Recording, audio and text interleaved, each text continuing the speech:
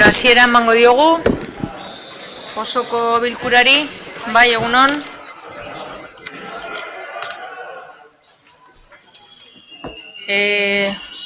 Publikoa balin badaukagu, bai, atea izten balin badugu, mesedez, bestela ez dugu entzungo hemen. Badakizute itzulpen sistema daukazutela, publiko moduan etorri zareten entzat, eta osoko bilkura ondoren tartea izango duzute galdera egiteko. Eta besterik gabe hasi egingo ginateke.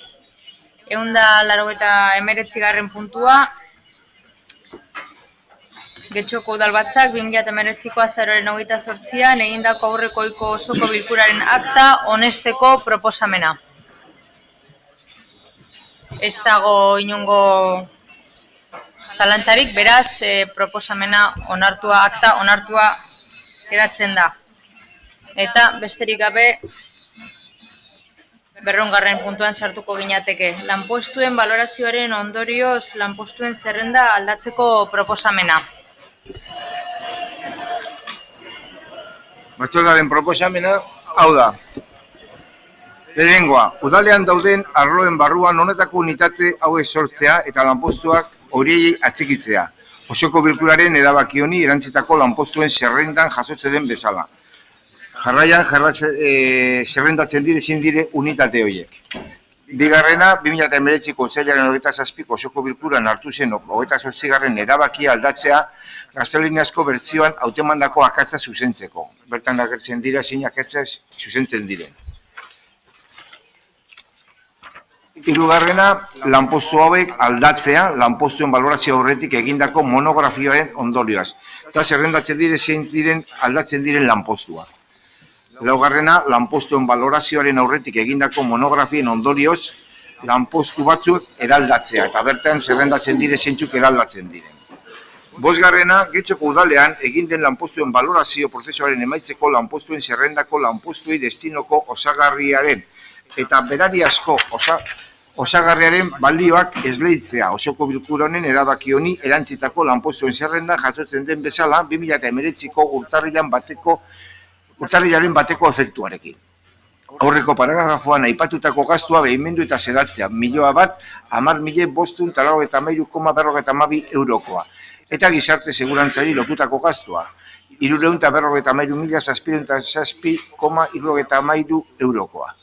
Horrez gain, 2018ko abenduaren 19ko negoziazioa mailan erakundaren eta sindikatuen artean sinatutako akordioaren 9.3 apartatuari jarraituz, osagarri espezifikoaren zenbateko berria edonola ere balorazio prozesuan sortzen dena izango da. Gaur egungoa baino baxuagoa baldin bada, diferentzia zurratu egingo du langileen eta oen batera sortutako emaitza positiboa bada.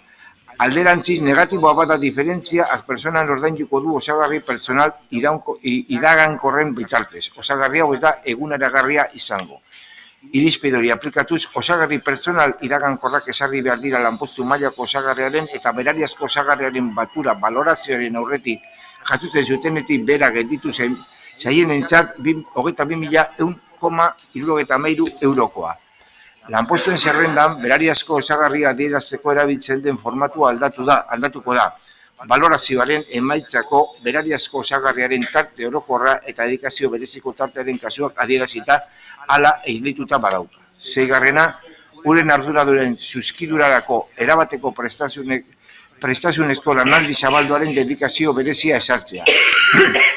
Kontzeptu horrengatik, berariazko osagarriaren dedikazio bereziaren tarte bat esarriko da. Soldataren, destinoagatiko osagarriaren eta tarte orokorreko osagarri espezifikoaren baturaren 25%koa alegia. Lanpostuetako gainerako baldintzak aldatu gabe mantentzen dira. 7. Hirigintza, plangintza, kudeaketa eta disiplina arloan sartuta zeuden udal eraikinen unitatea eta obrak eta zerbitzuan brigadak eta hilerriko brigadak berriz atxikitzea azpigituren obren eta zerbitzuen arloa ingurumena arloari. Berratzikipen hori lanpostu hobetan gauzatzen da eta jartzen dire zeintzu lanpostuetan eragina dauka. 9. Zabortegiko langilearen lanpostua kentzea. 10. Alkateari ahalmena ematen zaio bere karguan diharduela lanpostuen zerrendan aldaketak egiteko, baina bakarrik udal arloetako lanpostuen zerrenden atxikipena aldatzeari. Ondoren, horren berri emango di udaleko osoko bilkurari. Eta 11. Alkateari ahalmena ematen zaio bere karguan diharduela erabaki hau era eragingarria betetzeko beharrezkoak diren neurri guztiak har ditzan. 12. Erabaki hau Bizkaiko aldizkari ofizialean argitaratuko da jende guztiak ezagutu dezan.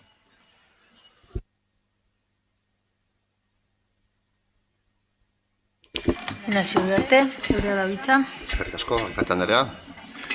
Egu berri on guztioi, bire esango da, baina bihar elkar ikusiko ez dugun ziurrenik, gaur esango dizuet, egu berri on. Honak hartzen dugu lanpostuen zerrenda aldatzeko proposamena, hainbat aldiz eskatuta, eskainita eta tratatua izan da azken urteotan. Nolabait, arazo guztia konpontzeko sendabidea izango balit. Argi dago hori ez dela, baina udalaren antolakuntza hobetzeko bidearen pausu luzea eta sendoa dela egia da. Proposatzen dugun emaitza hau, orekatuta dago, ekonomikoki justoa da, beharrezkoak diren eta etorriko diren beste aldaketen oinarria da eta batez ere guztion artean adostua izan da. Osoko bilkura honetan ere gehiago handi batek onartuko du horretaz ziur nago. Pazientzia, perseverantzia y comprensión.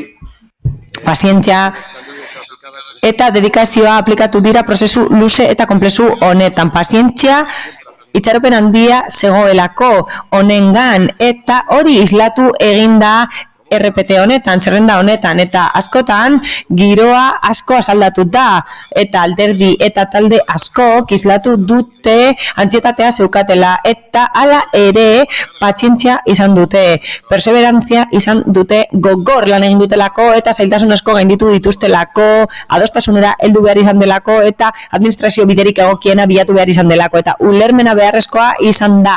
Hori funtsezkoa delako interes orokorra defendatzeko eta lortzeko udaleko pertsona guztiok lehenestea eta lehenetsi ahal izatea, ahalik eta zerbitzurik onena ematea interes partikularren aurrean. Eta saiatuko naiz RPT honen ezaugarri garrantzitsuenak labur biltzen. Izan ere, administrazioaren eta udalaren ikuspegitik asko jorratu da gaia, baina gustatuko litzaidake herritarrei hau helaraztea. Herritarrengan pentsatzen egin dugu hau, nahi dugulako zerbitzu hobea eman. Hala, osoko bilkura honetan daukagun zerrendak eguneratu egiten ditu lanpostuak. Lanpostuak baloratu dira eta ezaugarri nagusiak hauek dira. Horrela, administrazio antolakuntza eta antolamendu hobeak ahalbidetzen ditu eta udala hobeto kudeatzea ahalbidetuko du. Horrez gain, balio ekonomiko hobea eta homogeneoa ahalbidetuko du eta gainera deskribapen funtzionala emango die udaleko lanpostu guztiei. Horrez gain, erakundeak udal langileekin daukan konpromiso historikoari erantzuten zaio. Bat dago, forma juridiko bat, ezarritako prozedura eta eragin ekonomikoa. Eta hori guztiek lortu dute eragile guztien adosmena eta onespena. Horrez gain, ibilbide zehatz bat jarraitu da eta aho batez sindikatuekin adostutako administrazio abiapuntua jarraitu da. Hala, monografiak egiteko fasean lortu zen udal langileriaren parte hartzea 80%ra heltzea. Osoko bilkurara ekartzen dugun valorazio honek hasen nahi zituen behar guztiak haseko ditu eta gainera sindikatuek babestu dute. Hala, sindikatuko delegatuen 82% ados dago eta bada puntu bat eta jarraian. Udal antolakuntza bide honetan. Horrez gain barne promozioak egongo dira, beste aginte postu batzuk beteko dira, opeak egingo dira, eta beste ekintza batzuk zerbitzu publikoa hobetzeko. Eta azkenean, esan dezakegu, udal politika antolatzailearen sinesgarritasuna eta ospea hobetu direla. Horrela, administrazio publiko honek langilerik onenak izango ditu, horrela getxoko herritarrek zerbitzurik onena izan dezaten. Mila esker. Elkarrizketara pasatuko gara, eztabaidara. Beraz, Iñigo Andrea, zeurea da hitza. Bai, eskerrik asko alkate Andrea. Buenos días a Egunon guztioi. zaila da hainbeste gauza esatea denbora labur honetan. Prozesu honekin egon gara urte asko eta zaila da minutu gutxi batzuetan laburtzea. Ez gara aurka agertuko, izan ere sindikatu gehienek sinatu dute, naiz eta ados ez dauden. Badakigu sindikatu bat ez dagoela ados, LSVP da hori. Horrez gain, gustatuko litzaidake esatea ez dugula alde bozkatuko. Zaila izan delako eragientzat, eta hori onartu behar delako. Batzuek erantzun zakarrak jasan dituzte eta gainera informazioa eskutatu zaie askori. Ez bakarrik komiteko kidei, beste batzuok eskatu dugu informazioa eta oso gaizki erantzun digute. Datu gutxi eman dizkigute eta azken gauza bat gertatu zen. Esan ziguten aurrekontuetan ezin zela hori jorratu eta gainera ez digute informaziorik eman prozesuaren inguruan eta mahaiaren aktak ezin izan ditugu eskuratu. Ematen zuen dena zegoela ondo. Hala, sindikatuek salatu egin dute informaziorik ez zutela eta orduan ere ez dute aitortu zerbait gaizki ari zirela egiten. Badaude pertsona asko ez daudenak pozik emaitzarekin eta prozesuarekin. Ez dute sentitzen entzun dituztela eta kontuan hartu dituztela. Eta askotan esan digut ez dutela ulertzen zer egin den langileria arloan. Monografiak bete direlako eta gero ez direlako kontuan hartu. Prozesuaren B aldea kontatu digute. Haserrea sentitu dute, ezin zutelako besterik egin prozesu honetan eta epeak lehenetsi dituztelako eta ez pertsonak. Gainera, gobernuak mespresatu ditu eta ez dute ulertzen zergatik udalak langileak horrela tratatzen dituen. Nik ere jasan dut paternalismoa horrelako gaiak jorratu ditugunean eta langileria arduradunak esaten du badaudela manifestaldi politiko batzuk plenoan balorazioa eskatzen dutenak, baina ez dakitenak RPT bat zer den. Eta hori bakarrik ez dugulako iritsi berbera partekatzen, baina berri ona da.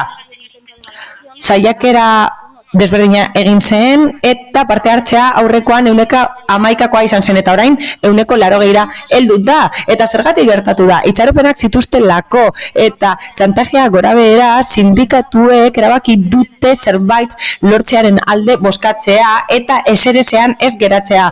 Batzuek esan diguten bezala, dilistak ematen dizkigute onartu beharko dugu eta gainera atzera eraginkortasuna onartu da. Zalantzak ditugu, ez digutelako esan zer gertatu den erreklamazioekin, alegazio batzuk egin dituzte langileek eta ez diete erantzun eta komiteak ez du hori ebatzi txosten baten bidez edo antzeko zerbaiten bidez erabakia islatzeko, jakiteko zer hartzen den barne eta zer ez.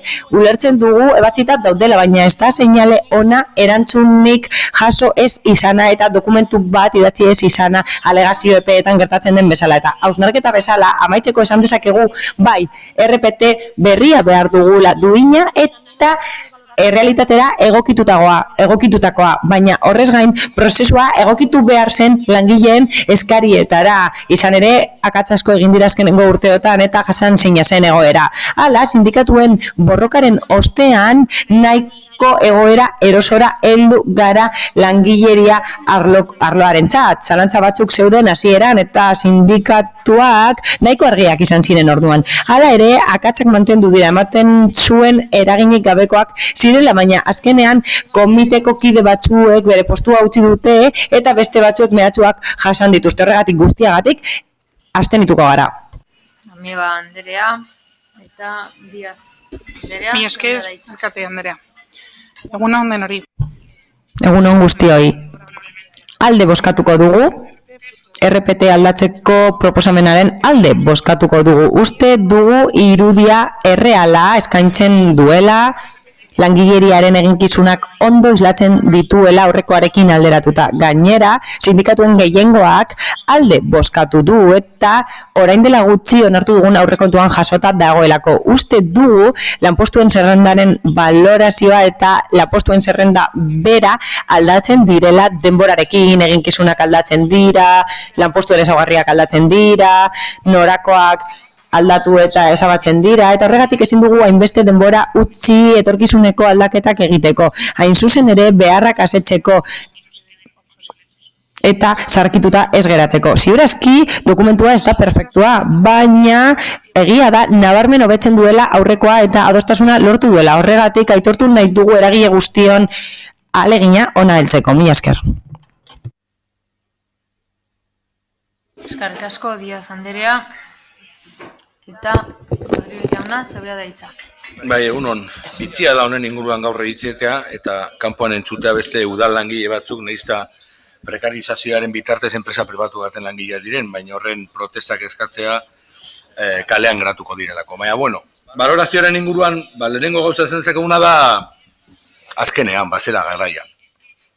Eta zalantzarik gabe hori da, esan dezakeguna. Urteak eta urteak eman ditu udal honek ganorazko lanpostu baloraziorik gabe, eta horrek eragina nabaria izan du langileen eskubideetan, langileen arteko desberdintasunetan, udal antolaketan eta ondorioz baita ere, udal honek herritarrei eskainitako zerbitzuen kalitatean. Baina azkenean balorazioa heldu zaigu. Sindikatu guztiek bat izan ezik ontzat ematen duten balorazioa eta sindikatuek dioten bezala, guk ere esan dezakegu ez dela guk nahiko genukeen balorazioa, baina balorazioa aurrera pausua dela, eman beharreko aurrera pausua. Jakin badakigu alde guztiek aldarrikapen batzuk utzi dituztela alboan, eta balorazio honek seguru asko ez du inorra zebeteko, baina beharrezkoa zen. Hobetu daitekena, baina beharrezkoa.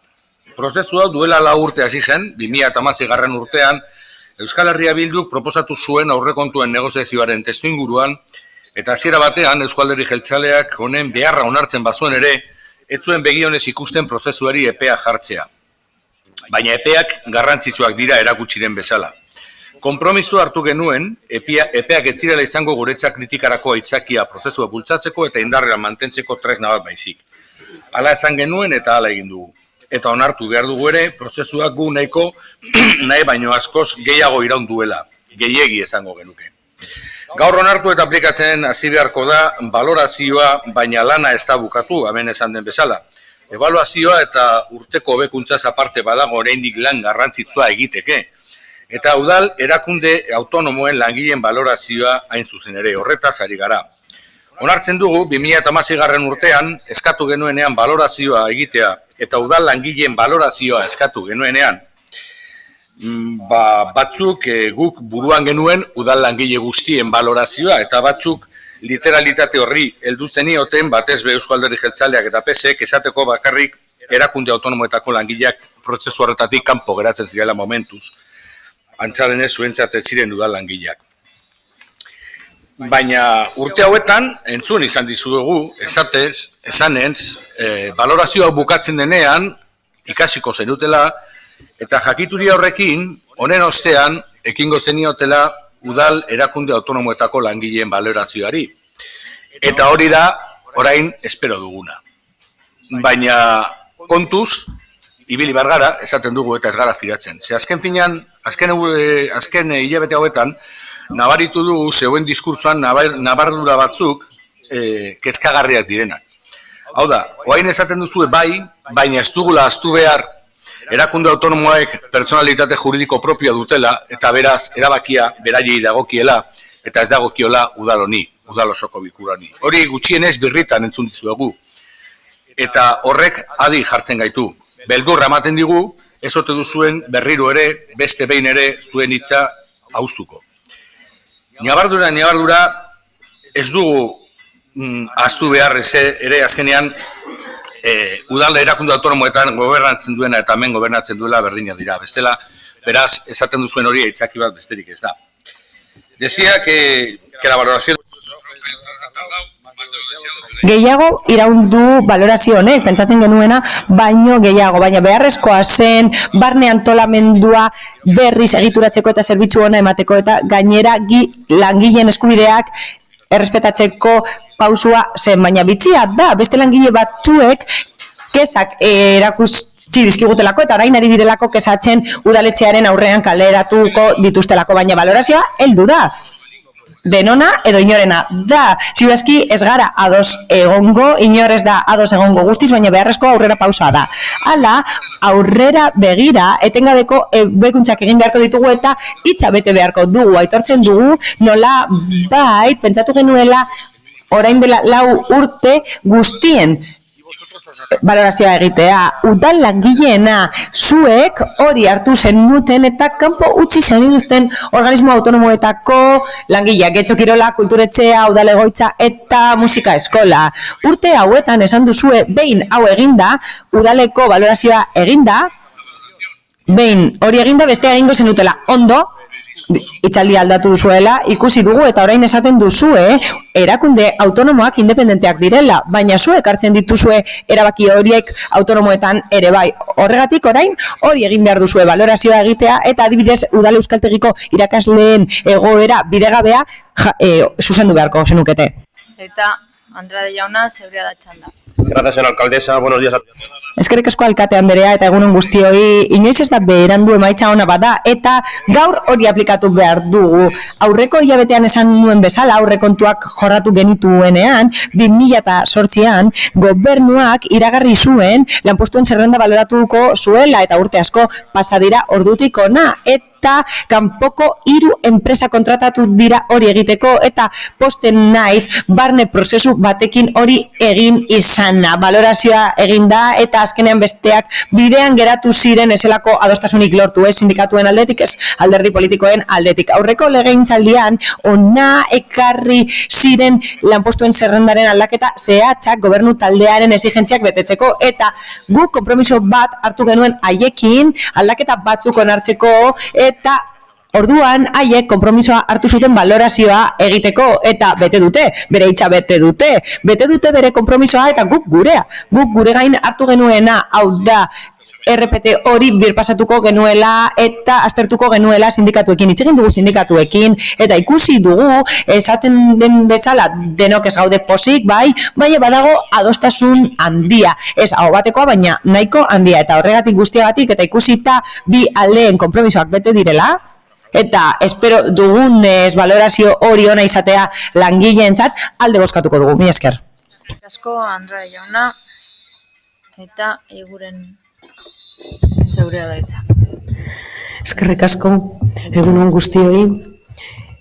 Como ya se Azaldu den bezala, eta zinegotzi arduradunak esan duen bezala, gai zerrendaren puntu honetan, balorazioa, lanpostuen zerrendaren balorazioa amaitu ostean, eta lanpostuen zerrenda errealitatera egokitzeko aldaketa berria ekartzen da ona.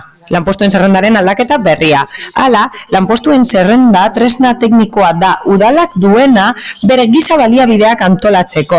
Horiek egokitu behar ditu beharretara, hau da, zerbitzuak ondo emateko dituen beharretara egokitu behar da. Eta horretarako barne antolamenduko gaitasuna daukagu. Kasu zehatz honetan, ona ekartzen da puntu hau gai zerrendan eta zehazki aldaketa hauek ekartzen ditugu. Lehenik eta behin 11 unitate sortuko dira eta lanpostuak atxikiko dira horietara. Horrez gain aurrekoa aldatuko da, aurreko lanpostuen zerrenda eta akatsak zuzenduko dira gaztelaniazko bertsioan.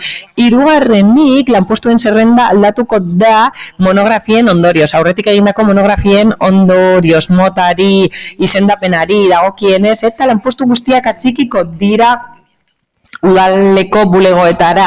Laugarrenik 2 lanpostu aldatzen dira. 5 lanpostuei, lanpostu horiei norako osagarriaren eta osagarri espezifikoaren balioak esleitzen zaizkio eta urtarrilaren bateko ondorioak izango ditu beste kide batek esan duen bezala. Horrez gain, disponibilitate oseko jardunaldia ezartzen zaio uretako langileari. Eta hori oso garrantzitsua da kasu honetan eta gainera udal eraikinen zailera atxikitzen da azpiegituretara, aldaketa hori egiten da. Eta uste dugu zentzu honetan aipatutako erreforma hauekin aukera izango dugula lanpostu zerrenda errealitatera egokitzeko eta barne antolamendu administrazio hobea eta udalaren kudeaketa hobea lortzeko. Aldi berean esan behar da lanpostuen zerrendaren aldaketa hau beste aurrera pauso bat dela eta beste batzuk emango direla. Adibidez buruzagitzak aldatuko dira eta neurri horien guztien helburua da zerbitzu publiko hobea ematea. Laburbilduz, proposamen zehatzak egiten dira gaur eta guretzat egokiak dira eta horregatik alde agertuko gara. Eta beraz bozketara pasatuko ginateke, proposamenaren aldeko bozkak, baditugu EH Bildu, Partido Popularra, PS Euskadiko Ezkerra eta EAJ. eta aurkakoak ez dauzkagu, eta abstentzioak Elkarrekin Podemos. Beraz, onartua geratzen da proposamena eta 201 puntura pasatuko gineateke. 37.1 Benantzio egikaritzake unitatea urbanizatzeko obretarako kreditu gehigarria onesteko proposamena. 3. ordenagiria. Batzordearen proposamen hau da, onestea, gehigarrizko kreditua emateko espedientea, 2019ko 60. eta zenbateko adiez 208.283,89 euro. Uriarte jauna, zeure da hitza. Eskerrik asko, alkate Andrea. Idazkari nagusiak esan duen moduan, proposamen hau onak hartzen dugu eta bakarrik zehaztuko dut Benantzio egikaritze unitatea urbanizatzeko obretarakoa 3. ordenagiria delako eta kopurua berak esan duen moduan 208.000 eurokoa da eta remanentetik ekarritakoa izango litzateke. Beraz hori da proposatzen duguna. Eskerrik asko, Uriarte jauna eta Robles jauna, zeure da hitza. Eskerrik asko. Guk ez daukagu puntoren aurka ezer, gainera ikusi dugu unitate honetan etxe bizitza babestua direla 122an, guk sospetzaten dugu saldu egingo direla amaieran, eta behin eta berriro esan dugu etxe bizitzaren arazoa konpondu nahi baldin badugu Getxon, etxe bizitza publikoaren alde, alokairuzko etxe bizitzaren alde egin behar dugula. Eta batez ere bermatu behar dugu utzi dauden etxe bizitzak alokairon jarriko direla, nik uste dut eskubidea dela. Baina, esan bezala ez daukagu puntu honen kontrako ezer. Hori bai, argi utzi nahi dugu ez gatozela bat gobernu taldearen etxe bizitza eta hirigintza politikarekin eta beraz abstenitu egingo gara. Eskerrik asko, Robles jauna. Eta ez daukazute esaterik. Bai, Gijarrubi Anderea, ongi etorria eta zeurea da hitza. Bai, eskerrik asko, alkate Anderea. Egunon guztioi. Kreditu gehigarriaren onarpena ekartzen duzu udal honetara, 2008ko aurrekontuak onartu eta hile eskasera. Ez dugu lertzen hau ez ote zegoen aurrikusita, aurrekontu horretan, eta badirudi ezetz. Aurrekontuak udalaren tresna nagusia izanik, ez dugu lertzen, zelan exekuzio unitate baten urbanizatze lanen gastuak ez zeuden aurrikusita bertan. Buratzen zaigun azalpen bakarra da, aurrekontu horiek ez direla benetan Getxoren neurrira egin, edo ez direla beharren araberakoa egin, bestela ulertezina egiten zaigu hile eskazera ekartzea kreditu gehigarria unitate exekuzio baten urbanizatze lanak gauzatzeko. Bestalde, hirigintzari dagokionez, eta hirigintza ikuspegitik, oso kritikoak izan gara eta jarraitzen dugu izaten. Izan ere, hirigintza itxaroten jarraitzen dugu nolabait, itxaroten jarraitzen dugu apo berri bat. Eta badirudi lusatzen eta lusatzen baino ez dela egin.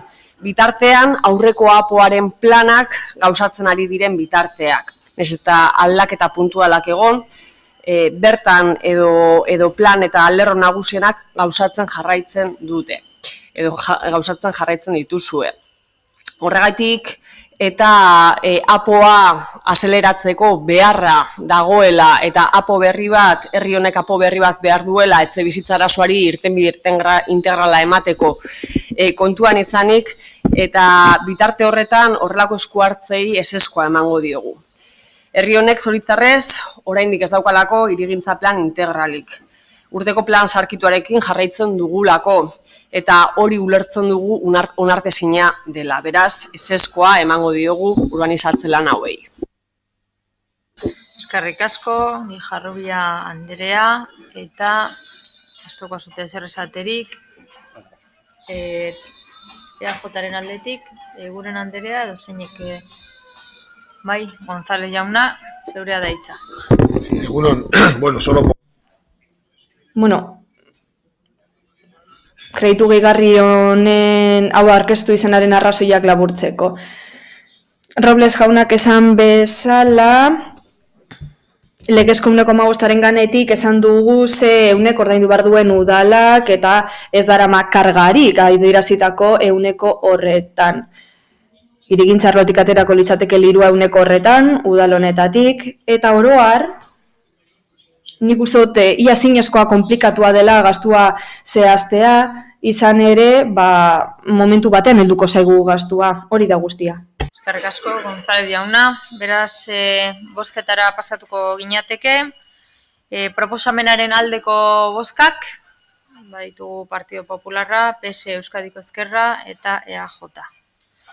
Aurkakoak, EH Bildu, eta abstentzioak Elkarrekin Podemos. Beraz, onartua geratuko litzateke proposamena. Eta 202 puntura pasa aurretik foto partikular baten eztabaida. Puntua irakurriko dugu lehendabizi. Vale. Orduan, Getxo Akuarium zerbitzu publikoaren prestakuntzaren amaierako proposamena. Batzordearen proposamena hau da lehenengoa Getxo Akuarium zerbitzu publikoaren prestazioa etetea honestea. Zerbitzu emateari usteko data 2020ko urtarrilaren 31 izango da. Egun horretan amaitzen baita enpresa esleipedunarekin sinatutako kontratua. Bigarrena, zerbitzu emateari utzi ondoren udal inventarioan akuarioren zerbitzuari atxikitako udal ondasunen aldaketak islatzea.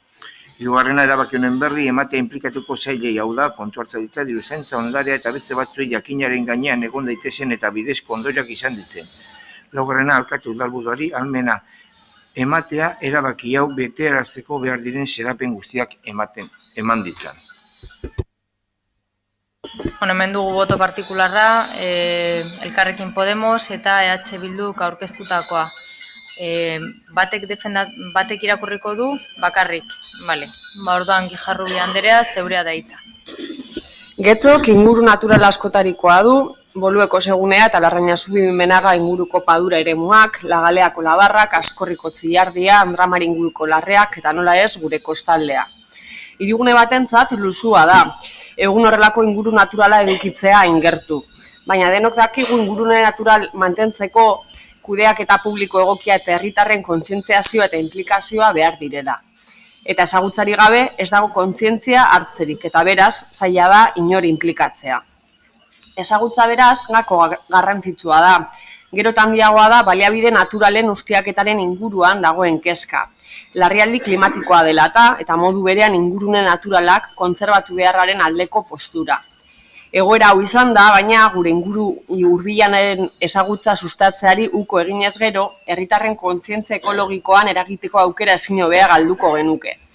Zentzu honetan, helburu bezala ingurumen sentsibilizazioa eta gure inguruaren garapen iraunkorra dituen Getxoko ingurumen aretoa aipatu beharrean gaude. Jakina da gizakion eraginak paper garrantzitsua duela klima aldaketan, eta giza jarduera hauek gurean duten eragina ere ezagutzea berebizikoa da. Gure landek, basoek, mendiek jasaten duten eraginak atzera ezineko bide batera garamatza askotan. Arlo horretan, aitortu beharreko lana egiten du Larrañazubiko ingurumen aretoak. Baina landa, baso, mendi eta oro har barnealdeko natura ingurunez gain aipatu bezala Getzok badauka kostaldea. Lanean ari gara tzilardi atlantikoa berreskuratzeko, beharrezko inbertzioak eginez, eta gorrondatze hondartzako duna ingurunea zaintzerako orduan ez dugu zalantzarik. Baina uste dugu itsasoaren zaintza eta bertako ekosistemaren inguruko lanketa ez nahikoa dela gurean. Getxo kostaldeari lotutako udalerria da, eta bere inpaktua handia da itsasoan. Izan eraikuntzengatik, izan sortzen ditugun hondakinengatik, izan nabigatze jarduerengatik. Ukaezina da eragin handia dugula, baina ekidi ezina da, maila handi batean behintzat. Gakoa berriro diogu kontzientziazioan eta erantzukizunez jokatzean dago, eta esan bezala, hau lortzea zaila da, ezagutzarik ez badago. Gauzak horrela, Getxo akuariumeko sortutako egoera aukera bezala ikusi nahi dugu. Foru aldundiarekin genuen hitzarmena bukatutzat eman da, eta eraikinak kudeatzen zuen enpresak berau kudeatzeri utziko dio. Honek, ona ekarri den proposamenak dioen bezala, akuariumaren itziera suposatu lezake, bai. Baina guk nahiago dugu ikusi akuariumaren moldaketarako aukera bezala. Akuarium izatetik kostaldeko natura ingurunean zentratutako ingurumen areto bilakatzea proposatzen dugu guk. Izan ere, egun ingurumen aretoak eraikin beharra dauka. Eta Getxok berriz ingurune natural askotarikoa. Eraikin batek ezin ditu era egokian landu ekosistema hain ezberdinak, ez behintzat eraginkortasun nahikoaz. Ingurune bat aztertzea beti da errazagoa zuzenean bizi bada. Hau da, erakusketa, bideo eta hitzaldi ez gain naturgune zehatz horretan murgildu albagara. Eta akuariumaren eraikinak aukera hori ematen du. Egun dagoen ingurumen aretoak barnealdeko ekosistemak aztertzeko aukera ematen du. Baina sail lauka bere jokapen geografiko hutsagatik kostaldeko ingurunea eraginkortasun berdinez lantzea. Egungo ingurumen aretoa ere, beste erabilera batzuetara bideratuta egotetik moldatu eta gaur egun dena izatera pasa zen. Berdina egin genezake akuariumarekin, eta are errazagoa litzateke aurreko moldaketa baino. Horren bestez honako proposatzen dugu. Lehenengoa, Getxo akuarium Larreina Zubiko ingurumen aretoari lotuko zaio, helburu eta funtzionamendu oinarri berdinak edukiko dituelarik. Beti ere, bere ingurunari kostaldeari lotuta. Bigarrena, udal gobernuak behar diren prozesu legalak egikarituko ditu aurreko puntua betearazteko, akuariuko instalazio eta langileen postuak mantentzea lehentasunik izanik. Hirugarrena, lehen puntuan proposatutako moldaketara begirako prozesuak iraun bitartean, udal gobernuak beharreko pausuak emango ditu akuariumak zabalik jarrai dezan, lanpostuak mantenduz. Hau horrela izan dadin, lan arloko legediak zein kontratazio publikoari dagozkionak ematen dituen aukerak erabiliko ditu. Laugarrena, erabaki honen berri ematea inplikatutako saiei, hau da kontu hartzailetza, diruzaintza, ondarea eta beste batzuei. Jakinaren gainean egon daitezen eta bidezko ondorioak izan ditzan. Eta bosgarrena, alkate udalburuari ahalmena ematea erabaki hau betearazteko behar diren xedapen guztiak eman ditzan. Hitz hartu nahi dut, jarraian ez dakite... Defentsa egingo duzu? Bai. Lehendabiziko txandan. 5 minutu dituzu. Bueno,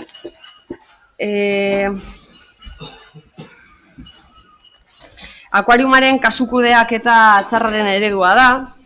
2012 urtean oinarri teknikoak aldatu ziren eta ondorioz orain akuariuma kudeatzen duen enpresak bere burua aurkeztu ahal izan zuen.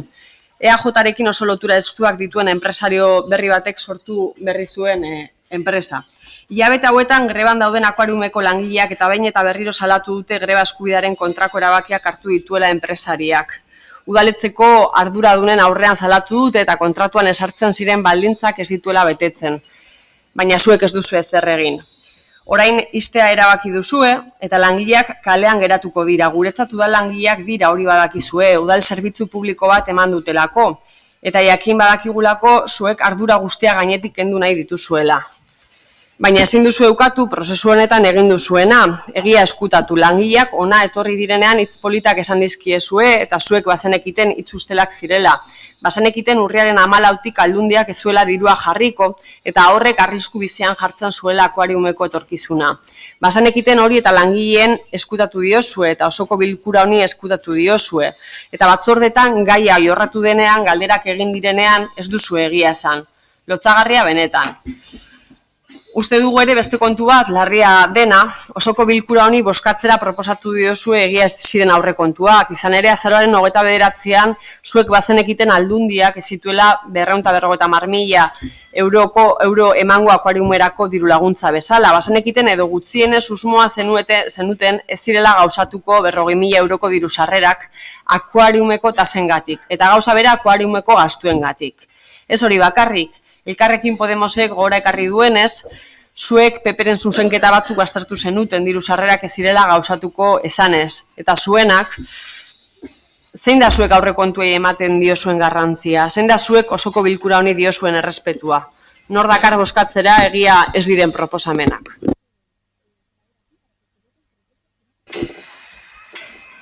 Amaitu duzue? Ijarrubi Andrea? Bai? Bale, eztabaidara ekingo dugu. Robles jauna, zeurea da hitza. Bai.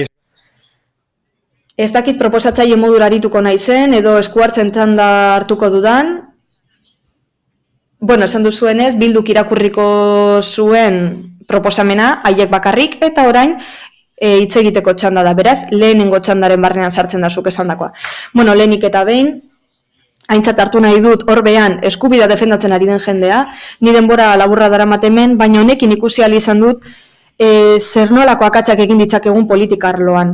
Urriaren 14an alkatesak akuariumaren itxiera sinatu zuen, eta 10 egun beranduago guk honen inguruko galderak egin genituen informazio batzorde batean, eta ez ziguten informazio hau eman da, guk eskubidea genuen informazio hau ezagutzeko.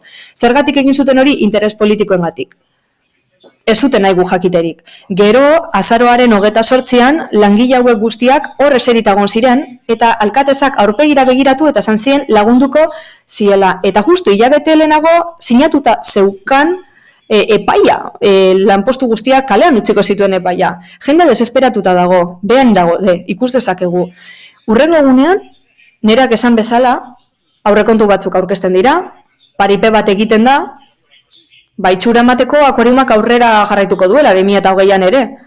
Ez ikusteko zer nolako pastela zegoen atzean. Eta ganera gero, kolofoi gisa, abendu amaieran zer daukagu hemen, akuariumaren itxiera akordioa, guk justu-justuan ezer egin ez izateko, eta, klaro, hori da helburua. Oposizioari zerbait egiteko aukera kentzea, itxiera honen aurrean, horregaitik azken orduan aurkeztu da puntu hau, eta bestalde, errepresentazio txiki bat egitea, antzerki bat egitea, emateko hau guztia aldundiaren lana dela, eta aldundiaren erantzukizunpekoa dela, baina hau gertatu da. Zer gertatu da? Interes politikoa dago gobernu taldearen partetik, PSeren eta EAJaren partetik, izugarrizko kaltea egin diete akuariumeko langilei, mugako egoeran daude, eta gero bulegoetan dago jendea, betiko soldatekin, horiek hartu dituzte erabakiak informazioa eskutatu diete langile batzuei, lanpostu prekario bat jokoan dutenei, eta indefentzio hutsa izan dute langile hauek. Zergatik, enpresa basekielako hau da enpresaren aurreran inolako babesik gabe geratu dira langileak. Nik uste ezin dela okerrago egin.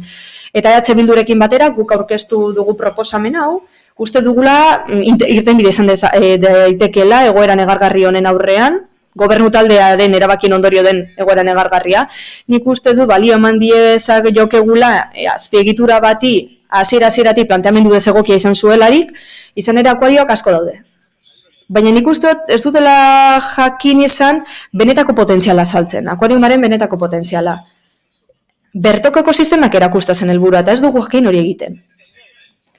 Ideia hori, helburu hori, ekimen batzuekin batera, akuariumeko profesionalek izan ere, oso ideia ona dituzte, esate baterako kamera jartzea, webkamarak itsasondoan, definizio altuko pantailekin, oso kostu txikian, zuzenan ikusteko animalia zertan diren, benetan oso ideia dituzte, eta ez duzu haiekin hitz egin. Horrekin bakarrik, kostu asko murriztuko genuke, eta gainera atraktiboago egingo genuke, hezkuntzaren arlotik, zein turismoaren arlotik. Horrez gain, interpretazio arloa daukagu, ez da, faunarena da florena nereak esan du beharrezkoa da, Getxoko udalarentzat. Udala handia, potentea da, beraztasun izugarrikoa, eta hori erakutsi behar da. Erakutsi behar da eta eskola umiek jakin behar dute. Ez da dela dirurik? Egin dezakegu zerbait. Esate baterako,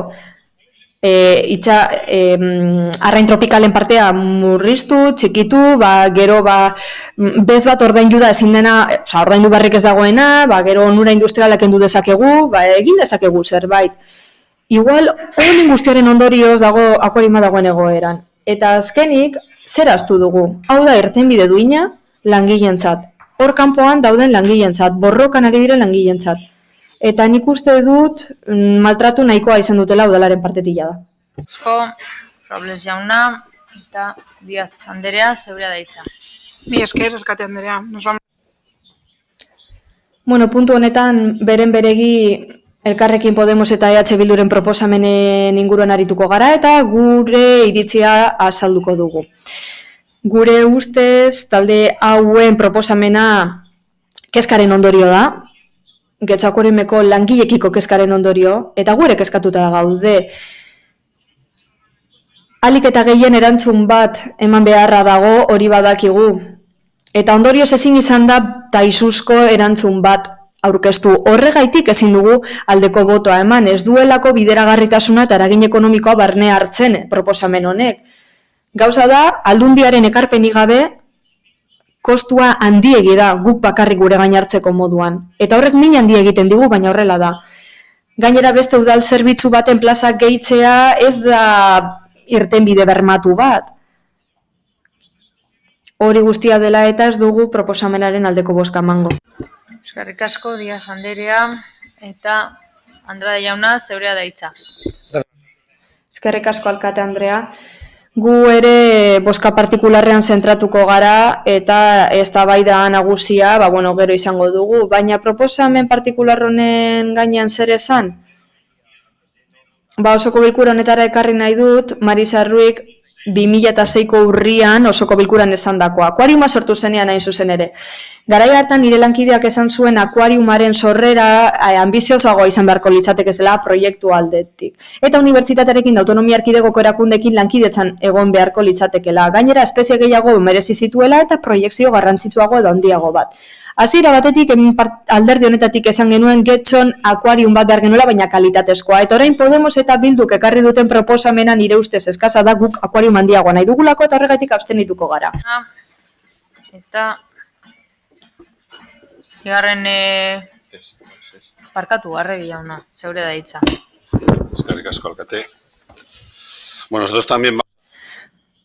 Guk ere bozkare partikularraren inguruko iritzia salduko dugu. Batzordean esan genuen, proposamen hau ez dirudi bideragarria denik, izan ere, oraingo akuariumaren proiektua hitzarmenaren azkentzarekin batera bukatzen da, eta bozka partikularraren defentsatik abiatuta ere proposatzen diren irtenbideak aztertu egin behar dira, eta ikusi behar dugu administrazio bidetik izapidetu daitezkeen.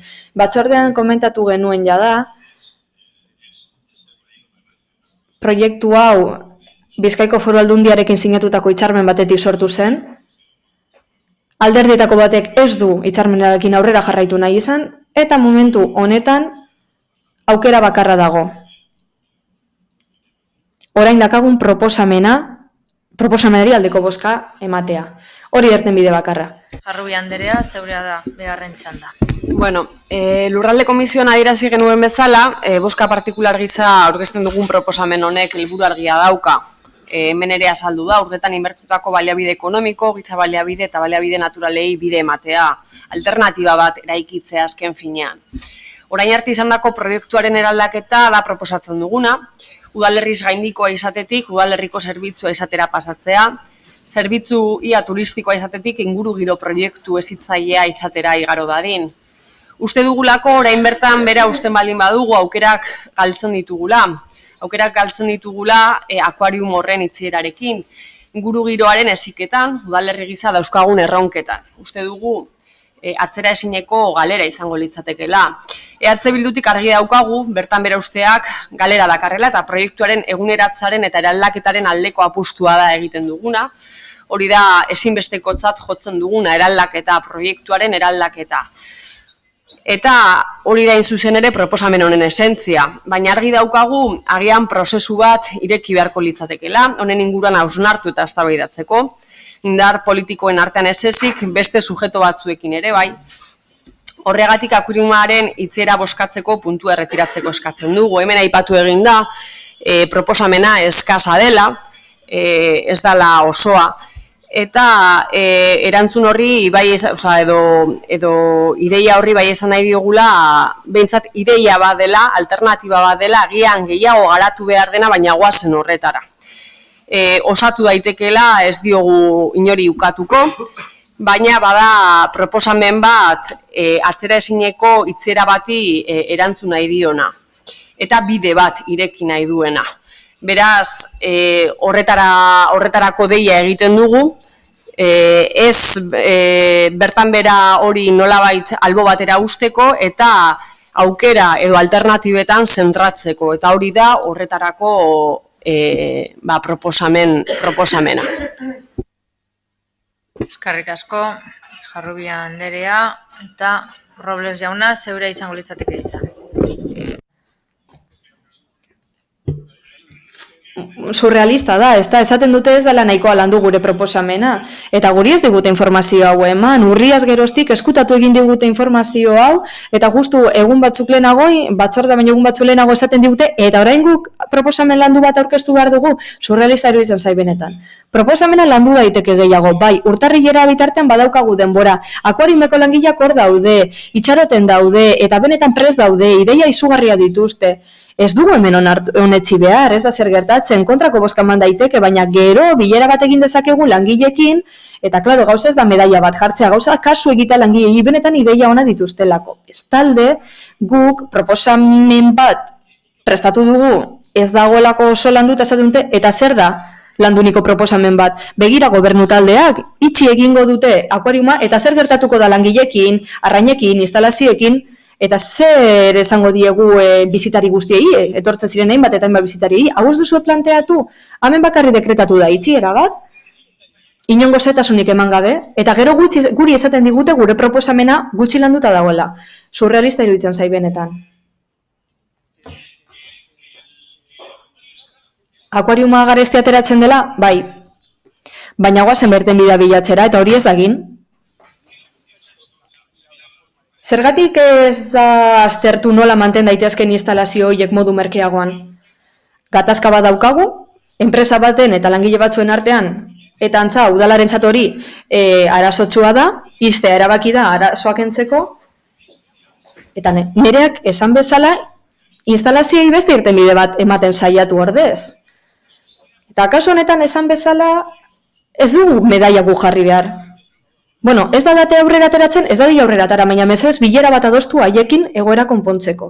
Eskerrik asko, Robles jauna eta Diaz Andereak ez, Andrade jaunak ez, eta EAJak, bai, Arregi jauna, zeurea da hitza. Bueno, argitzearren, epeak direnak dira, eta ez guk erabakitakoak. Udal lau benetan saiatu da zerbitzua eskaintzen jarraitzen, espedientean bertan ageri den bezala, baina hitzarmena azkendu da, urri hasieran, horrek ondorioa dakartza, bi alderdi ditugu, eta bata garrantzitsuena, justu akuariumaren mantentzaren 75% finantzatzen zuena zen, eta gainera kontratua bukatzen da urtarrilaren 31an. Beraz, oso erabaki gogorra den ere, bada ere, ondorioak dakartzan arren, eta honek kanpoan manifestatzen ari den langileak kaltetzen baitun ere, hartu beharra zegoen. Eta beraz, boto partikular honen bozketara pasatuko ginateke, onarpenaren bozketara. Beraz, aldeko botoak, Elkarrekin Podemos eta EH Bildukoak ditugu, aurkakoak, PS Euskadiko Ezkerra eta EAJkoak ditugu, eta abstentzioak Partido Popularra dugu. Beraz, ez da onartzen boto partikularra hori, eta 202. puntuko proposamenera pasatuko ginateke. Getxo Akuarium Zerbitzu Publikoaren prestakuntza amaierako proposamenera. Arregi jauna, zeurea da hitza. Bueno, guk hona dakaguna, Getxo Akuarium Zerbitzu Publikoaren prestazioa eteteko proposamena da. Zerbitzua emateko Bizkaiko Foru Aldundiak ordaintzen zituen kosturi gehienak. Eta hori ageri da, udal ekarpene deia erreparatuz gero, eta Foru Aldundiaren ekarpeni erreparatuz gero. 2016an, hobeto esan da 2006an, sinatu zen hitzarmen hau, eta 2006ko uztaileko osoko bilkuran onetsi zen hain zuzen ere bi alderdin arteko hitzarmena akuariuma aurrera ataratzeko eta zerbitzua eskaintzen hasteko udal zerbitzu bat. Kudeaketa zuzenekoa izango zen. Aldundiarekiko hitzarmena 2006ko irailean sinatu zen 2025era bitartean, justu hortze iraungitzen zen Aldundiak pabelloi horren gainean zuen eskubidea edo eskumena. 600.000 euroko ekarpena egin zuen hasiera batean Foru Aldundiak, urtero diru laguntzak emanez, 2006-2010 bitartean. Da 2012 bitartean, Foru Aldundiak 4 urteka egingo zituen ekarpenak, hitzarmen bat sinatu zen, 2011-2014 bitartean, eta beste bat 2015-2018 bitarterako. Baina, 2018ko urriaren 30an egindako jarraipen batzordean Bizkaiko Foru Aldundiak esan zuen 2020an zerbitzua askendu nahi zuela. Eta urtonetako urriaren 19an amaitutzat eman zuen hitzarmena, eta ekarpenak zehaztu zituen 2019-2020rako. Horrela azkendutzat eman zen hitzarmena. 40/2015 legearen baldintzak oinarri hartuz. Bilera horretan bertan, udalak bere jarrera ezagutzera eman zuen, 2025ko urtarrilera arte hitzarmena mantentzea alegia. Aldundiari bidalitako idatzian ageri ziren baldintzetan. Esan bezala, hitzarmena 40/2015 legera egokitzea proposatzen zen idatzi honetan, gainera bilera bat hitzartu nahi zen, epeak iraungi aurretik, legeak ezarritako epeak iraungi aurretiko beto esan da. Bizkaiko Foru Aldundiaren erabakia bestalde izan zen hitzarmen azkendutzat ematea, eta aipatutako 40/2015 legera egokitu zenez hitzarmena bertan bera geratu zen. Beraz, alkatesak eta diputatu Andreak aipatu zuten zorra zegoela, hitzarmen hori ezelako egokitu aipatutako legera. Beraz, saiatu ginen zenbatekoak zehazten 2019 eta 2020 urteetarako. Esan bezala, hitzarmena azkentzeko. Parteetako batek ez zuelako nahi aurrera jarraitzerik. Egungo egoera guztiok ezagutzen dugunez, onrengoa da. Aldundiak ez du finantziaziorik eskaintzen jada, eta ondorioz, oso-osorik udalkutxetatik ordaindu beharko litzateke zerbitzu hau. Esan bezala, hau udalaz gaindiko erabaki izan beharko litzateke, eta horretarako bizitei erreparatzerik besterik ez dago. Honek, udalkutxentzako zer suposatuko luke? Kostua izugarri hastea, 250.000 eurotik gora, eta kontutan izan da momentu honetan aurreikusitako beharrizanak bestelakoa direla ezin dugu hori egin. Aurrekoaz gain, momentu honetan, urtarrilaren 31an, 2020an, etengo da zerbitzua. Honek ez du esan nahi, arrainak instalazioak bertan bera geratuko direnik, hauek kudeatuko dira, urte guztietan zehar lortutakoa bertan bera gera ez dadin eta bestako hori batzutara eramango dira. Alik eta hurbilen. Horrela mantenduko dira arrainak eta instalazioak. Nola ez, lana araudia betetzen ere saiatuko gara, erabaki honek dakartzan ondorioak aintzat hartun da. Evidentemente no. Nola ez, esan nahi dugu guretzat tamalgarria dela zerbitzu hau desagertzea getxon asko eman diolako gure udalerriari urte hauetan eta eskerrak eman nahi dizkiegu pertsona horiei, langile horiei izan ere aukera eman digute ingurumenaz gozatzeko eta gauza batzuk oso eredugarriak izan dira, getxon izan ditugunak. Horregatik guztiagatik, idazkariak aipatutako proposamena ekartzen dugu osoko bilkura honetara. Eztabaidara pasatuko ginateke. Robles jauna, zeurea da hitza.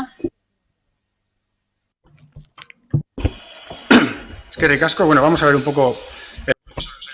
Prozesu batek eramoen gaitu ona 2006an, pertsona batzuek akuarium pribatua zuten, esen errentagarria, eta getxok eta aldundiak erabaki zuten €1.000.000 ordaintzea instalazioak erosteko eta 2025 arte mantentzeko. Zergatik, kanpotik, eman dezake marroi bat konpondu nahi ziotela norbaiti, ez dakit zergatik, baina ez, hitzarmenean ikusten da, oso aukera interesgarria dela, tokiko ekosistemak babesteko, hori argitzen da. Kontua da, udalak eta aldundiak ez dutela interesik izan hasieratik. Aldundiak dirua ematen zuen eta getxoko udalak azpikontratatzen zuen kudeak eta nik getxokoa naiz, bizitza osoan bizi izan naiz Getxon, eta ez dut benetako borondatea ikusi akuarium hori sustatzeko edo balio berezia emoteko.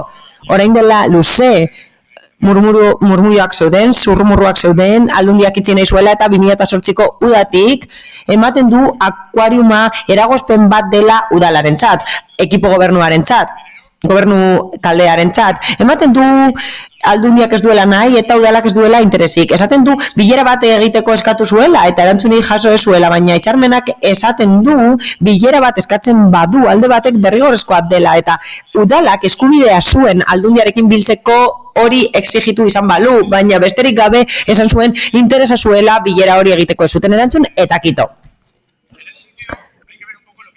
Zentzu horretan ikusi behar da 40/2015 legeak esaten duena. Administrazio publikoek sinatzen duten kontratuek kontuan hartu behar dute 3 urteko epean esartzen dena. Beraz, Getxoko udalak eta Bizkaiko Foru Aldundiak bete behar legala zuten hitzarmena egokitzeko, hau da, lege bete beharra zen eta lege formatu hori jarraitu beharrean aldundiak udalaren baimenarekin bilera bat eskatu zuen, baina besterik gabe, aldundiak azkenean erabaki du hori egitea. Eta esaten da iraungi dela hitzarmena. Hau da, ez da legea bete eta gero horrez gain ez betetxe horretan oinarritu dira, emaitza horretan oinarritu dira justifikatzeko akuariuma ixtea. Azken finean aldatu nahi da eta esan nahi da erabaki teknikoa dela, baina erabaki politikoa da, guztiz, erabat politikoa da, eta udalak justifikatu egiten du, eta onartu behar dut, gustatuko litzaidakeela inbertsioa babestea, 1.000.000 euroko inbertsioa egin zen, baina kontua da, kontratua edo perspektiba hori amaitzeko atean gaudela, eta sakarrontzira botako dugu inbertsio hori, hasierako inbertsio hori, konpromiso batzuk hartu dira urte hauetan, noski, eta zergatik ireki zen 2006an. Suposatzen dut, arrazoi horiek berberak direla gaur egun, ezta? Eta aztertu beharrean nola moztu ahal ditugun gastuak, aztertu beharko genuke udalak nola kudeatu ahal dituen instalazio horiek, eta hori egin beharrean, erabakitzen da, akuarium hori ixtea, ukatu egiten da gure proposamena, eta, lehen esan dudana. Gustatuko litzaiguke gobernu taldeak proposamen bat egitea, porrota onartu beharrean, gustatuko litzaidake beste proposamen bat egitea, beste aukera bat proposatzea. Porrota onartu beharrean esan bezala. Gustatuko litzaidake langileekin biltzea eta aurrera ateratzea kontu hau. Ideia hori da. Kudeaketa zuzena, kudeaketa beza eta beste kontu batzuk aurrezten ditugu eta enpresek ez dugute mozkinik izango eta azkenik. Galdera asko ez dira erantzun. Zer gertatuko da animaliekin, langileekin, instalazioekin, milaka ikasle eta bizitari joaten dira akuarium horretara, esaten da itxiko dela, baina ez da pentsatu ere egin nola konponduko den nauzia eta oso gutxi falta da akuarium hori ixteko. Langileak bildu dira udalaren ordezkariekin, horrelako kezkak adierazi dizkiete eta erantzuna da ez dakitela akuariuma itxiko da, badago borondatea animaliak beste leku batzuetara bidaltzeko, baina ez dakite nola, nori, zer egingo den instalazioekin, oso garestiak izan ziren eta suposatzen dut oso garestiak direla oraindik ere, zer egingo da horiekin, instalazio horiekin, ezin dugu alde bozkatu. Proposamena mugatzen da itxiera ezartzera, eta ez du beste aukerarik bilatzen, eta gainera ez ditu ondorioak onartzen, itxieraren ondorioak bere gain hartzen. Mila esker. Eta Diaz Anderea, zeurea da hitza. Mila esker, Alkate Anderea. Bueno, yo creo que... Nik uste dut, denok bizi dugula une tristea. Gustatuko litzaiguke hau ez pairatzea eta puntua onartu behar ez izatea osoko bilkura honetan. Getxo Akuarium jaio egin zen erakunde arteko akordio baten ondorioz. Eta ezagutza eta divulgazioa suspertu nahi ziren, itsas ekosistemak ezagutzera eman nahi ziren eta gure berezko ekosistemaren begirada propioa eskaintzen du.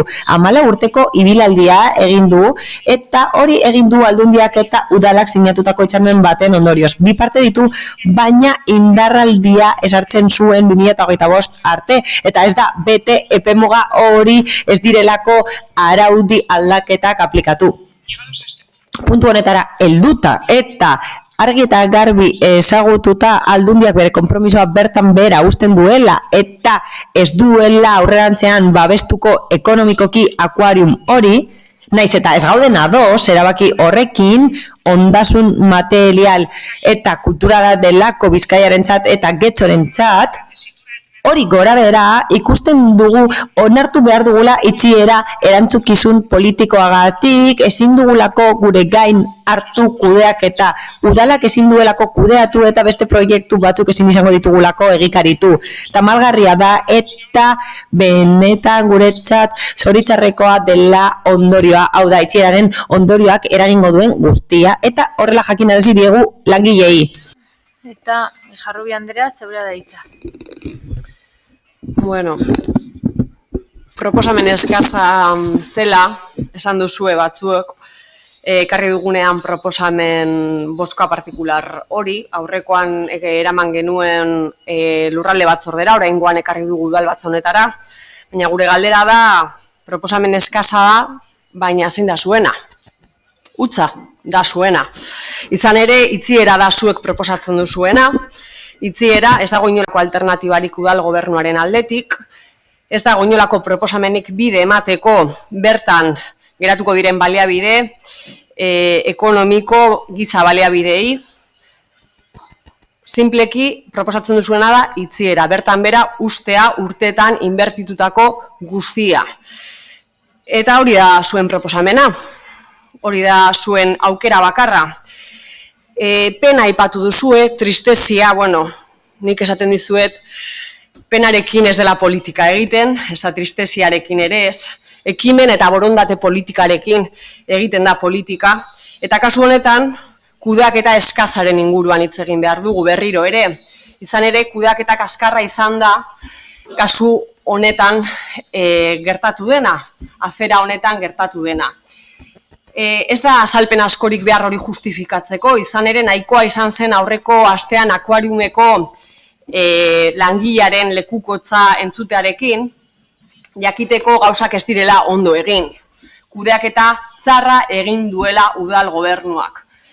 Izan ere erantzukizun politikoa ere aipatu da, ez dugu lertzen erantzukizun politikoa termino berberetan, hori argi dago, izan ere udal gobernu honek ez du zintzotasunez eta erantzukizunez jokatu, ez du langileekin eman beharreko urratsak eman, afera honetan herritarrez gain gehien kaltetuenak direnak, noski.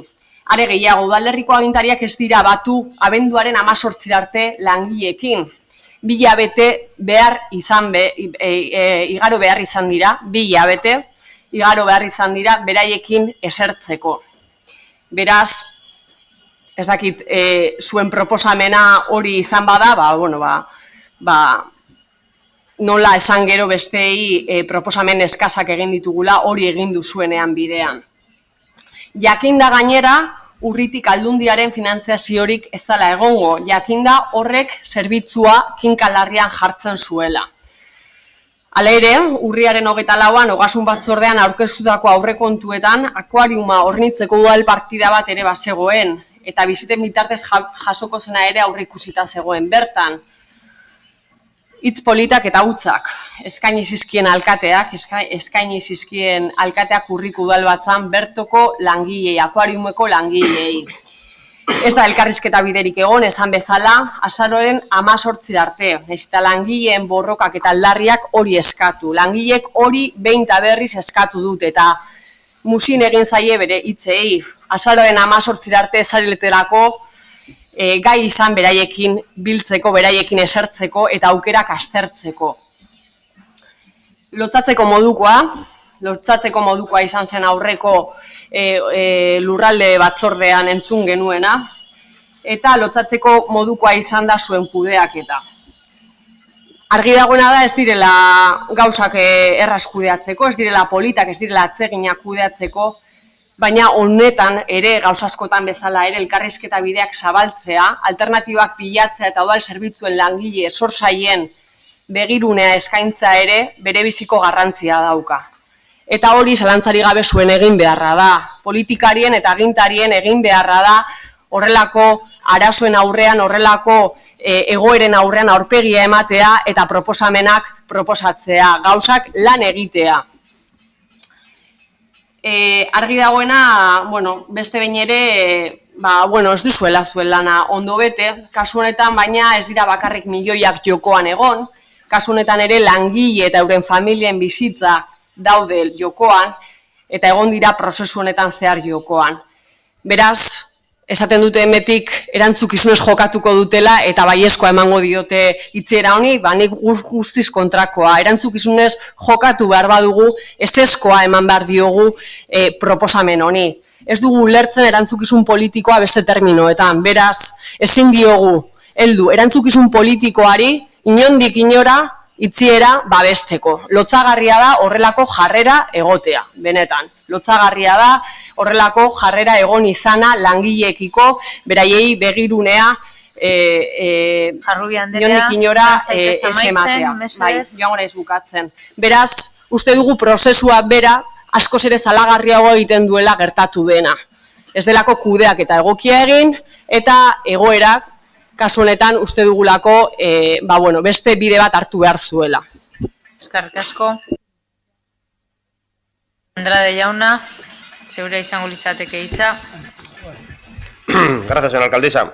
Eskerrik asko alkate Anderea. Joan den osoko bilkuran, Elkarrekin Podemosek emendakin bat aurkeztu zuen baliabide gehiago emateko akuariumari. Eta esan nien kontatuko dizuet akuariumaren historia eta esnekien hilabete bat geroago honetaz hitz egiten egongo ginenik. Historia gustatuko litzaidake kontatzea, baina ni atzerago joango naiz. 2004an erabaki zen akuarium bat egitea instalazio horietan Kirol portuan, zehazki. Eta 2 urte beranduago, eta aurre ikusten zen bezala negozioak ez zuen funtzionatzen, eta gainberan zegoen. Eta zakit nola, baina azkenean, jaun horre konbentzitu zuen udala eta udala konbentzitu zuen aldundia bi erabaki hartzeko dana erosteko, €1.000.000 gastatu zen horretan eta 600.000 jarri zuen aldundiak, hau da, peserak, argiak, animaliak, orala, dana erosi genuen, zehatuta dago, nonbait, eta espero dugu gero azaltzea. Zer egingo duten horrekin eta zenbat balio duen gaur egun, eta gainera, azpi kontratatu genuen jaun hori, pertsona hori kudeatzeko €3.000 truke kudeatuko zen, hau da, gainberan zegoen, udala kudeatu zuen horren konponketa, eta ireki edo ez, guk ordainduko genion txoio bat zen, lortu zuen gainberatik atera, eta dirua irabazi, berdin zitzaion erre edo ez, berdin zitzaion zer gertatuko zen, berak irabaziko zuelako, eta osoko bilkurara ekarri zen proposamena, eta gu izan ginen, abstenitu ginen bakarrak. Gehiegi iruditu zitzaigulako, eta ez genuelako pentsatzen akuarium hori behar zuenik getxo, uste genuen hobea behar zela hemen getxon, murriztua zelako guretzat, eta uste genuelako eskasa zela gurea bezalako udalerri batentzat. Eta ematen du zuzen genbilela. Gero, 2008ko abenduko osoko bilkuran, sozialistek mozio bat ekarri zuten osoko bilkura honetara eskatzeko akuariuma handitzeko Kirol portuan. Sozialistek ekarri zuten, Kamara jaunak ekarri zuen, eta honetzi zen, Ezker Batuak eta EAJak babestu zutelako, EAJ abstenitu zen, eta Ezker Batua aurka bozkatu zuen, baina atera zen. Hala, pentsatzen genuen eremu hori lagatzea aldundiari ideia ona zela Donostiakoaren antzeko akuarium bat egiteko. Uste genuen, garai hartan, 2008ko abendua sari naiz, eta soek eta popularrok uste genuen akuarium hori onartezina zela, kokapenagatik, instalazioengatik, eta guk uste genuen getxok zerbait hobea merezi zuela, kalitatea, prezioa gehiagizkoa zela, €3 balio du bertara sartzeak, sarrera €3koa da, akuariumera sartzeko, eta negligentzia hori egon da, pertsona bat kontratatu genuen, eta orain ematen du ezin dela txartelarekin ordaindu, ezin da transferentziarik egin. Imagina ezazue, eskola bateko ikasleak badoaz eta 30 badoaz, eskudirutan ordaindu behar dute denen sarreren prezioa. Eta hemen ikusi dugu inoiz fluoresenteak erosi behar zirenean udalak erosten zituela, eta haiek ez zuten ezer ordaintzen, eta Donostiakoarekin alderatuta, zarkituta dagoela esan dezakegu, nahiko erridikuloa da, ezta? Eta Donostiakoan adibidez, Gipuzkoako elkarte ozeanografikoak kudeatzen du, eta hemen EHUrekin elkarlana ezar genezake hori kudeatzeko, eta hori 2008an izan zen esan bezala, baina beno, hori alde batera utzita, gauzak gaizki hasten badira, gaizki amaitzen dute esan bezala, eta hauze da amaiera, gezurrekin eta modu txarrekin gobernu taldearen aldetik. 2008ko urrian esan den bezala, 2008ko urrian, 2018ko urrian barkatu hitzarmena sinatu zen 2 urterako eta esaten zen aurten 50.000 euro emango zizkigutela eta 200.000 gehian. Baina hori gora behera udal hauteskunden ostean eta gehiengo absolutu honekin hemen aldatu da. Eta hasi dira prozesuak, hitzarmen hori bertan bera usteko 2008an sinatu zen eta 2 urterako indarralia zuen, eta 2019an urrian hauteskundeak eta gero eta gobernua osatu ostean hasi ziren negoziatzen hori deusestatzeko eta gerora agian enteratuko gara zergatik erabaki duten, eta ez da diru kontua, 250.000 euro bat ditu udal honek, diru zaintzak geldikin handiak ditugu eta soberan daukagu dirua udal honetan. Beraz, kontua ez da dirua, ez da diru horregatik getxo berrin astero gastatzen delako horretan, dirua ez da arrazoia. Gero jakingo dugu zergatik gertatzen dena, baina ez da diruagatik. Esan bezala, 2019ko urrian diputatuarekin bildu zen alkate anderea pribatuan eta erabaki zuten bertan bera ustea, eta gero negoziazioak horiek izan ziren. Badakizue bilera bat egon da eta itxi behar da, eta itxi egin behar da akuariuma. Azkenean, azaroan pentsatu zuten zenbakitan nola jarri, eta sinatu zuten azaroan eta jakinarazi egin zuten ona ekartzen dugun bezala, eta Elkarrekin Podemosetik eta EH Bildutik kezkak adierazi dituzte, eta beno, egoera horrelakoa da, eta urrengo txandan esalduko dut gainerakoa asko falta zaidalako. Eta, bai, Uriarte jauna, zeurea da hitza. Bai, alkate handera eskerrik asko. Bueno, legealdia hasi zenetik 6 hilabete baino ez dira pasa. Bai hemen, bai Aldundian, eta egia esan urria heldu arte alkatearen eskuetan zegoen hitzarmenaren egoera.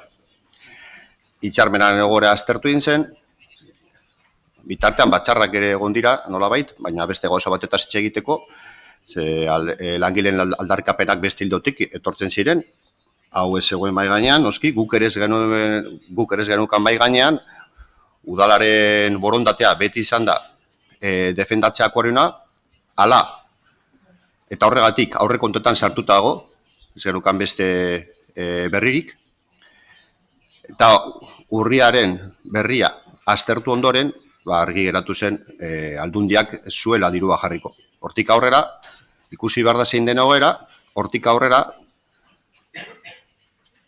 erabakia hartzen denean, hilabete honetan gaudeia, hilabete honetan geunden, azaroko osoko bilkurari pasata,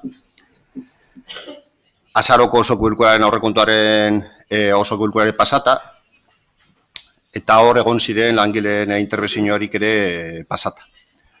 Beraz, hilabete honetan hartu behar zen erabakia, eta berehala osoko bilkura honetan ekarri dugu erabakia. Azken batean, datorren hilabetean, eta epeak oso murriztuak dira, kontratua bukatzen da, eta martxan jarri behar da, eta antolatu egin behar da, akuarioen itxiera. Eta antolatzen ari gara, antolatzen ere, eta horretan ibiltzen gara. Eta horretarako dira, nora joango diren animaliak, zein goden hor barruan dagoen materiala, eta hori da azalpena eta hildoa. Eskerrik asko.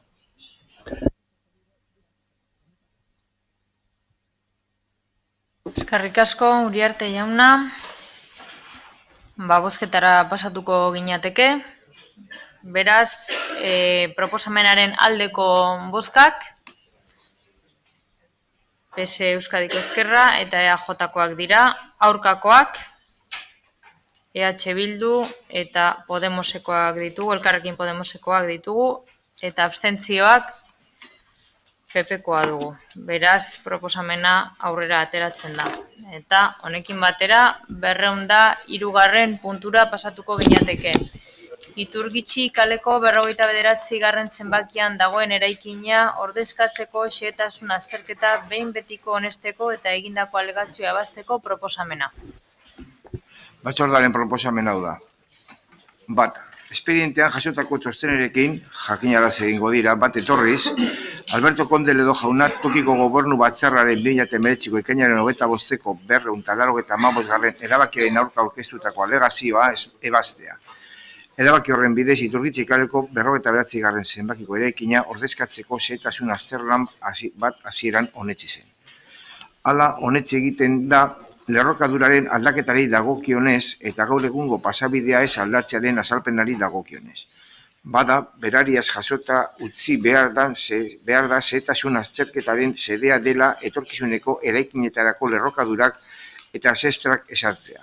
Horren bestez, dokumentuan adierazitako beste edozein alderdi hurrengo dokumentuan aztertuko dira, hau da, eraikuntzako oinarrizko proiektuan. Hala, horiek oraingo dokumentuan adierazteak ez dakar horiek onartu edo onastea. Behin betiko honestea Silvia Carrascal Urkidi Andreak Universal Ingeniería y Construcciones SLen izenean eta ordezkaritzan aurkeztutako xehetasun azterketa Iturgitxe kaleko 59. zenbakiko eraikina ordezkatzeari buruzkoa. Arkai Project Norte SPLko Luciano Cobaleda Hernández eta Raúl García jaunek idatzitakoa alegazioaren ebazpenetik eta eratorritako zuzenketekin. Hasierako onespenan aipatu diren ñabardura kontuan izango dira.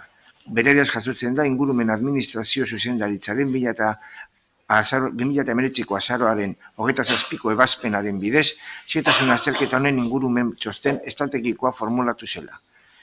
3. Erabaki hau Bizkaiko aldizkari ofizialean argitatuko da eta interesatuei jakinariko zaie jar ditzaketen errekurtsoak azaldu. 4. Alkatetza udalburutzari ahalmena emango zaio erabaki hauek burutzeko behar diren ebazpenak eman ditza. Beraz, proposamena Uriarte jauna, Uriarte Urkitza jauna, zerria da txanda. Eskerrik asko, alkate Andrea, egunon eta zorionak guztioi, ongi etorria nere Andrea. Traemos a este pleno aprobación definitiva de estudio de detalle para la sustitución de... Xehetasun azterlan hau ekartzen dugu 59ko eraikina ordezteko idazkariak azaldu duen bezala. Pasabide bat dago 10 eta 14 zenbakietako eraikinen artean eta libre mantenduko da pasabide hori orain arte bezala. Alegazioa sustatzaileei helarazi zitzaien eta 2019an erantzun zuten mantenduko dela pasabidea gaur egun dagoen bezala eta ez da eremu eraikigarria eta lerrokadurak zuzentzen dituzten planoak aurkeztu ditu. Udal arkitektoak txosten bat egin du azaroaren 25ean eta oniritzia eman dio erantzunari eta proposatzen du alegazioa kontuan hartzea eta dagoen pasabidea ez aldatzea. Idazkariak azaldu duen bezala, azaroaren 27ean ingurumen txosten estrategikoa egin zen honen gainean eta horregatik hobekuntza urbanistikoa kontuan hartuta proposatzen dugu aurkeztutako alegazioa ebaztea onetsiz, lerrokadurak aldatzeari dagokionez eta pasabidea ez aldatzea kontuan hartuz eta bigarrenik behin betiko onartuko da xehetasun azterlana Iturgitxe kaleko eraikinaren ordezkapena aurrera eramateko eta alegazioan aipatutako aldaketak aintzat hartuz eta aurkeztutako plano berriei jarraiki. Eta beraz, hitzartuko duzue, Robles jauna, zeurea da hitza. Eskerrik asko. Bueno, la verdad es que puntos... Aurreko puntuek bezalako puntuek indarrak kentzen digute aurrera egiteko, baina jarraitu beharra daukagu. Lehen esan bezala, ez daukagu ezer honen aurka, xehetasun azterlan honen aurka, ez dio eraikigarritasunari eraikitzen, lerrokadurak zuzendu besterik ez dira egin, baina abstenituko gara. Lehen esan bezala ez gauderako ados gobernu taldearen hirigintza eta etxebizitza politikarekin, mila esker. Jauna, Diaz Anderea, Aio jauna, ez, orduan Gijarrubi Anderea, zeure da txanda. Bai, eskerrik asko. Guke aurreko udalbatzan azaldu genuen gure jarrera, aldaketak egon ezean mantenduko dugun jarrera, eta ezeskoekin bozkatuko diegu datozen bi ezetasun azterketei, ez da nekagarriak izatearren, baina nekagarria iruditzen zaigu apoak bera berrikusteko dagoen prozesua, eta ulertzen dugu ezinbestekoa dela APOa tresna ahalik eta lasterren berrikustea, APO berri bat esartzea gure udalerrian, horrek dakarren guztiarekin. Izan ere, uste dugu, behin baino gehiagotan aldarrikatu dugun bezala, oraingoak indarrean dagoena, eta zetasun azterketak ere egiteko indarrean dagoen APO honek ez diola inondik inora getxostarren beharrei erantzuten. Ari gara aldaketa puntual eta modu partzialean gure herria eraikitzen, eta uste dugu osotasunean eta modu integralean erantzun behar diogula. Bestela jarraituko dugu buru barik eraikitzen eta eraikitzen. Ez dugu konpartitzen egiteko modu hau, ez dugu inondik inora kudeaketa eskasa eta txarronen justifikazio posiblea ulertzen. Horregatik, kasu honetan ere, ezezkoa emango diogu, zetasun emango diegu, datozen bi zetasun azterketei. Eskerrik asko. Eskerrik asko, Ijarrubia Anderea, eta Partio Popularretik ez dakit hitza hartuko duzuen, ez eta EAJ-tik Uriarte jauna zeurea da hitza. Kate Anderea, eskerrik asko. Bakarrik zehaztatzea, puntu honetan eta hurrengo puntuan ez da APO aldatzen, ohiko tramitea da, eta ohiko tramite horretan hirigintzako zinegotziak edertu azaldu du, eta beharrezkoa aurrera jarraitzea horren gestioa aurrera ateratzeko. Hori da ohikoa da eta normala. Eskerrik asko. Eskerrik asko, Uriarte jauna, beraz bozketara pasatuko ginateke. Aldeko bozkak, proposamenaren aldeko bozkak, Partido Sozialista Euskadiko Ezkerra eta EAJ ditugu. Aurkakoak Bildukoa dugu eta abstentzioak PP eta Elkarrekin Podemosekoak ditugu. Beraz, proposamena onartua geratzen da. 204. puntura pasatuz. Julian Garaitzar kaleko 1, 2 eta 3 zenbakietarako xehetasun azterketa behin betiko onesteko proposamena. Proposamen hau da. Lehenengoa behin betiko onestea Alex Carrascal Urkidi jaunak Universal Ingeniería y Construcción SLen izenean eta ordezkaritzan aurkeztutako xehetasun azterketa Julian Garaitzar kaleko 1, 2, 3 zenbakiei dagokiona. Arkiproiekt Norte SLPko Kobaleda Hernández eta García arkitekto jaunek idatzia. Xehetasun azterketaren helburua lurzatietan errokadurak eta zestrak definitzea da, indarrean APOren arabera, areako hirigintza parametroetara egokitzeko. Hala erekin berrien integrazioa bere inguruko hirigunean definituko da. Hasieranko onespean aipatu diren ñabardurak kontuan hartu dira onespena egiteko. Jasota gelditu da beren ingurumen administrazioko zuzenbidearen 2019ko urriko 28ko ebazpenaren bidez formulatu zela xehetasun azterlan honen ingurumen txosten estrategikoa. Ebazpen hori, 2019ko azaroaren 7ko Euskal Herriko Agintaritzaren aldizkarian txertatu zen. Bigarrena erabakio Bizkaiko aldizkari ofizialan argiratuko da eta interesdunei jakinareko zaie jar ditzaketen errekurtsoak azalduz. Hirugarrena alkatetxe udalburutzari erabaki horiek egikaritzeko beharrezkoa diren nahi adina ebazpen hartzeko ahalmena ematea. Beraz, Urkitza jauna, zeurea da hitza. Bai, egunon, pues traemos a pleno la aprobación. Egunon guztioi, hemen daukagu zetasunezko azterlan honen behin betiko onespen proposamena, bertan ageri da zein eraikin diren, ingurumen administraziotik kontsultak egin dira interesatutako pertsonekin eta bestelako erakundekin. Aldeko txostena daukagu, hainbat eragileren partetik, eta azpiegitura saileko arduradunaren partetik baita ere. Hasierako onespen eman eta gero jendartean erakusteko epea irekiko ireki zen, ez da alegaziorik aurkeztu, eta bertan agertzen da paperean zer proposatzen den, Julian Garaitzar kalearen jarraipena izten dela baita ere, eta horrela dagoen urbanizazioa hobetzen da. Beraz, guk honi behin betiko onarpena emateko proposamena aurkezten dizuegu. Txostenean ageri diren zenbakietan Julian Garaitzar kalean aipatutakoa egiteko. Bai, Robles jauna, zeurea da hitza. Eskerrik asko. Bueno, pues nuestra justificación del voto es parecida al punto anterior, pero nos gustaría añadir que recientemente se ha condenado a los propietarios de Sarricobaso del 7 al 11 a retrotraerse al año 2016, 3 años en sus trámites, algunos propietarios, y en este caso es al revés. Se realiza un trámite relativamente regular, como es llevar a una comisión algo que todavía no ha acabado su periodo de alegaciones. La verdad es que no entendemos muy bien por qué hay esta diferencia, ¿no?, entre unos propietarios o unos promotores y otros. Sin más, habría que ver por qué... Ez dakigu zergaitik gertatzen diren desberdintasun hauek, baina, behar bada aurreko atalean emandako arrazoi berberengatik eta guk udalaren hirigintza eta etxebizitza arloko politiken kontra gaudenez abstenituko gara. Beste norbaitek hitza hartuko du? Ez? EAJak? Ez? Beraz, bozketara pasatuko ginateke. Proposamenaren aldeko bozkak, Euskadiko Ezkerra eta EAJkoak ditugu, aurkakoak, Bildukoak eta abstentzioak PP eta Elkarrekin Podemosekoak ditugu. Beraz, proposamena aurrera ateratzen da.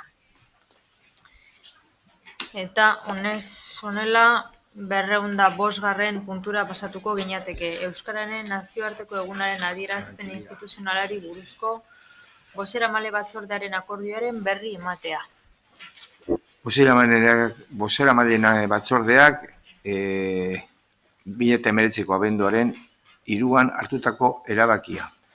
2019ko Euskararen nazioarteko egunerako adierazpena. Bide berriak, modu berriak, ongi etorri etorkizunera. Jauzika dator euskara, jauzika mendez mende, jauzika egunez egun, bihotzetik bihotzera jauzika, eta batez ere Espainez Espainik jauzika. Bere eguna du gaur euskara, nazioarteko eguna hain zuzen ere. Baina ongi asko dakigu, Euskal Herritarrok eta Euskal Hiztunok gaur ospatzen duguna ez dela egunaren mugetara errenditzen. Jauzi egiten du euskarak egunaren mugez gaindi ere. Jauzi egiten du euskara muga guztiez gaindi, gure hauan bizi-bizi, gure belarritan zernaitarako pres beti. Noranahiko euskara gurea, denona.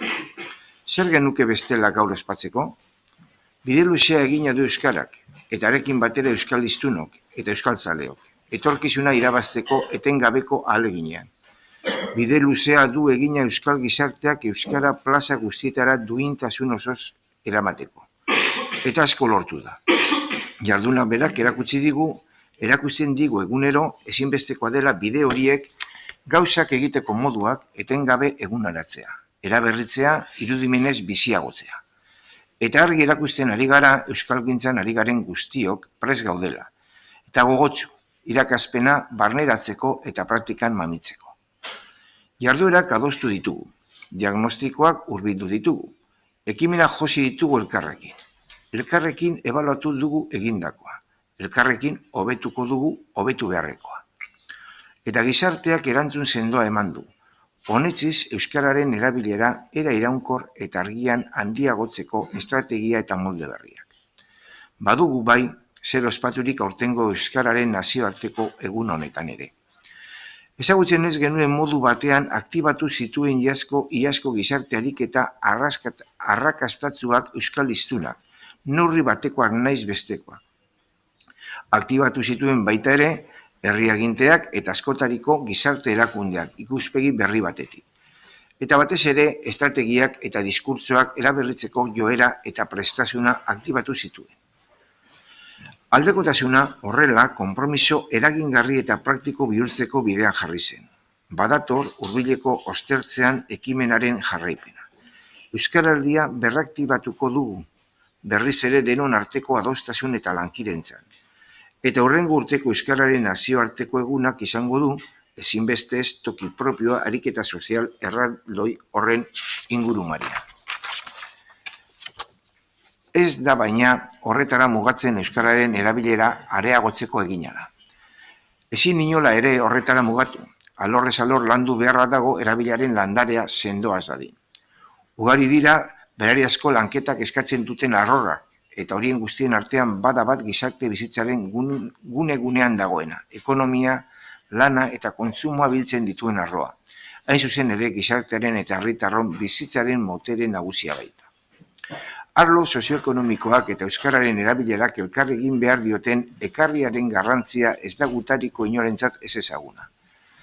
Bai baitakigu ez dela hizkuntza normalkuntzarik lanaren, ekonomiaren eta kontsumaren munduan errosakonik ez duenik. Sendoak dira, alor horretan ere, eragile nagusiak egiten ari diren urratsak. Eta horietan lehena zalantzarik gabe, euskararen erabilera askotariko erakunden izaeraren ezaugarrien artean txertatzea dago. Bide berriak, modu berriak, arlo sozioekonomikoan ere. Estrategia berriak beraz, konpromiso berriak, konpromisoari erantzuteko molde berriak, praktikak berriak. Azken batean, aldekotasun eraldatzaile da gure gizartea, euskal hiztunok eta euskaltzaleok aktibatuz bideratzen ari dena. Bertan du euskarak etorkizuna, bide eta praktika berrietatik datorren etorkizuna, ongi etorri etorkizunera. Horri horrela, Getxo Udalak onartzen du azken hamarkadetan egin den ibilbidean, batasuna eta herritarren bultzada izan dira giltzarri eta euskarririk sendoenak. Gaurtik etorkizunera begira jarriaz, euskara batua zutabe gisa hartuaz, gure hizkuntzaren orubea zabaltzen joan behar dugu, eta horretarako honako konpromisoak hartzen dituela adierazten dugu, 2019ko euskararen nazioarteko egun honetan. Bat, erakundeak lehentasunez erabiltzea euskara, bere jakinarazpen eta gainerako erakunde hornitzaile zein elkartekiko harremanetan. Hori guztiak gorabehera udala jarrituko du bere mezuak bi hizkuntza ofizialetan igortzen. Ukitutako herritarrak udalarekin harremanetan jartzeko berariaz bi hizkuntzetatik bat aukeratu duenean zar. Gure administrazio publikoaren kontratuetan hizkuntza irizpideak zehaztea eta esartzea. 3. Administrazio publikoen kontratazioetan ziurtagiria bikain eta bai euskarari besteak beste bateratu eta indartzeko neurriak hartzea. 4. Euskararen erabilera sustatzen duten hainbat tresna sustatzea, hala nola softwarea eta oinarrizko aplikazioak euskaraz, astealdirako IKT produktuak, .eus domeinua eta euskararen erabilera interneten. 5. Urtean hitzeko hitzarmenak sustatzea euskarazko toki komunikabideen jasangarritasun ekonomikoa eta egonkortasuna bermatzeko. 6. Euskararen erabilera eta presentzia bermatzea erabiltzen ditugun komunikabide guztietan. 7. Kirolaren euskalduntze bidean lan egitea, federazioekin eta tokiko klubekin elkarlanean. 8. Gaztentzeko euskarazko aisialdia zerbitzua sustatu eta zabaltzea. 9. Familia eremuetan euskararen erabilera eta transmisioa sustatzea. 10. Migratzaileentzako laguntza ildoak aktibatzea, euskara ikasteko eta euskal kultura hurbiltzeko aukera izan dezaten. 11. Enpresetan euskararen erabilera normalizatzeko ekimenak aktibatzea. Euskara laneko eta zerbitzuetako hizkuntza izan dadin.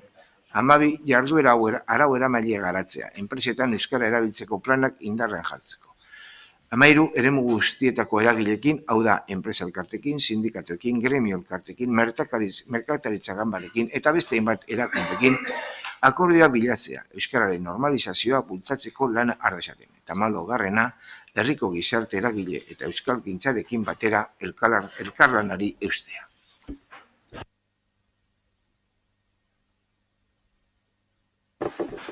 Bueno, norbaitek hitza hartu nahi duzue? Nola ez? Bai, eskerrik asko alkate Andrea. Joan den abenduaren 3 Euskararen nazioarteko eguna izan zen.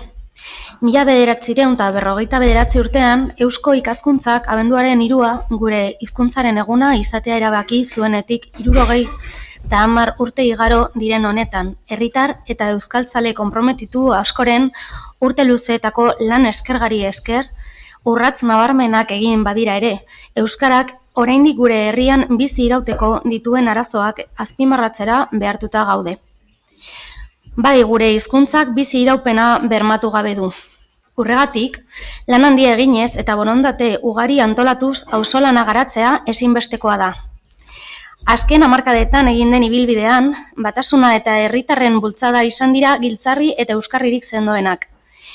Gaurtik, etorkizunera begira jarriaz, euskara zutabe gisa hartuaz gure hizkuntzaren orubea zabaltzen joan behar dugu. Instituzio zein administrazio publikoak, herri ekimenak eta herritarrak auzolanean eta elkarlanean bide berriak zabaltzera behartuta gaude gure hizkuntzaren egoerak argi ilun handiak dituelako oraindik. Horren lekuko, Euskarak Euskal Autonomia Erkidegoan hizkuntza ofizialaren estatusa badu ere, Nafarroako lurralde osoan zein ipar Euskal Herrian aitorpen horren falta izatea. Edo gure herriko hainbat eremutan, euskararen erabilerak duen maila baxua. Edo oraindik ere hainbat esparrutatik gure hizkuntzaren biziberritzeari jartzen zaizkion oztopoak.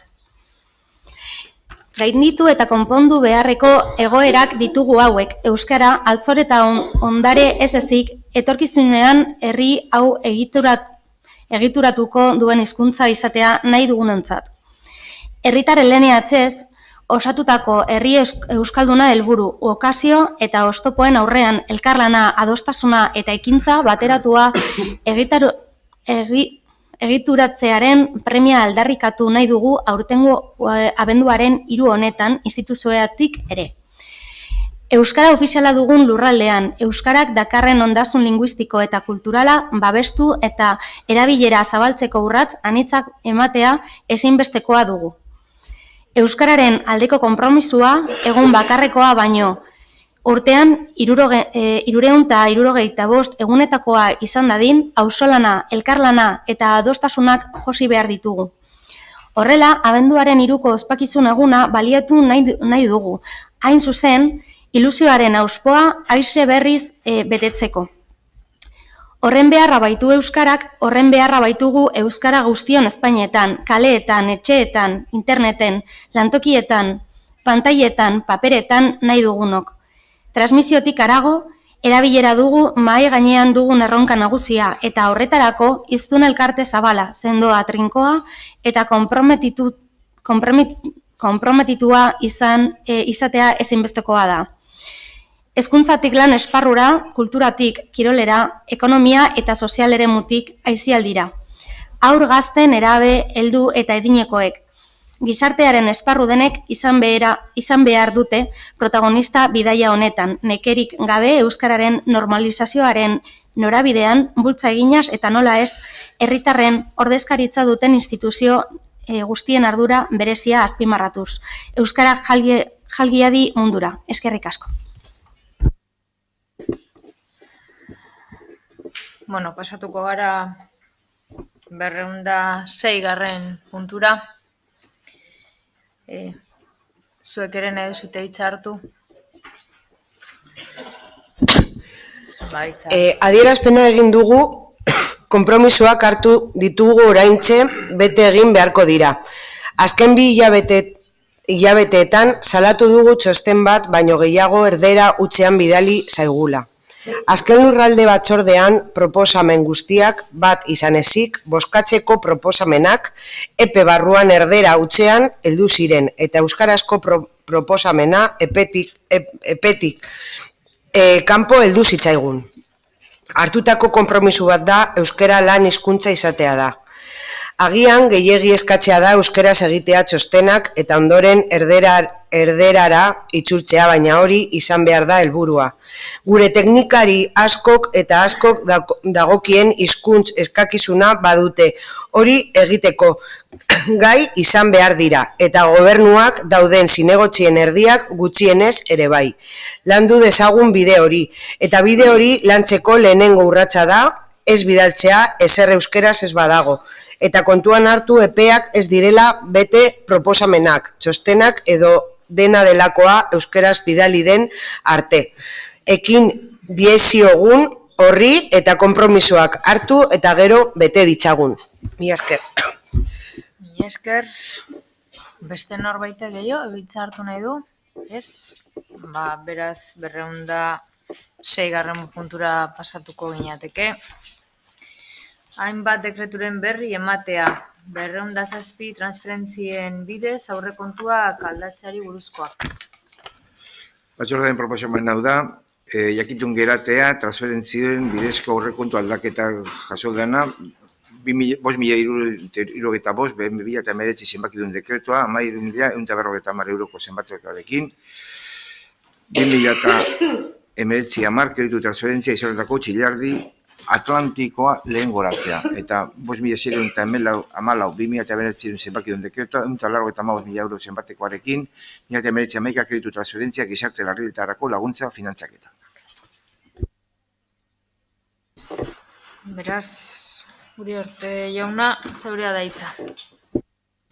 Eskerrik asko, alkate Andrea. Urte amaieran gaude eta bi dira honak hartzen ditugun beharrezkoak izan diren transferentziak, idazkari nagusiak onda salde ditu, bakarrik errepikatu ditut, goratzeko, Aizerrotako txilardi Atlantikoa lehen goratzea horretan azpiegituretatik 13.000 euro ateratzen ditugu, ara eramateko, eta bestaldetik gizarte arloan gizarte larrialdietarako laguntzak finantzaketa, etxeko laguntza zerbitzutik soberan zeudona, hau da ia 200.000 euro, pasatzen dira beharrezkoak direlako arlo berean, baina beste partia horretan. Eskerrik asko. Eskerrik asko, Uriarte jauna, hitza, ez? Beraz, 207. puntura pasatuko ginateke. 53.096/2019 zenbakidun dekretuaren berri ematea kreditua prestatzearen bidez egindako aurrekontuaren aldaketari buruzkoa. Otxoaren proposamen hau da 1.376 zenbakidun dekretua, 25.850 eurokoa zenbatekoarekin, hau da, Aizerrotako txilardi Atlantikoa lehen goratzekorako bideratuta dagoana. Beraz, Uriarte jauna. Eskerrik asko, idazkariak esan duena osatxarren bakarrik, aurreko puntuarekin lotuta dago finantzazio hau da Euskal Jaurlaritzak ematen digun diru laguntza, eta kopurua ia 26.000 euro izan dira. Eskerrik asko. Norbaitek hitza hartu nahi du? Ez? Beraz, 208. puntura pasatuko ginateke arlo edo zerbitzuetako udalkien izendapena. Gastu programetako arduradun politikoen izendapena eta eskuduntzen eskuordetzea aldaketari dagokion alkatetza udalburu batzaren dekretuaren berri ematea. Batzordeen proposamena hau da. Alkatetza udalburutzaren 2019ko abenduaren 11ko 5.721 dekretuaren jakitun gelditzen. Beran agertzen da dekretuaren edukia. Eguren Anderea, zeurea da hitza. Eskerrik asko, alkate Anderea. Puntu honetan, alkatetzako dekretu baten berri ematen digu, eta guk antolamendu arloan ditugun eskumenen baitan, aipatutako dekretua 5.721 zenbakikoa aldatuko dugu. Helburu honekin, udalkudeak eta hobetzeko egitura lortzea. Hala, hirigintza plangintza kudeak eta disiplina arloaren izenburu berria eranzten da, azpiegituren obren eta zerbitzuen arloan udalkide bat gehitzen da, Iñigo Urkitza Jainez jauna izendatzen da, eta haren ordez Janire Ozio Zelada. Era berean, Iñigo Urkitza izango da arduradun politikoa udal eraikina zerbitzuari dagozkion gastuen programen baitan. Eskerrik asko. Norbaitek hitza hartu nahi du? Ez? Beraz, 209. puntura pasatuko ginateke. Zinegotzi eskuordearen urriaren 17ko 58/2020ko ebazpenaren kontu ematea. Administrazioarekiko auzien Bilboko 2. epaitegian izapeditutako 276/2019 prozedura arruntaren agertzeari buruzkoa. Batzordeen proposamen hau da, idazkaritza orokorreko eta herritarren segurtasuneko zinegotzi eskuordeen urriaren 17ko 4.850 2019 ebazpenen jakitun geratzean. Horren bidez, edatu dezen, Ignacio Robles Fernández jauna, 2019ko ekainaren 28ko osoko bilkuraren 86. eta 87. edo harrigarren puntuen erabakien aurka abiatutako 276/2019ko prozedura arruntan agertzea. Bi, udaltaldei dei egitea prozedura honetan interesetua direnez, kodemandatu gisa bere eskubideen arabera egoki iritziz, gero autoan bertaratu daitezen aipatutako epaitegian behatzeguneko epean. Ohartaratzen da, aurkeztu ezean, zuez egon arren prozedurak aurrego egingo dugula. Eguren Andrea, zeurea da hitza. Eskerrik asko, alkatea Andrea. En esta ocasión... Oraingo honetan, gai zerrendako puntu honetan, zeraren berri ematen da. Ebazpen bat dago, 58/2019 zinegotzi eskuordearena eta horren arabera 276/2019 prozedura arruntean agertzearen inguruko berri ematen da. Esan bezala, 2019ko ekainaren 28ko oso bilkurako 86. Osoko bilkuran udaleko behin-behineko langinen plantilla honestari buruzkoa eta 87. arduraldi esklusibo edo partzialean egiten diren karguak zehaztea eta hori ordainsariak bertaratzen eta kalte ordainen zenbatekoak eta udalkideen akordio ekonomiko osagarria finkatzea. Zedatu zen horietan Ignacio Robles Fernández jaunak erabakien aurka abiatutako prozedura arruntean agertzea. Era berean, 9 eguneko epea ematen zaie interesdunei agerraldia egin dezaten. Hau osoko bilkuran komentatzen dugu, osoko bilkuretan hartutako erabakiekin lotura dutelako. Beraz, kontutan hartu da prozedura zein momentutan dagoen, oraindik ez dakigu zeintzu diren baldintzak. Eskerrik asko. Eskerrik asko, Eguren Andrea, norbaitek hitza hartu nahi du. Bai, Robles jauna, zeurea da hitza. Bueno, labur. Gure desadostasuna, ekainaren 28ko osoko bilkurarekiko argi dagoia da, eta gauza bakarra esango dut. Eskatzen dugun gauza bakarra aitormena da. Guk uste dugulako aitormen hori beharrezkoa dela, ukatu egin digutela erabaki arbitrario baten bitartez. Hau da, errekurtso batzuk aurkeztu ahal izateko gutxieneko zinegotzi zenbakia ez dela bete.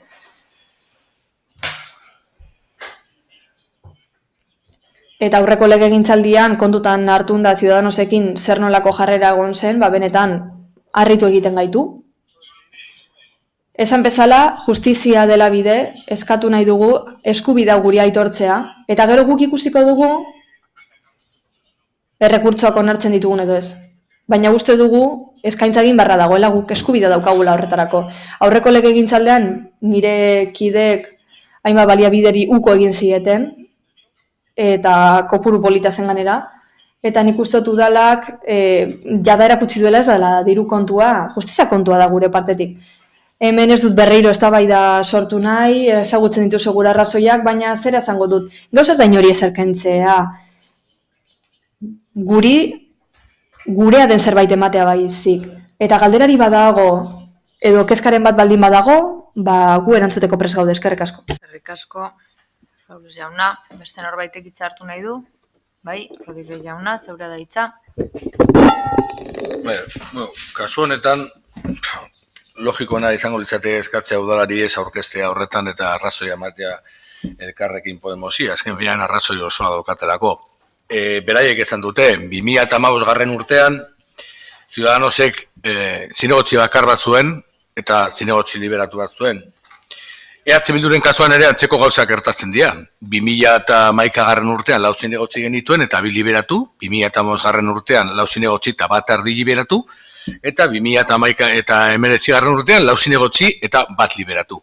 Hau da, gure zinegotzien kopurua ez da mugitu, baina erabiltzeko dauzkagun bitartekoen kopurua bai.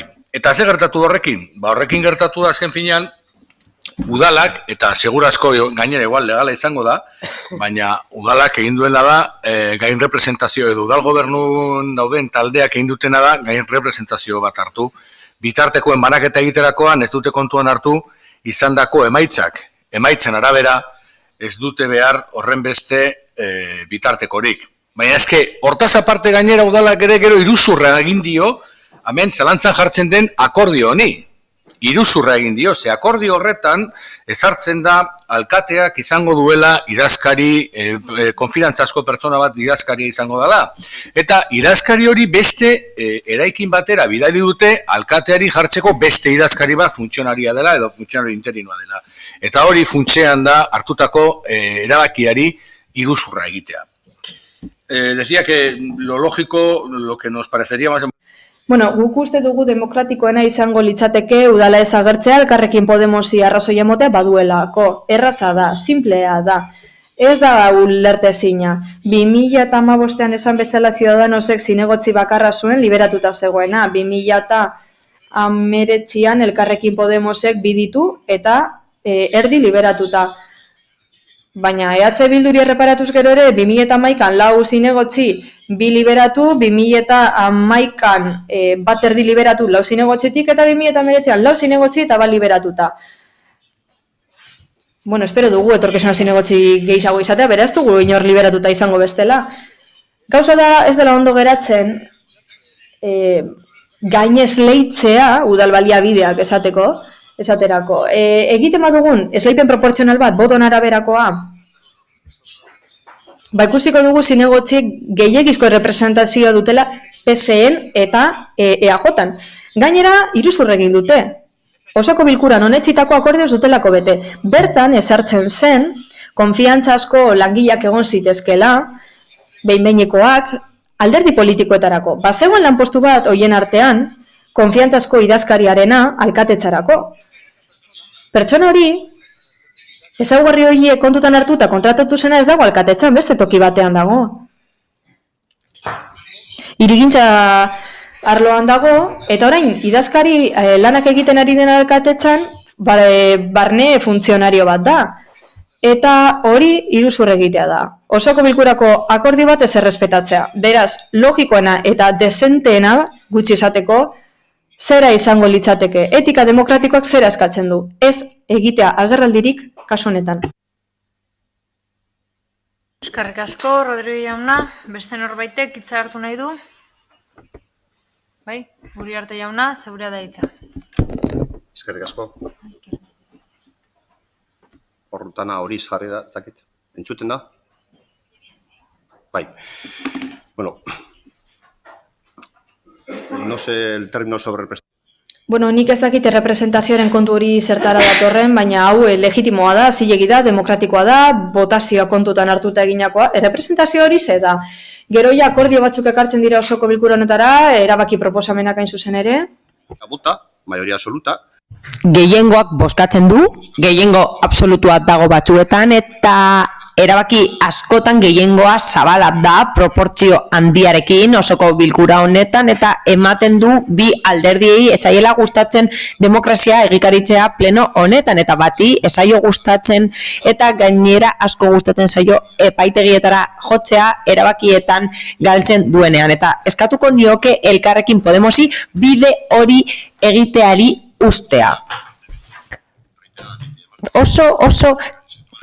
Oso desegokia da erabakiak baliogarritzat ez hartzea.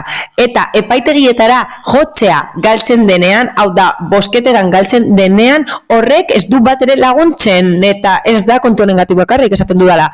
Gai, desberdinengatik esaten dut hau, honek ez du laguntzen, eta kudeaketa oztopatzen du udal honetan, mila esker.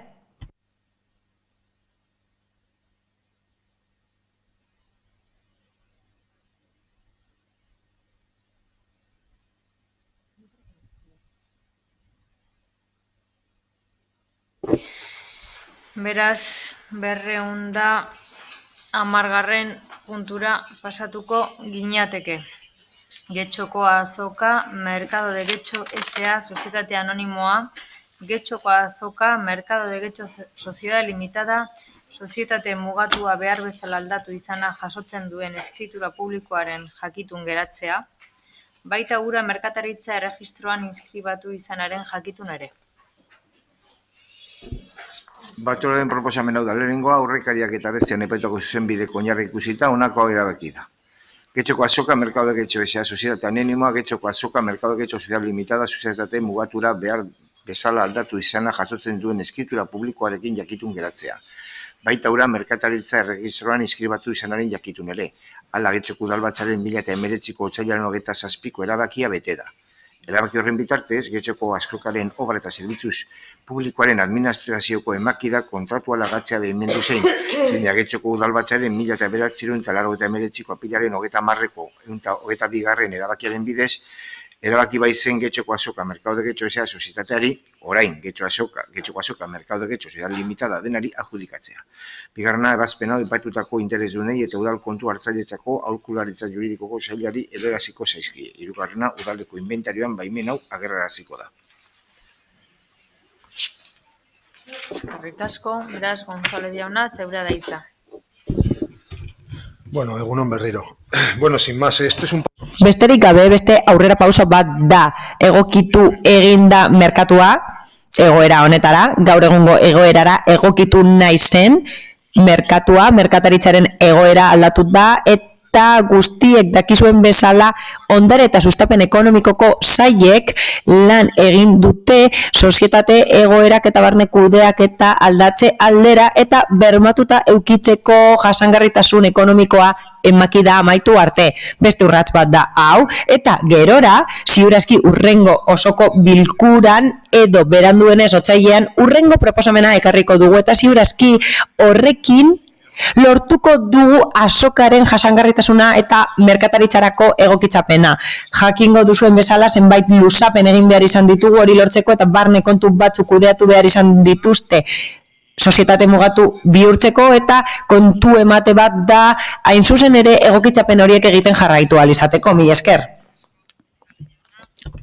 Norbaitek hitza hartu nahi du. Ami Banderea, zeurea da hitza. Bai, eskerrik asko, Kate Andrea. Bueno, es una buena noticia. Berri on bat da. Behingoz prozesu hau amaitu da. Pentsatzen genuen laburragoa izango zela, baina behingoz bukatu da. Orain jakin behar dugu zer egingo den jarraian. González jauna erdibidean geratuta eta jakineko genuke praktikan eta idatziz nola egingo den gehien behar dutena. Erdiguneko gondola egokitzea eta gastuak nola orekatuko diren. Utzik dauden postuak ordaintzen dituzte eta hilero okerrera doa egoera. Espero dugu urrengo hilabetean izapideen berri ematea eta emango diren aurrera pausuen berri ematea. Hori da gutxienekoa denon artean hausnartu ahal izateko zer egin behar den jarduera hori suspertzeko merkatuan eta merkatuaren inguruan. Eta tamalgarria da hemen osoko bilkuran ezagutzea. Hilero ditugu batzordeak eta proposamena eginda zegoen eta ez digute komentatu aurreko batzordean. Tamalgarria da esan dugun bezala. Mila esker. Eskerrik asko. Beste norbaitek hitza hartu nahi du. Rodríguez jauna, zeurea da hitza. Bai, bueno, prozesu hau astiro doa berriro ere. Astiro esango genuke. Getxoko udal azokan dauden dendariek ia duela 20 urte Eusko Alderdi Jeltzaleak inposatu zizkien ereduaren ondorioa pairatzen ari dira. Eta orain pairatzen ari dira prozesuaren abiadura motela. Egia da komertzio aldatu indala, baina ez da hori bakarrik eredu honek daukan arazoa. Beste arazo batzu daude eta hori da duela 20 urte hartutako eredu baten ondorioak direla. Zenbat eta gehiago itxaron, zenbat eta goera okerragoan egongo dira gure udal merkatuko dendariak. Eta Getxo udal merkatua behar du. Eta udalak begirunea eta laguntza zordie bertan aritzen diren merkatariei. Baina merkatariak laguntzaz aparte, Getxok eta Algortak bereziki udal merkatuaren erabilera hausnartu beharko luke. Komertzio eredu baten gune bihurtu beharko genuke, komertzio eredu desberdin baten gunea. Lehen sektoreko inguruko ekoizleek lekua izan behar dute bertan, kontsumitzeko era berri baten ardatza bihurtu dezakegu udal merkatua, komertzio sostengarria bilatu, elikadura osasuntsua eta jasangarriagoa bultzatuz. Udal merkatua gu guztion ondarea da, aretan zegoenak galdu genuen. Ezin zaigu gauza bera gertatu Algortakoarekin. Eta prozesu honetaz aparte, laguntza gehiago behar du udal merkatua. Baina ez zoilik bertan ari diren merkatari eta langileak. Getxostarrok, algortarrok behar dugu laguntza merkatua berpisteko, bizibirritzeko eta Algortako motor ekonomikotariko bat bihurtzeko. Prozesu honek aurrera egin behar du. Baina gu guztion artean, merkatariekin batera, merkatariekin Algortako dendak eta beste elkarte batzuekin batera, eta herritarren batera hausnartu behar dugu eta gure ondoarea bultzatzeko eta salbatzeko bide berriak topatu. Eskerrik asko, Rodríguez jauna. Beste norbaitek hitza. Bai, hitza jauna, zeurea da hitza. Bai, eskerrik asko. Bueno, una vez finalizado... Behin eraldaketa amaituta, SASL, SA-tik SL-ra aldatu da, osoko bilkura honetara hori ekarri da, eta fase hau gaindituko dugu orain gaur eta orduan hasiko gara beste gai batzuei buruz hitz egiten, beste gai horiek jorratu behar ditugu orain ekartzen dugun hau honetzi ostean. Kontuan hartu behar da luzatu dela, bai, denboran, baina eskritu da zirriborroa azaroan heldu zitzaigun.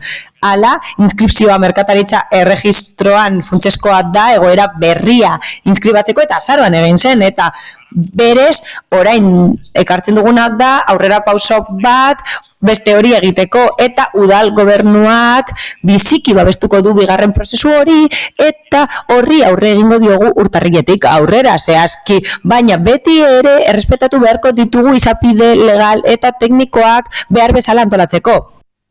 Eskerrik asko, Urkitza jauna, eta honela mozio eta interpelazioetara pasatuko ginateke 211. puntua. PP Alderdiko Udaltaldeak aurkeztutako mozioa, ikasketa gelak irekitzea eta horien ordutegiak luzatzea.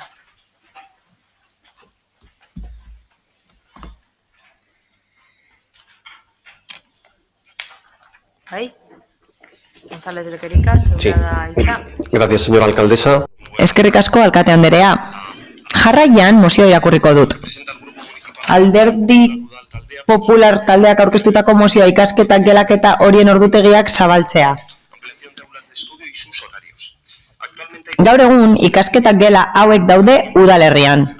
Villamonte, San Nicolás eta Romo kulturetxeko liburutegiak, Andramari eta Fadurako kiroldegiak aipatutako azkenekora, Getxo kirolakeko abonatuek eta kiroldegiko sarrera ordaintzen dutenek soilik dute sarbidea.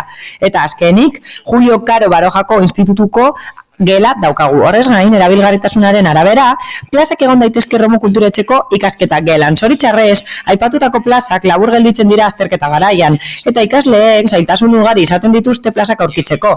Gauzak horrela, beste udalerri batzuetara ere joan behar izaten dute ikasi ahal izateko.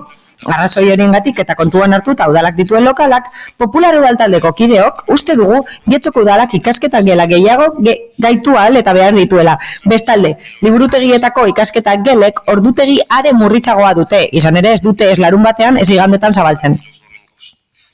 Hori dela eta, asteburuetan ikasketak gelen plaza kopurua txikiagoa da eta ondorioz areagotzen dira bai lekua aurkitzeko arazoak bai lekualdatzeari lotutakoak. Gauzak horrela, udalak ordutegiak luzatu beharko lituzke, behintzat azterketa garaian. Azaldutako guztiagatik, Popular Udaltaldeak honako hau aurkezten du. Erabaki proposamena lehenengoa, udalerrian ikasketa gela gehiago gaitzea, behintzat azterketa garaian. Bigarrena, liburutegietako ikasketak gelen ordutegiak luzatzea, gutxienez azterketa garaian. Eta hirugarrena, mozio honen berri ematea udalaren erabideetan. Jarraian, azaldu egingo dut laburki mozioa. Mozio honekin arazo bati egin nahi diogu aurre. Arazo hau dago Getxon eta egia da aitortzen dugu arazoa ez dela gure udalerrira mugatzen. Hau ez da pedalaren kontuaren arazoa bezalase hemen bakarrik dagoela. Kasu honetan aitortzen dugu ikasleak kokatzeko arazoak daudela azterketak garaian udalerri askotan. Hori onartu egiten dugu eta egia esan, jakin badakigu udalerriak badituela liburutegi asko eta ikasketak gela asko, baina gure iritziz eta ikasle askoren aburuz eskasak dira. Askotan esaten zaigu eta horrelako mozioak aurkezten ditugunean esaten da ez dagoela benetako eskaria arazo hori ebasteko. Nik uste dut, kasu honetan, aitzitik kontrakoa gertatzen dela gazteek eskari hori daukate ikusten dute askotan beste udalerri batzuetara joan behar direla, ez dagoelako plaza nahikorik liburutegietan, hemengoetan, noski. Nik esan dezaket, gustatuko litzaigukeela guri hau aurkeztu behar ez izatea. Adibidez, beste udalerri batzuetan zerbait egin dute horren aurrean. Adibidez, Etxebarrin, udalak zabaldu egin du ikasketa gela. Bilbon adibidez, abenduko berriak dira, 330 plazekin indartu ditu ikasketa gelak, Bilbok. Beraz, Getxon egin daiteke, uste dugu gela asko daudela Getxon, utzik daudenak eta erabiltzen ez direnak, adibidez, Poligono Gorria, San Martin eraikina, egia da aurrekontuan, azkenengo aurrekontuetan proiektu bat aurkeztu genuela topagune bat izan zedin, ez dakite Bilduk edo Elkarrekin Podemosek proposatu zuten emakumearen etxea izatea, bai Euskal Herria Bilduk hori proposatu zuen emakumearen etxea izatea, ezetz esan zuten eta ez dago proiekturik, utzi jarraitzen du, Benturillena daukagu ere bai, eta Aiboako institutua.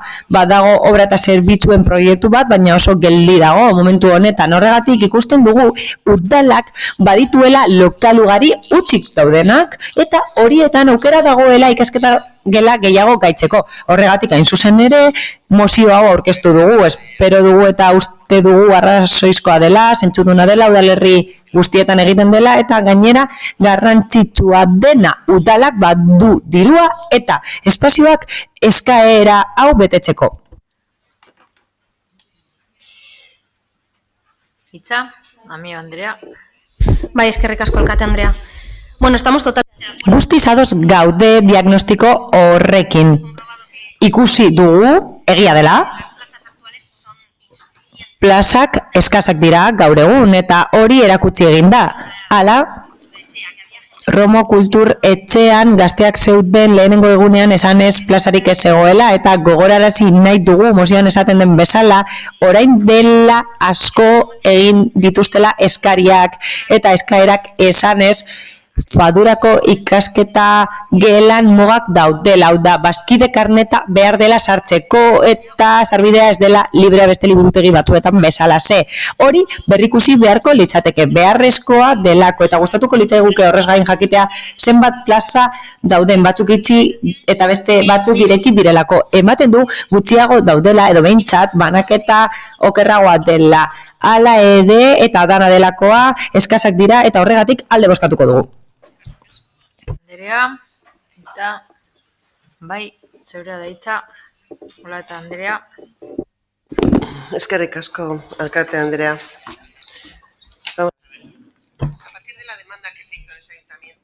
Eskari bat egin zen udalean eta esfortzu bat egin zen plazen kopurua areagotzeko. Gaur egun daukagun eskaintza, Alderdi Popularreko kideak aipatu du, baina ez du esan adibidez zeintzuk diren ordutegiak. Orain, 600 plaza baino gehiago daude ikasteko eta ez da jaso gehiago behar direnik. Ez da jaso eskari hori. Areagotu lirateke, baina zaintzaileekin badago arazo bat eta hori konpondu beharko da etorkizunera begira.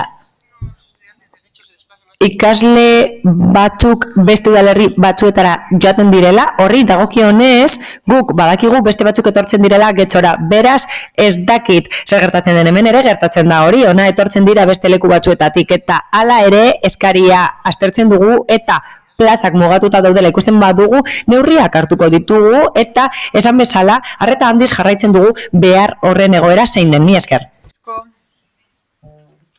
Eta, bai, zeinek hartzen du hitza? Zamora Andrea, zaitut ikusten hor. Eskerrik asko aldeza. Desde Bildutik uste dugu beharrezkoa dela ikasketa gelen eskaintza areagotzea. Hala, auzotar askok ikusten dute beste udalerri batzuetara joan behar dela gure herrian ez dagoelako espaziorik ikasteko. Eta hori salatu dugu azkenengo urteotan, pertsona gehiegi ikasgeletan, insonorizaziorik ez, mugatutako ordutegiak eta bar. Hala, 2018an RKE inauguratu zen eta orduan salatu genuen ikasketa gelen espazioa eskasa zela. Makroerekin bat eraiki zen €1.000.000 inbertsio batekin, baina hasieratik topera zeuden ikasketa gelak. Hala, egoera horren aurrean Getxoko ikasle askok ikusten dute beste udalerri batzuetara joan behar direla ikastera, talde lanak egitera, eta bar. Harrigarria da egoera kontuan hartuta Getxok milioika euro inbertitu dituela azpiegitura berrietan. Azkenean, hori gora bera ikasleek ez dute espazio nahikorik ikasi ahal izateko. Horregatik guztiagatik, mozioaren alde bozkatuko dugu. Gure proposamenekin bat datorrelako, hau da, azkenengo urteotan aurkeztutakoekin. Eta espero dugu konponbide bat ematea ikasketak gelen egoerari eta espazio duinak eskaini ahal izatea ikasleentzat. Mila esker. Eskerrik asko, Zamora Anderea eta Uriarte Anderea, zurea da hitza.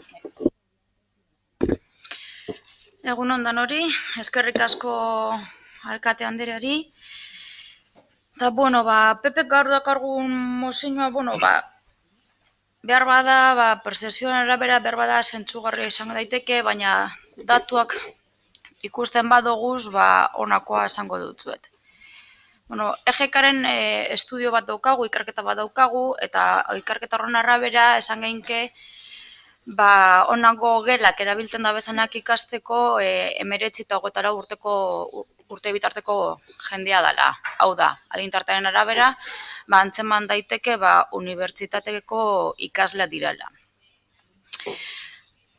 Gaur egun Getxok daukazan baliabideak kolektibo honen behar izanak asetzeko honek dira. Era honetan, Paularen galderari erantzungo deutzat. Liburutegietan, Bilamonteko liburutegietan 50 lagunentzako lekua daukagu, San Nikolasen 78, Romon RKN 57, Instituto Karo Barojan beste 50, Faduran 215, Gehi Salon Soziala, esaten dutzena beste 78, eta Andramarin 124, guztira 652. Hala ere, RKN gelak, beste kolektibo batzuk erabiltzen ez da bezan gelak libre dago zanean zabaldu egiten dira. Beraz, gela horren disponibilitateen arabera lagun gehiago sartu genkez edo gitziago. Baina, fijo, egonkorrak 652 lagunentzako lekua daukagu. Datuei eusten badutzegu, datuak baino ez badoguz aztertzen, hau da, errealitatea, estatu mailako beste herri batzuek azaldaratuz Getxon ikasteko dagozan plazan egonkorrak proportzioan asko hobeto gagoz beste herri batzuetan baino. Ikerketa horrek ere badaukaguz.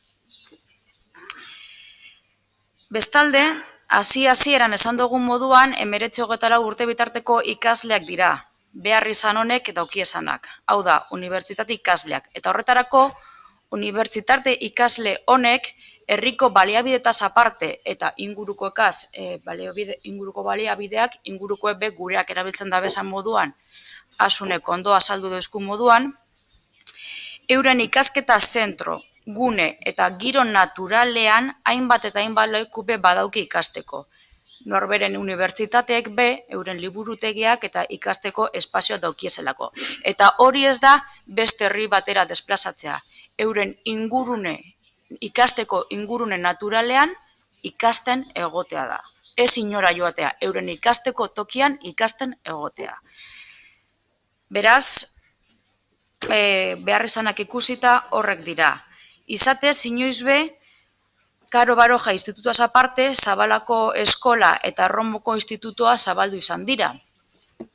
Baina, teknikoek datuak ikusita, jende oso gitzi joten zala, honek iztea erabaki izan, eta beste leku honetan, esan duguzan beste lekuetan, batzea, edo ikasketa guneak sortzea, erabaki izan. Beraz, proposamenari ez eskoan mungo dutzago. Eskerrik asko. Beste norbaitek hitza hartuko du? Bai. Torrialekerika, zure da hitza. Sí, gracias, señora alcaldesa. Eskerrik asko alkate Anderea. Lehenik eta behin, eskerrik asko Elkarrekin Podemos eta EH Bildu taldei, eskerrik asko alde bozkatzeagatik. Guk uste dugu zentzuduna dela, baina beno. sozialistei gustatuko litzaidake hau esatea. Bitxia da testua, areetan 11 milioi euroko inbertsioa, sakeko plaza, eta besteak beste ikasketa gelak dituen eraikina. Azterketa garaian adibidez erabiltzeko eta beste ekitaldi batzuk hartzeko Romo Kulturetxean hartu ezin badira. Hori zen programaren parte, hauteskunde programaren parte 2019ko hauteskundeetarako. Suposatzen dut otsailean idatziko zenutela, otsailean martxoan. Ez dakit zergatik orain ez duzuen arazo hori onartzen. Martxoan bazegoen eta orain abenduan, urte bereko abenduan, ez da existitzen, nik ez du sinesten. Gezurra esan zenuten programan? Edo hori egin zenuten eta ondo geratu nahi zenuten eta proposatu zenuten egingo zenuten zerbait, edo benetan ikusi zenuten arazoa bazegoela. Hori, behintzat arraroa iruditzen zaigu. Zuen hauteskunde programa da, egia da, proiektu handizarea dela, baina zuek onartzen zenuten bazegoela premia hori. Alderdi nazionalistak, alderdi jeltzaleak esaten du, bai, egia izan daiteke, beste udalerria baino beto gaudela, baina horrek ez du esan nahi, hobetu ezin dugunik, are gehiago hobetu ezin dugunik. Noski, bai, besteak baino beto gaudet ez dugu ezer egingo, ez, guk ulertzen dugu, eta oposiziokok, ematen du, beste mundu batzuetan bizik garela, ez garelako gai, eskari erreala aurkitzeko ez dugu herritarren eskaririk ezagutzen, ematen du ez dugula inorekin hitz egiten eta inork ez duela gurekin hitz egiten. Ez garelako gai benetako arazo bat aurkitzeko. Ez dakit zer gertatzen den, baina ordezkaritza badaukagu eta gainera kolektiboekin egoten gara, organismoekin egoten gara eta pertsonekin biltzen gara eta ezagutzen ditugu errealitateak. Horregatik nik uste dut irizpide hori gehiegizkoa dela eta ez dela zentzuduna esan bezala, eta gure lehenengo hitzaldian esan dugun bezala, eta osatuko dut esan dudana, esan nahi dut gaitzeko bakarrik behar direla 3 gauza. Lokalak eukitzea, lehenik eta behin, udalak baditu, kasu honetan, utzik daude lokalak, bigarrenik dirua behar da, erreformak egiteko, noski, gaitzeko, gela horiek eta dirua behar delako, gaikuntza horiek egiteko, eta udalak 40 milioi baino gehiago ditu diru zaintzan, beraz ez dago arazorik, eta 3. eta kasu honetan arazo nagusia, borondate politikoa eukitzea. Eta ematen du Getxon bai 2 gauza horiek ditugula, harro egon gaitezke, oso posiblea da guretzat ikasketak gelak eukitzea, eta arazoa da ez dagoela borondate politikorik. Mila esker. Beste norbaitek? Bai? Mi banderea. Bai, eskerrik asko, alkate Andrea. Me encantaría saber cómo calculan. Gustatuko litzaidake jakitea nola kalkulatzen den eskaria, ematen du mundu paraleloetan bizi garela. Ilarak ikusi dituzue, ilarak egoten dira ikasketak gelak irekitzen direnean. Seriotan ari naiz. Romo Kulturetxea ireki zen lehenengo egunean, bete egin zen espazioa. Gure kide baten alaba jaitsi zen, eta esan zigun oso zaila izan zait aurkitzea lekua. Asko kalde egin behar dut, ez dago modurik Getxon ikasteko lekua aurkitzeko, eta ez da lehenengo pertsona esaten diguna. Nik ikusi dut eta nik jasan dut unibertsitatean nengoenean ere bai. Beraz, esaten digute 652 plaza daudela, oso ondo, bale, asko ematen dute, baina ikusten badugu 200 baino gehiago daudela faduran non dagoen eta zein irisgarriak diren, ondoriozta dezakegu zenbat egon daitezkeen gazteek behar duten leku horietan. Denek ez daukate aukerarik fadurara joateko, baina horretarako ikastetxeak eskolak dituzte, bai, baina deigarria da. Ez da aipatzen oposizioak ikasten dituzten ikasleen egoera. Ematen du bakarrik ikasten dutela institutukoek edo unibertsitatekoek. Gero eta jende gehiagok ikasten du oposizioetarako eta gehiagok ikasiko dute urrengo deialdietan eta horiek ere espazioa behar dute. Hori ez da eskaria, ez du ematen behar dutenik, ez da inorek tortzen eskatzera. Baina agian zerrenda bat ireki behar duzue eskatzaile gisa izena emateko. Horrela ibili behar gara. Ziurazki ez dute onartuko eta ez da aurrera aterako. Naiz eta arrazoia daukagun gabezia onartzea delako beste batzuetan bezala ze. Beraz, gure aldetik onartzen dugu gabezia hori dagoela, ez daukagu arazorik eta espero dugu hobera egitea eta mantentzen dugu gure aldeko bozka. Mila esker. Banderea eta Ez, hola eta Andereak ez dakit hitza hartu behar duen berriro? Ez? Sencillamente... Besterik gabe, esateko, ez dakidalako zergatik bilatu nahi dituzten arazoak ez dauden lekuetan. Nik hitz egiten dut jendearekin, nire txakurrarekin ere bai, kalera ateratzen gara eta ezagutzen ditugu eskariak. Liburutegietan arratsaldean ez egoen jenderik. Ez dakit ez duzuen ondo ulertu esan dena. Beraz, premia dagoenean eta ikusten dugunean eskaria hor dagoela eta premia hor dagoela, behin Romon saturatu zen, badaude beste plaza batzuk eta jendeak ez badu mugitu nahi eta nahi badu ikasketak gela bat euki atariaren ondoan, ikasi beharko dugu eta aztertu beharko dugu egoera. Denok ikusten ditugu arazoak, denok ezagutzen ditugu, baina horrez gain, jakin badakigu eskari batzuk badaudela eta hezkuntzan deitzen gaituzte eta esaten digute arazo hau dago eta kasu honetan ez dago eskaririk, sentitzen du, baina ez dago, eta egongo balitz, ezarriko genuke beharrezkoa dena, beraz ez dugu arazoa ikusten, mila esker. Mora Anderea, zebra da hitza.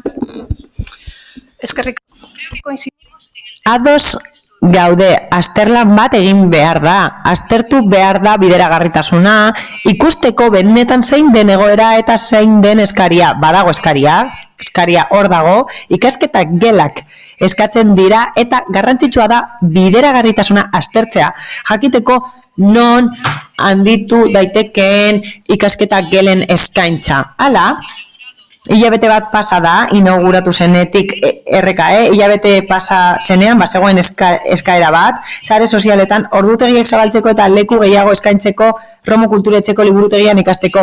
Bai, dago sinadurak jaso ziren eta hori jasota dago, mila esker. Zamora Anderea eta Uriarte Anderea, zure da hitza. Bueno, lehenengo, Gonzalo Zorriak lekerikari erantzuteko, arrazoi guztia daukaz esaten dozunean beste batzu baino hobeto gagozala dinogunean ez gara horregaz konformatu behar. Horregaz guztizadoz, hobeto gagoz.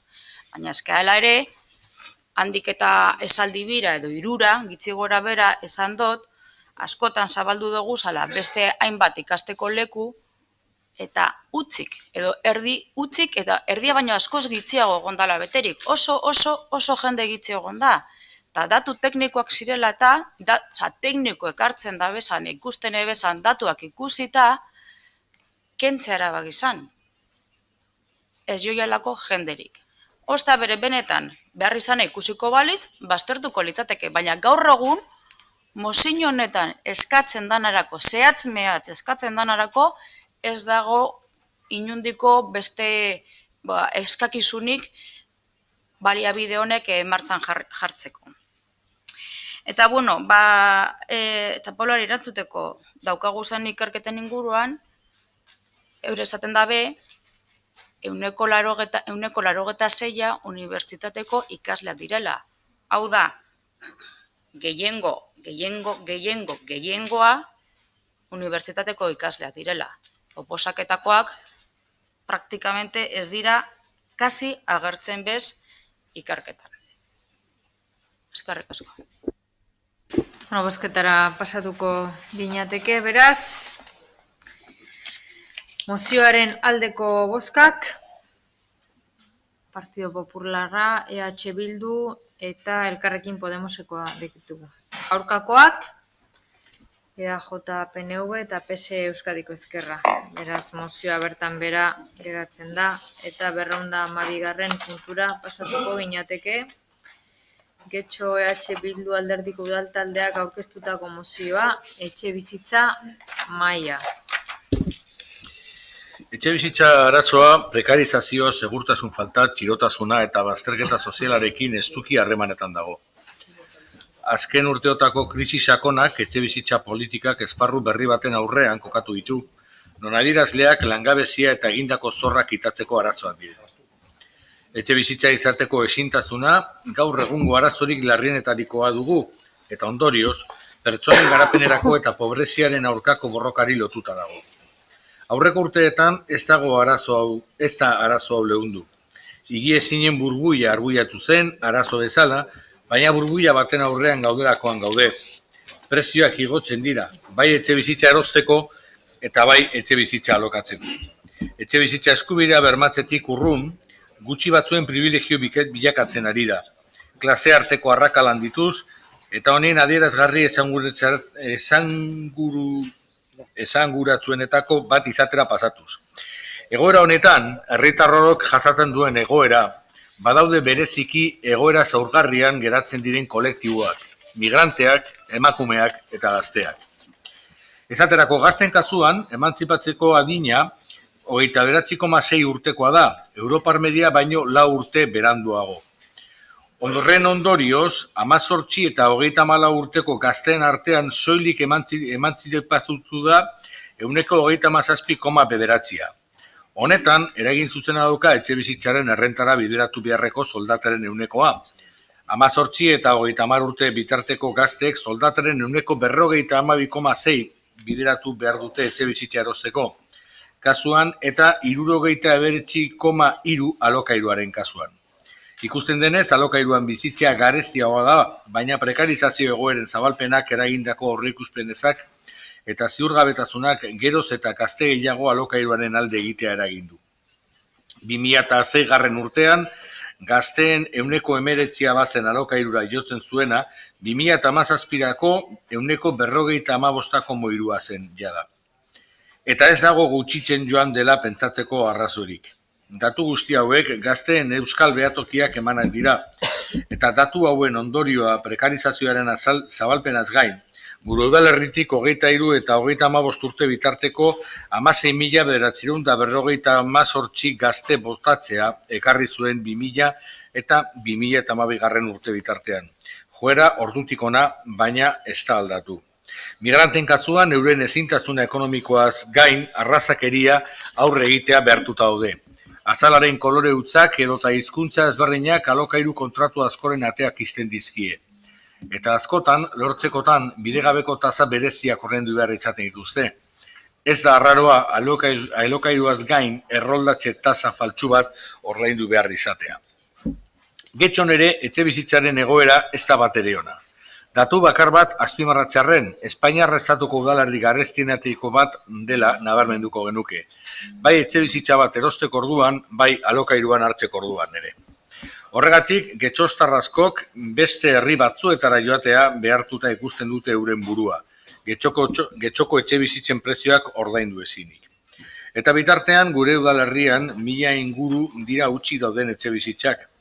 Ezin ulertu daiteke etxe gabeko getxostarrak dauden bitartean bizilagun gabeko ehundaka etxe egotea. EH Bilduren eskariz, etxe hutsen inguruko azterketa egin zen eta datuak baditugu. Baina datu hauen gainean ez gara hasi neurriak hartzen. Kudeagarri bezala aitortzen ziren 902 eta datu horiek aldatzeko borondate politikoa egikaritzeko unea heldu zen aspaldi. Kasu honetan, azterketa zehatz bat daukagu mahai gainean. Ez dago ezer gehiago aztertu beharrik, neurriak hartu eta martxan jartzea ez dago besterik. Egoera nolabait hobetzeko nahitaezkoa da herritarren segmentu ezberdinek etxe bizitza izateko baldintzia errealistak errazteko eta sustatzeko neurriak ezartzea. Datuak baditugu. Ugari, errealitatea ezagutzen dugun, baina bitartean politika publiko eraginkorrik ez egoteak ekimen pribatuaren eskutan eragiletza utzizanak etxe bizitzaren garestitze itzela ekarri izan du. Baita populazioaren zahartzea, populazioaren galera eta herritarren prekarizazioa eta bar. Osoko bilkura honetan, legealdi honetan, bertan, askotan hitz egin dugu etxe bizitzaren inguruan. Gobernuan dauden taldeek etxe bizitza plana egin behar dutela diote, baina noizko eta nola ez digute esaten. Jakin badakigu etxe bizitza arazoa konpontzeko ez dagoela barita magikorik, neurri bakar batek ez duela konponbiderik ekarriko, baina neurriak ezin ditugu gehiago atzeratu. Gure iritziz, alokairua izan behar da etxe bizitza arazoari aurre egiteko ardatza, alokairuzko etxe bizitza publikoaren parkea eratu behar da. Honek eragina izango luke alokairuaren prezioan, adibidez, edo nolai nahi ere, eskuragarri diren errenta jarriko lituzke merkatuan. Baina badaude beste hainbat neurri hartu beharrekoak, kojauzina, ereduak laguntzak, neurri fiskalak, elkar bizitza eredu berriak, sustatzea eta abar. Baina horiek gure proposamena dira, guk landutakoak. Gehiago egongo dira eta gu gure mahaigainean jartzeko prest gaude, aztertzeko, hobetzeko, osatzeko eta etxebizitza arazoari aurre egiteko. Bada garaia politika publiko eraginkor eta ausartak martxan jartzeko eta horretarako kolektibo zaurgarrien iritsi eta herritarren segmentu desberdinen ahotsarekin kontatuz. Bada garaia elkartu eta martxan jartzeko. Hau horrela izanik, Euskal Herria Bilduk honako akordio proposamena dakar osoko bilkura honetara. Bat, etxebizitza politika dela medio, gure udalerriek dagoen egoeraz eztabaidatu eta irtenbidea proposatu ahal izateko Getxoko etxebizitza maila sortuko da. Etxebizitza mailak urtebete iraungo du gehienez etxebizitza plangintza eratzeko. Hala ere, urtea bukatu aurretik neurria proposatu ditzake eta hauek egikaritu daitezke plangintza osoa izan aurretik. Mailan, udalbatzan dauden alderdi politiko guztien ordezkaritza egongo da eta baita herritarrena ere. Bertan hartzen diren erabakiak ez dira izango lotesleak eta mailak plenora bideratuko ditu proposamen guztiak. Horren garrantzizkoa den eztabaida batetik eta ondorioztatzen diren hartu beharreko erabakietatik ezin da biztanlegoa aparte utzi. Biztanlegoaren partaidetza elkarteen bitartez eta era individualean artikulatuko da. Eta arreta berezia izango dute emakumezkoek, gazteek, ahaide bakarreko familiak eta migrantek. Defentsa egingo duzu orain? Bueno, aitortu behar dugu, saiatu garela akordio bat heltzen, mai hau eratzeko, ez da posible izan, baina... Parkatu, despiste txiki bat eukidut. Zeharkako bat daukagu. Eski horregatik Bai, parkatu. Ni negon beste, bai.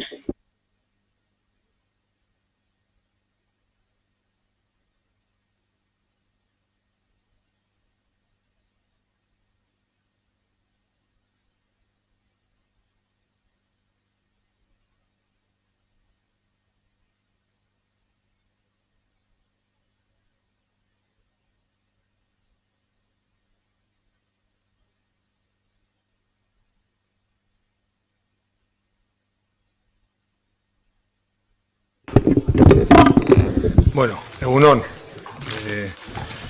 La propuesta del... Bueno, hemen zeharkako emendakin bat aurkezten dugu EAJaren eta PSEren partetik, gobernu taldearen partetik alegia.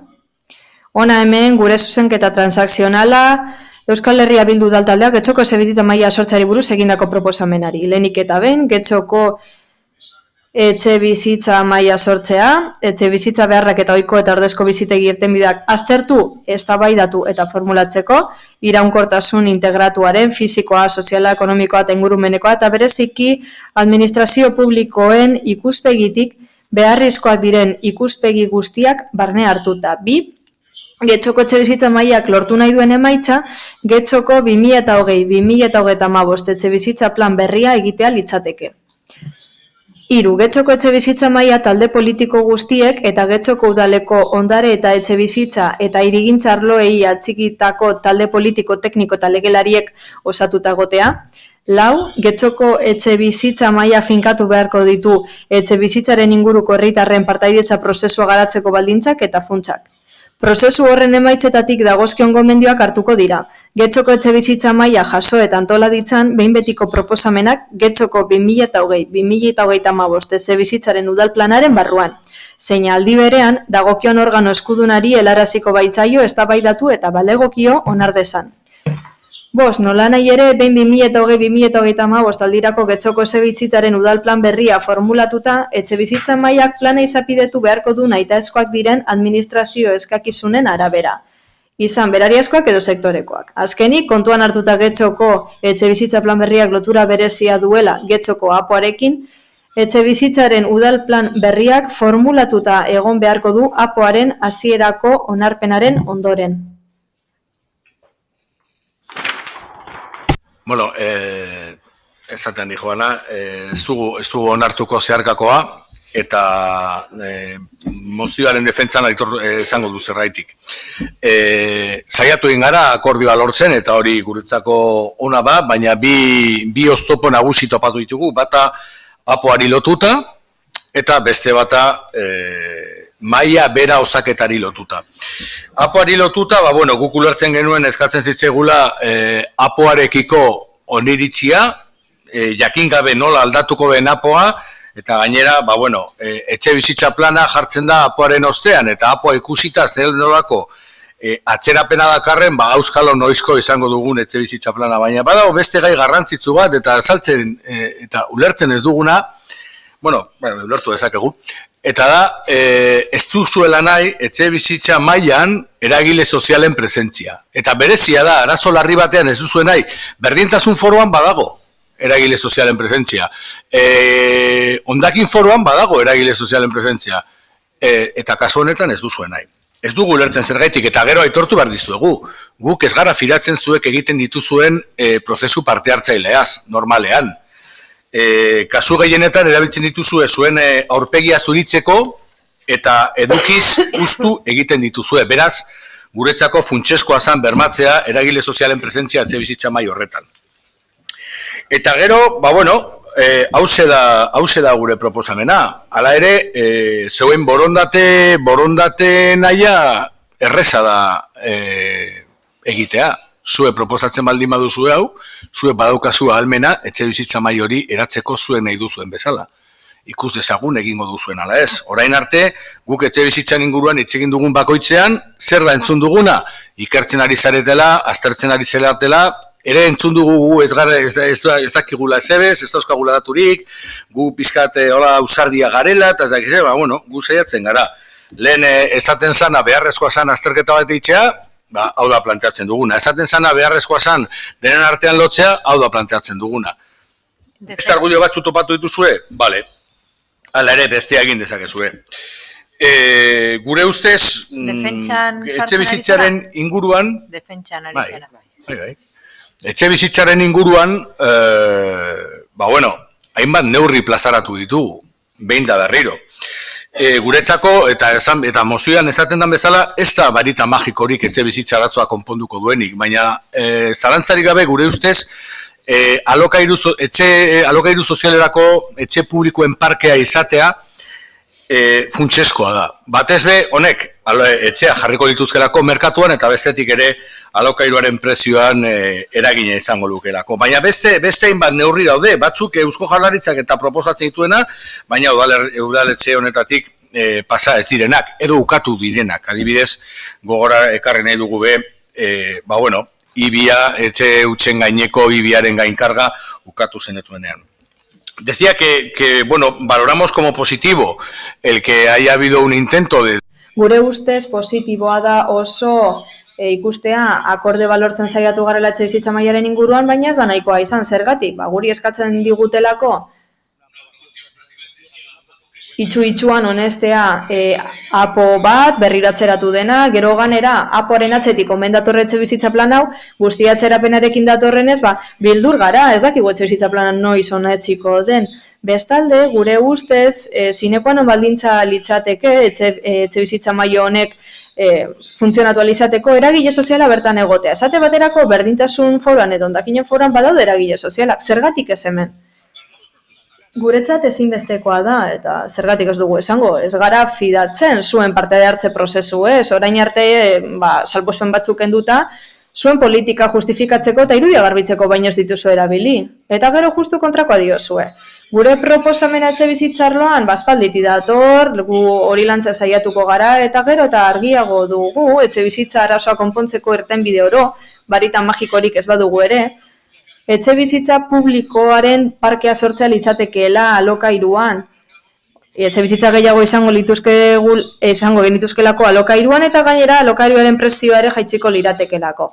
Eta zuek egiten duzuena zer da baliabide publikoak eragile pribatu eman denbora epe batean, eta hori ez da bidea. Eskerrik asko, Rodríguez jauna. Mieba edo Robles jauna, zeinek, Robles jauna, zeurea daitza.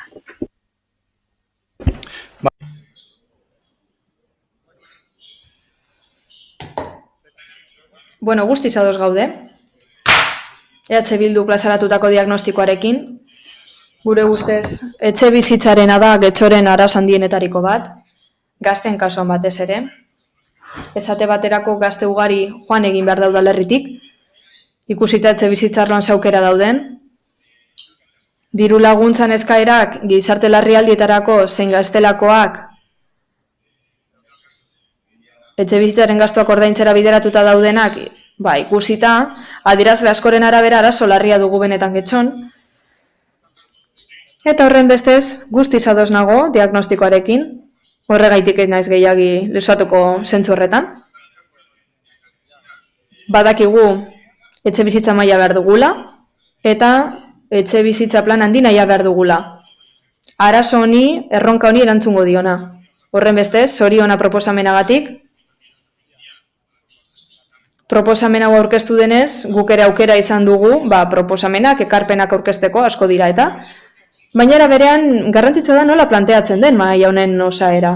EH Bilduren planteamenduan 3 gauza daude oso positiboak eta garrantzitsuan nire ustez. Lehenengo eta behin epeak daude. Garrantzitsua da. Guk eperi jartzen ez badugu, asmoa dirazpen utxan gertatzen da, gero bete daitek edo ez. Bigarrena, jendearen parte hartzea bultzatzen duela, elkarteena, ezinbestekoa da, hori baita jendearen arazoa parte hartu behar dute. Eta hirugarrenik, ez gara arlanduaz ari bakarrik, hemen alokairuak, etxe bizitza hutsak alokairuan jartzea, bestelako neurria proposatzen dira, guk ere proposatu genituen bere garaian, esate baterako kontribuzioaren diru laguntzak, aurrekonturako proposatu genituen eta ez ziren honetzi, baina hau apotik kanpo geratzen diren neurri asko argenitzak, arazonik konponbidea emateko. Horregatik, aldeko bota emango dugu, baina gero ikusi dugu gobernu taldearen zuzenketa, ikusten dugu justu guretza positiboa diren 3 gauza horiek EH Bildu proposatutakoak desagertu egiten direla. Ez dago eperik, apoaren ostean etorko dela alegia, eta guk ez dakigu hori noiz izango den, behar bada asko luzatuko delako, batek daki noiz arte. Bigarrenik parte hartza mugatzen du, hori ere ez dugu ulertzen, eta azkenik, mahai hau zuzenean lotzen dute Arlandura. Hau da, apora. Eta guk uste du badagoela hortik kanpo beste gauzasko, irtenbide emateko arazoari. Ibonek esan bezala, ziurrenik ikusiko dute beharrezkoa dela eta proposatzen duten maila hau sortuko dute etorkizunean, proposatuko dute eta gehien gozoa dutenez bonetziko da proposamena, guk ikusiko dugu horren inguruan ze bozka emango dugun, baina orain proposatzen dena gure ustez egokia da taldeko boto emango diogu. Eskerrik asko, Robles jauna eta Aio jauna zeurea da hitza.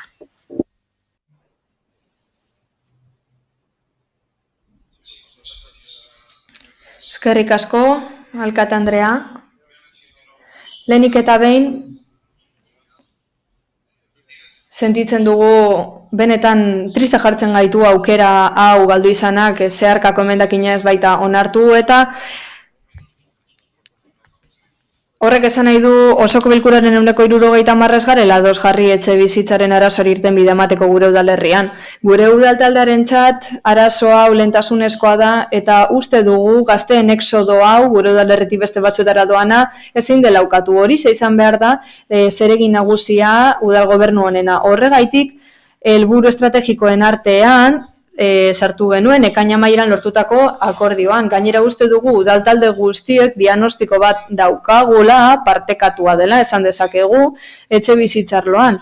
Horren ondorioz, irtenbide posibleak eman alizateko, udal gobernua eratzen dugun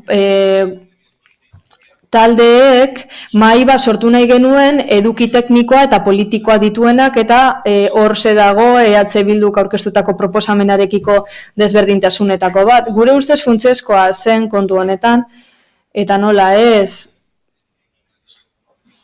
ez nator bazuk esandakoarekin gauza ez da herritarren parte hartzea mugatzea, baizik eta parte hartze hori lortzea. Gainera, zeharkakoan esaten zen getxoko herritarrek erabakiko zituztela nola parte har zezaketen mahai honetan. Hau da, gu hemen lantzen ari garena ez da mugatze bat, herritarren parte hartzen mugatze bat, adostasuna lortzeko aukera baizik. Mekanismo parte hartzaile artikulatzeko mahaiaren barruan.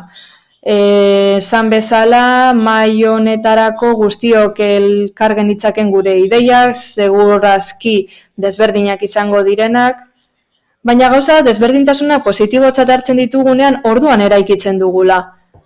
Eta hori guztiontzako ona da. Etxebizitzaren arazoari dagokionez, badakigu hainbat faktore daudela, eragina dutenak arazo honetan, benetan arazo larria, bide batez.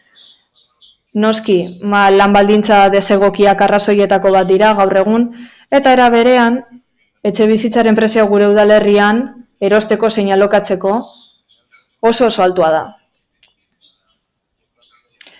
Hori dela eta kolektibo horik zaurgarrienak, klase langilea eta bereziki emakumeak, migratzaileak eta gaztea dira. Horregatik, udaltalde honena buruz ezinbestekoa da ikuspegi sozialetik lantzea arazo hau. Baina guk badakigu ikuspegia gurea ez dela bakarra, baliozkoa den bakarra izango, besteena ere behar dugu. Etxe bizitza babestua eta librea behar dugu, nolabait mobilizatu egin behar ditugu, udalerrian ditugu 102 etxe bizitza hutsak, cohousing-a sustatu behar dugu, eta segurrazki egongo dira beste hainbat eta hainbat aukera. Eztabaidatu eta aztertu daitezkenak. Gurea buruz ezinbestekoa da eta gainera uste dugu helburua bera handi nahia dela, mahaiaren ekarpenak 2020-2035 plan estrategikoaren helburuekin bat etortzea. Eta horren adibide da guk 2019tik aprobetxatu nahi dugun etxebizitza plana balio eman nahi diogula gure aldeko botoa izan zuelako. Aldi berean ez dugu plan hau, plan honek apoarekin duen lotura apurtu nahi. Zergatik, guk uste dugulako plan hau lotuta egon behar dela, etxebizitza plana lotuta egon behar dela nolabait apo berriarekin.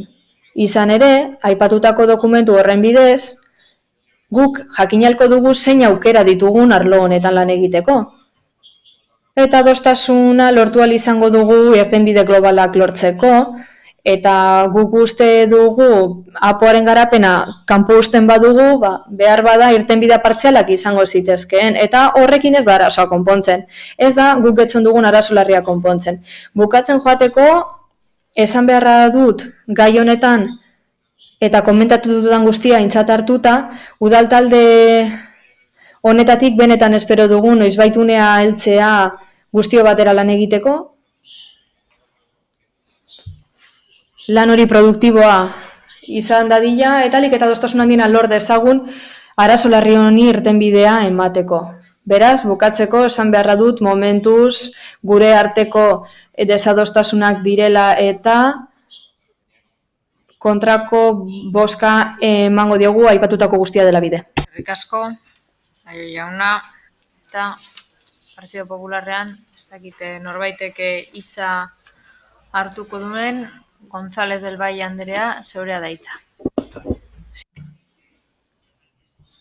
Eskerrik asko alkate Andrea. Zalantzari gabe etxebizitzaren arazoak badu lotura prekarietatearekin eta pobreziarekin eta horrek munduko herrialde guztiak kaltetzen ditu. Gure udalerriaren kasuan benetan kezkagarria da gure alderdiarentzat. Hori guztia dela bide Getxoko Alderdi Popularretik behin eta berriro babestu izan ditugu, udal honek VPOak eraikitzeko plazaratutako ekimenak. Eta baita alokairu soziala sustatzeko ateratako ekimenak. Salmentarako izan zeinez. Gauza da guk beti babestu izan ditugula neurri hauek. Alderdi Popularretik guk ez dugu ulertzen nola esan dezakezuen aurreikuspen falta dagoela. Horreik ez du errealitatea islatzen. Zergatik, legegintzaldi landu izan dugulako hau.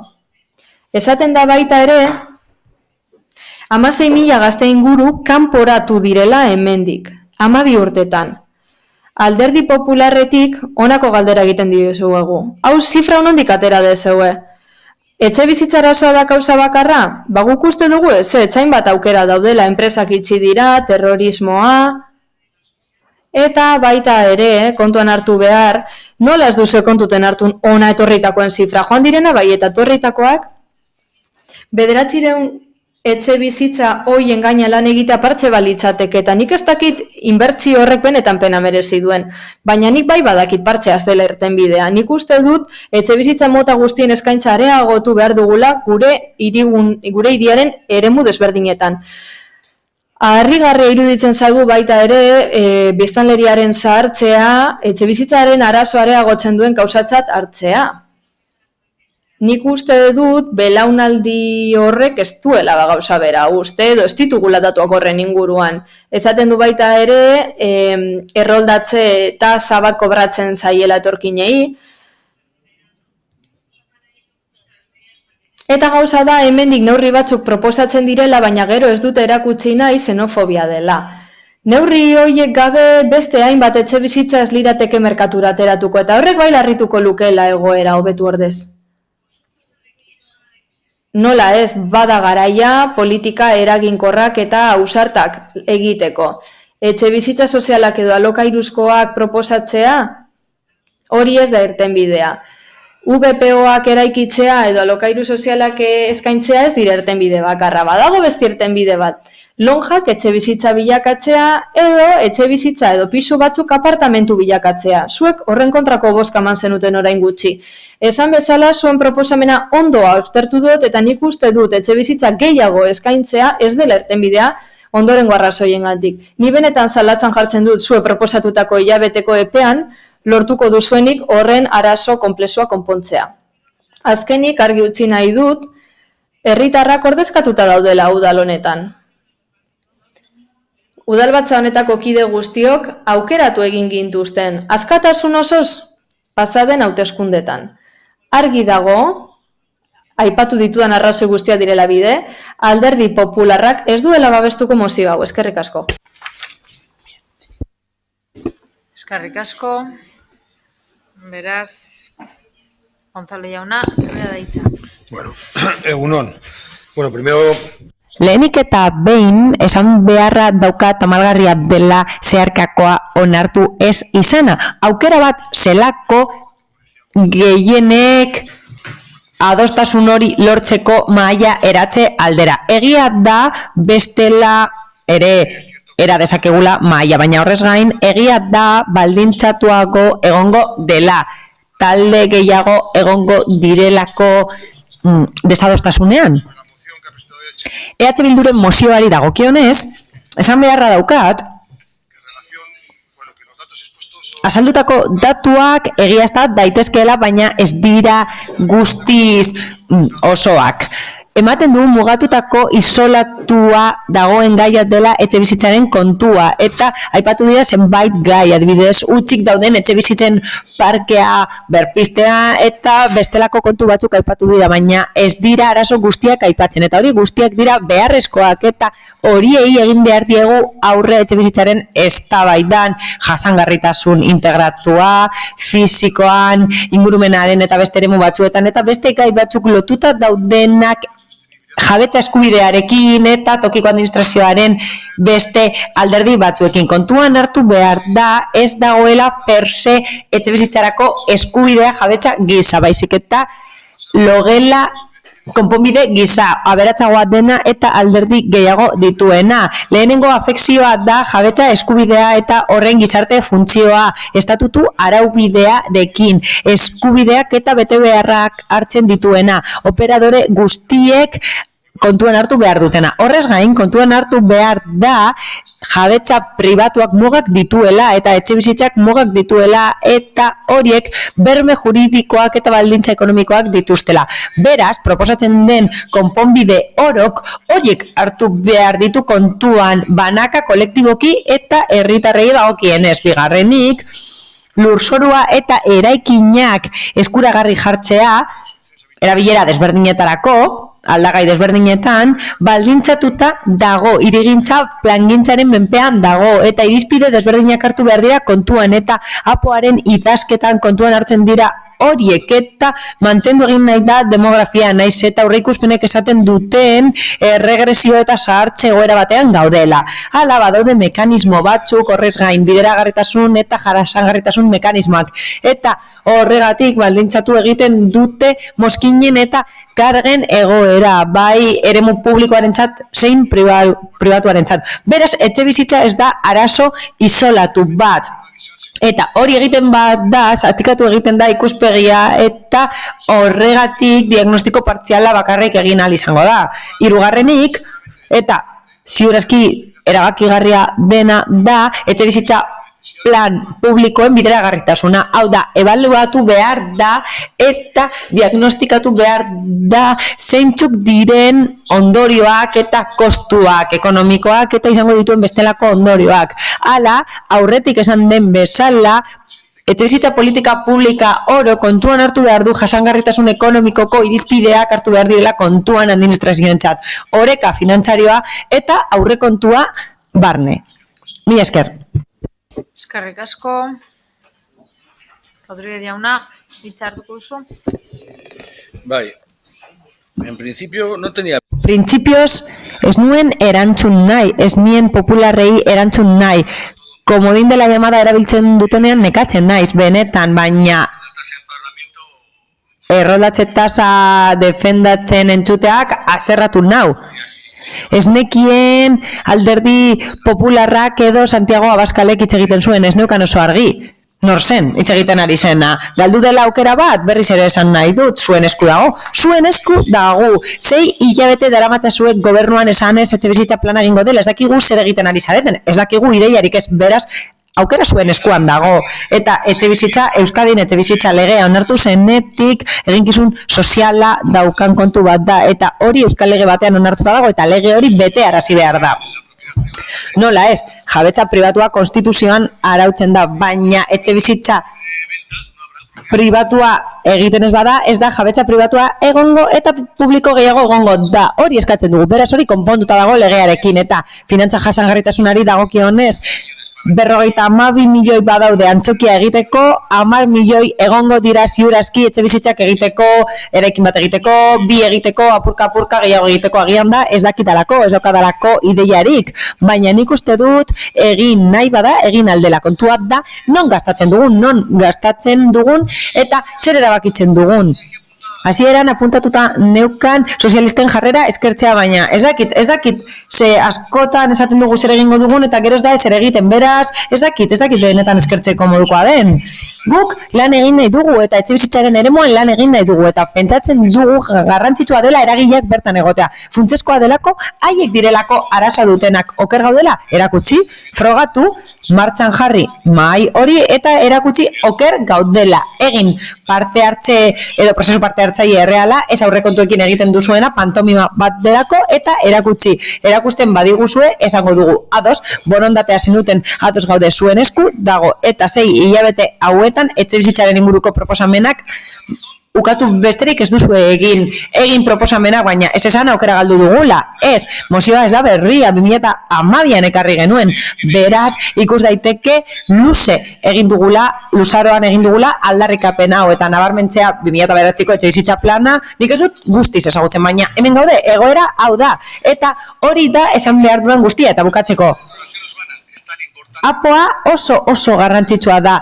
Hain da garrantzitsua non 11 urteko atzerapena duen. Beraz, koherenteak izan behar gara esaten dugun horrekin eta etxebizitza politikak apoan eragiten du, noski, baina zuen proposamena da apoak etxebizitza politikan eragitea eta udal honetan etxe asko egin dira igerilekuarekin eta orain ari dira igerilekua duten etxebizitza pribatuak eraikitzen 500.000 eurotan saltzen dira eta esan gazteei etxe hori erosteko 500.000 eurotan. Ez aiezu haiei.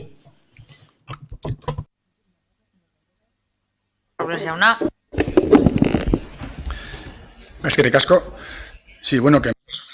Gutxi gora bera, ados gaude, diagnostikoa hori dela etxebizitza arazo larria dago, ez gaude ados tratamenduarekin eta EH Bilduren tratamenduarekin nahiko ados gaude, nahiko egokia da azaldutakoagatik, aurretik aipatutakoagatik. 3 punturekin ados gaude. Lehenik eta behin, epeak. Gobernu taldeak ez du eperik ematen, gutxienez esaten dute apoa honetzi arte, baina gero ez da eperik jartzen. Edo noiz izan daiteke. Aipatu dut parte hartzea mugatzen zela, baina esan nahi dut mahaia mugatzen dela, bertan erabakitzen delako prozesu parte hartzailea egingo da, espedientea betetzeko, baina kontua da parte hartzea sustatu nahi bada, herritarren parte hartzea sustatu nahi bada, herritarrek aukera izan beharko luketela mahaian bertan parte hartzeko, bertan lan egiten delako gai horretan. Eta gero, ez lotzea bakarrik hormigoiarekin. Aipatu digute badaudela kojauzien aukerak, laguntzak eta utzik dauden etxebizitzak horri aurre egin behar zaio, baina noiz, apo honetzi ostean, ez dakigu noiz izango den, hori egin liteki ja, oraintxe bertan, baina atzeratuko dugu hori lotu ahal arte hormigoiarekin. Ematen du oso ona dela, EH Bilduren proposamena oso ona iruditzen zaigu, oso deskafeinatua iruditzen zaigu gobernu taldearena, baina beno, mesedez, ez esan galdu dela aukera, bai, galdu da aukera mahai ona honesteko, espero dugu gobernu taldearen aldetik bestelako mahaia eratzea, baina gure borondatea ona izango da, ez esan, ez duzuen ez onartu, ez dugula borondaterik izango, borondate ona izango dugu, nola ez, eta ekarpen guztiak egingo ditugu, aldugun guztia egingo dugu, eta ados nago ibonekin, nahi bada gauzak egin daitezke. Getxok badauka aurrekontu nahikoa arazoari aurre egiteko, diru pillo gastatu da, sautu da azpiegituretan, eta zinkin faduran 24 milioi euro gastatuko dira, eta ohituta gaude udal honetan azkenean 50 milioi izango dira ziurazki, eta horren parte bat bideratu liteke arazoa konpontzera. Mi esker. Eskerrik asko, jauna, eta ez, aiok ez, eta Partido Populara, bai, González del Valle, zeurea da hitza. Sí, muchas gracias. Eskerrik asko. EH Bilduren ordezkariari erantzun nahi diot. Erroldatze tasak bermatzen du eskatzailea zergaduna dela eta egoiliarra gure lurraldean, eta hori ez da xenofobia. Guztirako komodinari dagokionez, ez dago inolako zalantzarik. Eragiten du, horrek eragiten du, gazten gaian eragiten du, eta egoera askotan eragiten du gure bizitzan. Mila esker. Eskerrik asko, González jauna, ez, beraz bozketara pasatuko ginateke, mozioaren aldeko bozkak, EH Bildu eta Elkarrekin Podemosekoak, aurkakoak, Partido Popularra, PS Euskadiko Ezkerra eta EAJ ditugu. Beraz, mozioa bertan bera geratzen da. Eta 213. puntura pasatuko ginateke, getxo EH Bildu eta Elkarrekin Podemos alderdiko udaltaldeek bateratua aurkeztutako mozioa. Pentsio duin bidezko eta nahikoen alde.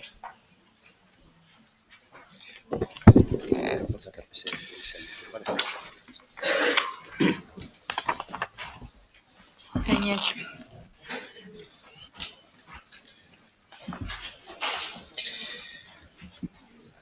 Bai, pentsio mugimendua kalean gaude 2018ko urtarrilaren 15etik era iraunkorrean. Denbora aurrera doa, hauteskunde mota asko egin dira azken garaian, eta gure mobilizazioekin lortutako emaitzak ez dira sendotu. Prekarietatea eta pentsioen murrizketa ekarri diguten lan eta pentsioen erreformak indarrean daude, baita bere ondorioak.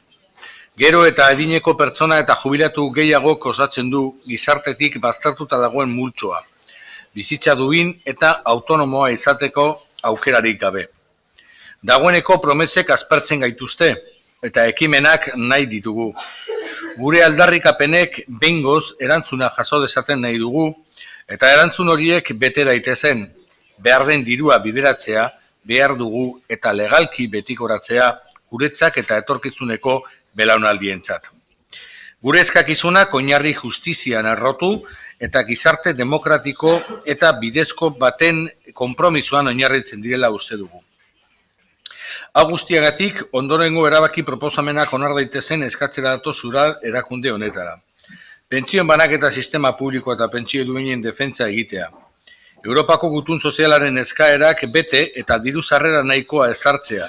Langile arteko gutxieneko soldata 1.200 eurokoa, gutxieneko pentsioa 1.080 eurokoa, pentsioen igoera automatikoa eta iraunkorra izatez gutxiene eskapeiren arabera eta legez bermatua, prekarietatea ugaritu duen lan erreformak eta 2011 eta 2013ko pentsioen erreforman alde kaltegarriak ezabatzea, soldata eta pentsioen genero arrakalarekin amaitzea, zigorri gabeko aurre jubilazioa 40 urte kotizatuak dituztenentzat, base eta pentsio plangintza pribatuen aldeko anura fiskalik ez, eta menpekotasun egoeran bizi diren pertsonentzat legez bermatzea zerbitzu soziosanitario eta publikoen bitarteko prestazioak diru publikoaz ordainduak. Adineko pertsona eta jubilatuentzako plangintza berezi egitea, beraien bizi baldintzak hobetze aldera eta horrekin batera zerbitzu eta prestazio horien inguruan udaletxetik bideratutako informazioa eta aholkularitza plangintza antolatzea. Zeharkako... Ya que presentamos de forma conjunta... Batera aurkezten dugunez, gaztelaniaz irakurriko dut. Propuesta de la Asociación de Pensionistas de Getxo. El movimiento de pensionistas estamos en la calle de manera permanente desde el 15 de enero del 2018. El tiempo pasa, las elecciones de distintos signos se han realizado y los avances conseguidos con nuestras movilizaciones siguen sin consolidarse. Las reformas laborales y de pensiones que fomentan la precariedad y la reducción de las pensiones siguen vigentes y las personas pensionistas sufrimos las consecuencias. Cada vez más personas mayores se incorporan al ejército de personas excluidas de acceder a unas condiciones de vida dignas y autónomas. Nos hemos cansado de promesas y exigimos hechos. Exigimos que nuestras reivindicaciones sean definitivamente atendidas y que se habiliten las partidas presupuestarias y el blindaje legal que las garantice para nosotras y nosotros y las generaciones venideras. Nuestra demanda de pensiones públicas, dignas e ingresos de suficiencia son de estricta justicia y el compromiso básico de cualquier sociedad equitativa y democrática. Por todo ello, solicitan de esta institución municipal que se aprueben las siguientes propuestas de acuerdo. 1. Defensa del sistema público de pensiones de reparto y pensiones públicas dignas, justas y suficientes. 2. Ingresos de suficiencia cumpliendo con las exigencias de la Carta Social Europea. SMI de 1.200 euros, pensión mínima de 1.080 euros, revalorización automática y permanente de las pensiones en función del incremento del coste de vida. 3. Derogación de las reformas laborales que han multiplicado la precariedad y de los aspectos regresivos de las reformas de 2011 y 2013. 4. Acabar con la brecha de género en salarios, pensiones, condiciones de trabajo y empleo. 5. No a la penalización de las jubilaciones anticipadas habiendo cotizado 40 años. 6. No a los beneficios fiscales de los planes privados de pensiones y EPSVs. 7. Garantizar por ley el derecho de las personas en situación de dependencia a la cobertura de la misma por medio de una red de servicios sociosanitarios universales y públicos, pagados con presupuestos públicos. 8. Realizar un plan específico de mejora de las condiciones de vida de las personas mayores jubiladas y de información y asesoría municipal respecto a servicios y prestaciones.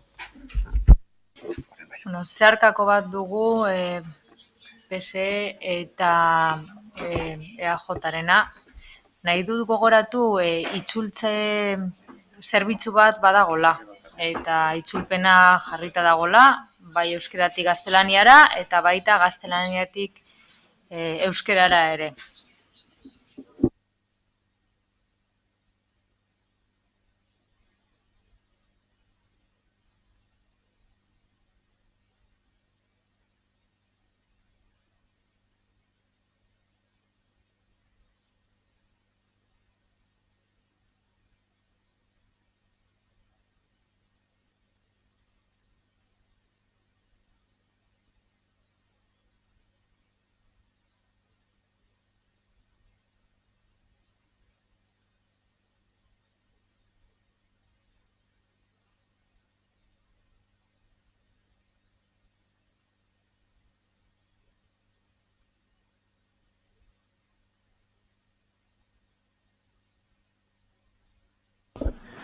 Bueno, irakurketari ekingo diot.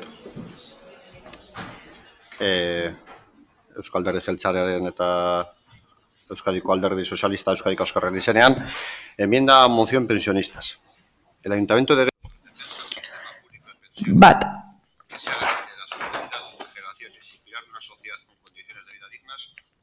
Getxoko udalak estatuko gobernuari eskatzen dio.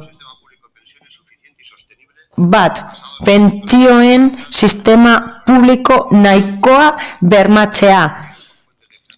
Elkartasun eta gardentasun esparru batean oinarrituta pentsio duinak eta igarri daitezkeenak bermatzeko. Hala, abenduaren 23/2013 legea indargabetzea, hain zuzen ere duinak diren pentsioak bermatzeko.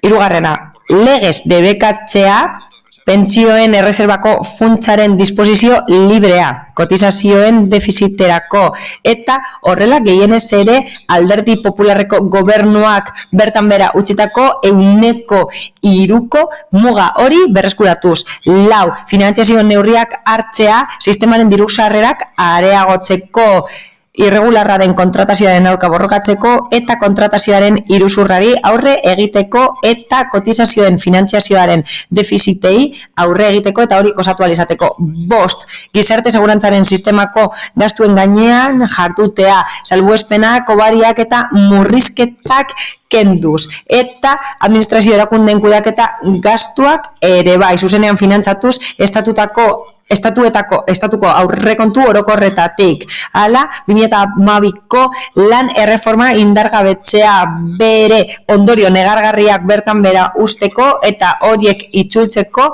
eta horrela pentsioen sistema publikoaren jasangarritasuna bermatu ahal izateko eta 5/2013 legegintzako errege dekretuaren aurreratutako erretiroaren arauketa derogatzea. Kontuan hartuta funtsezkoa dela baldintza hau EAEko pentsiodunentzat, beharrezkoa da gizarte segurantzaren eskumenak autonomia erkidegora berriz ere helaraztea. Kontuan hartuta lege organikoa 3/1979 Gernikako autonomia estatutua onartzen duena. Bueno, hori geratu denez mozioa ez da gurea. Orduan, pentsioniste beraiek ezatu dute ezin dela zeharkakoa onartu. Batez be, beraien oinarrizko aldarrikapenak ez dituela jasotzen, tartean 2080ko gutxieneko pentsioa, lan erreformaren 2010koa bertan bera geratzea, ez duela genero arrakala hori konpontzen. Orduan, ikusten dute zeharkakoak beraien proposamen batzuk jasotzen dituela, baina ez oinarrizkoak eta berez ezin dute onartu. Eztabaidara pasatuko gara orduan, bai?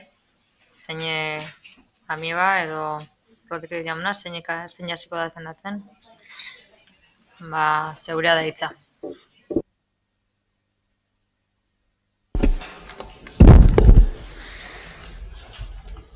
Bueno, al igual que presentamos este texto, que es íntegramente... Testu hau aurkeztu dugu Getxoko pentsiodunek idatzi dutena eta gure taldetik eskerrak eman nahi dizkiogu taldeari lan ugari egin duelako eta mobilizazio pilo egin dituelako orain dela 2 urte eta kontzientziatu duelako gizartea. Jakin dezagun zein garrantzitsua den gure etorkizunaren alde borrokatzea. Garrantzitsua da soldata duinak jasotzea eta pertsonek lan bizitzan kobratutakoarekin loturat daukan pentsio duinak jasotzea.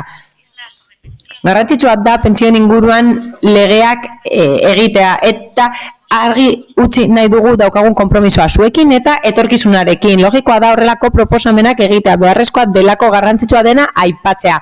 Genero arraia murriztea, enpleguaren eremuan eta pentsioetan neurri zehatzak ezartzea, kotizazio epe handiagoak ezartzeko eta lan jardueraren etetengatik existitzen diren kontuak arautzeko.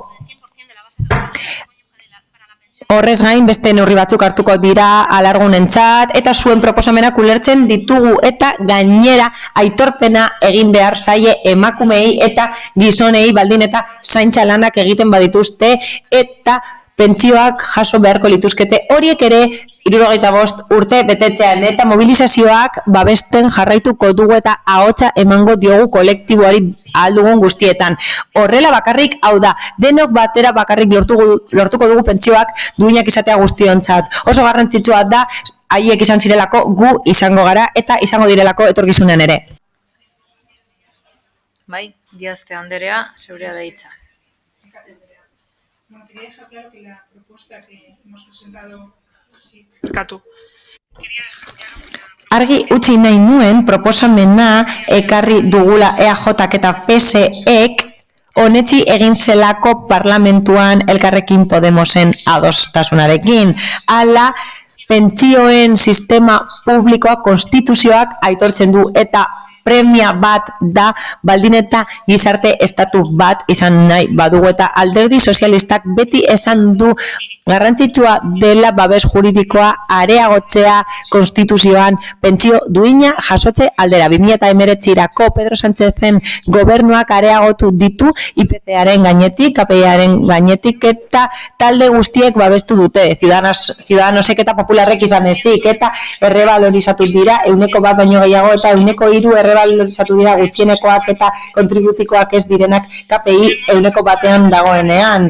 Hala, orain, gobernu ez da eratu, Pedro Sánchezek zuzendutako gobernu progresista ez da eratu, baina guk apustu bera daukagu, apustu irmoa pentsio duinen alde.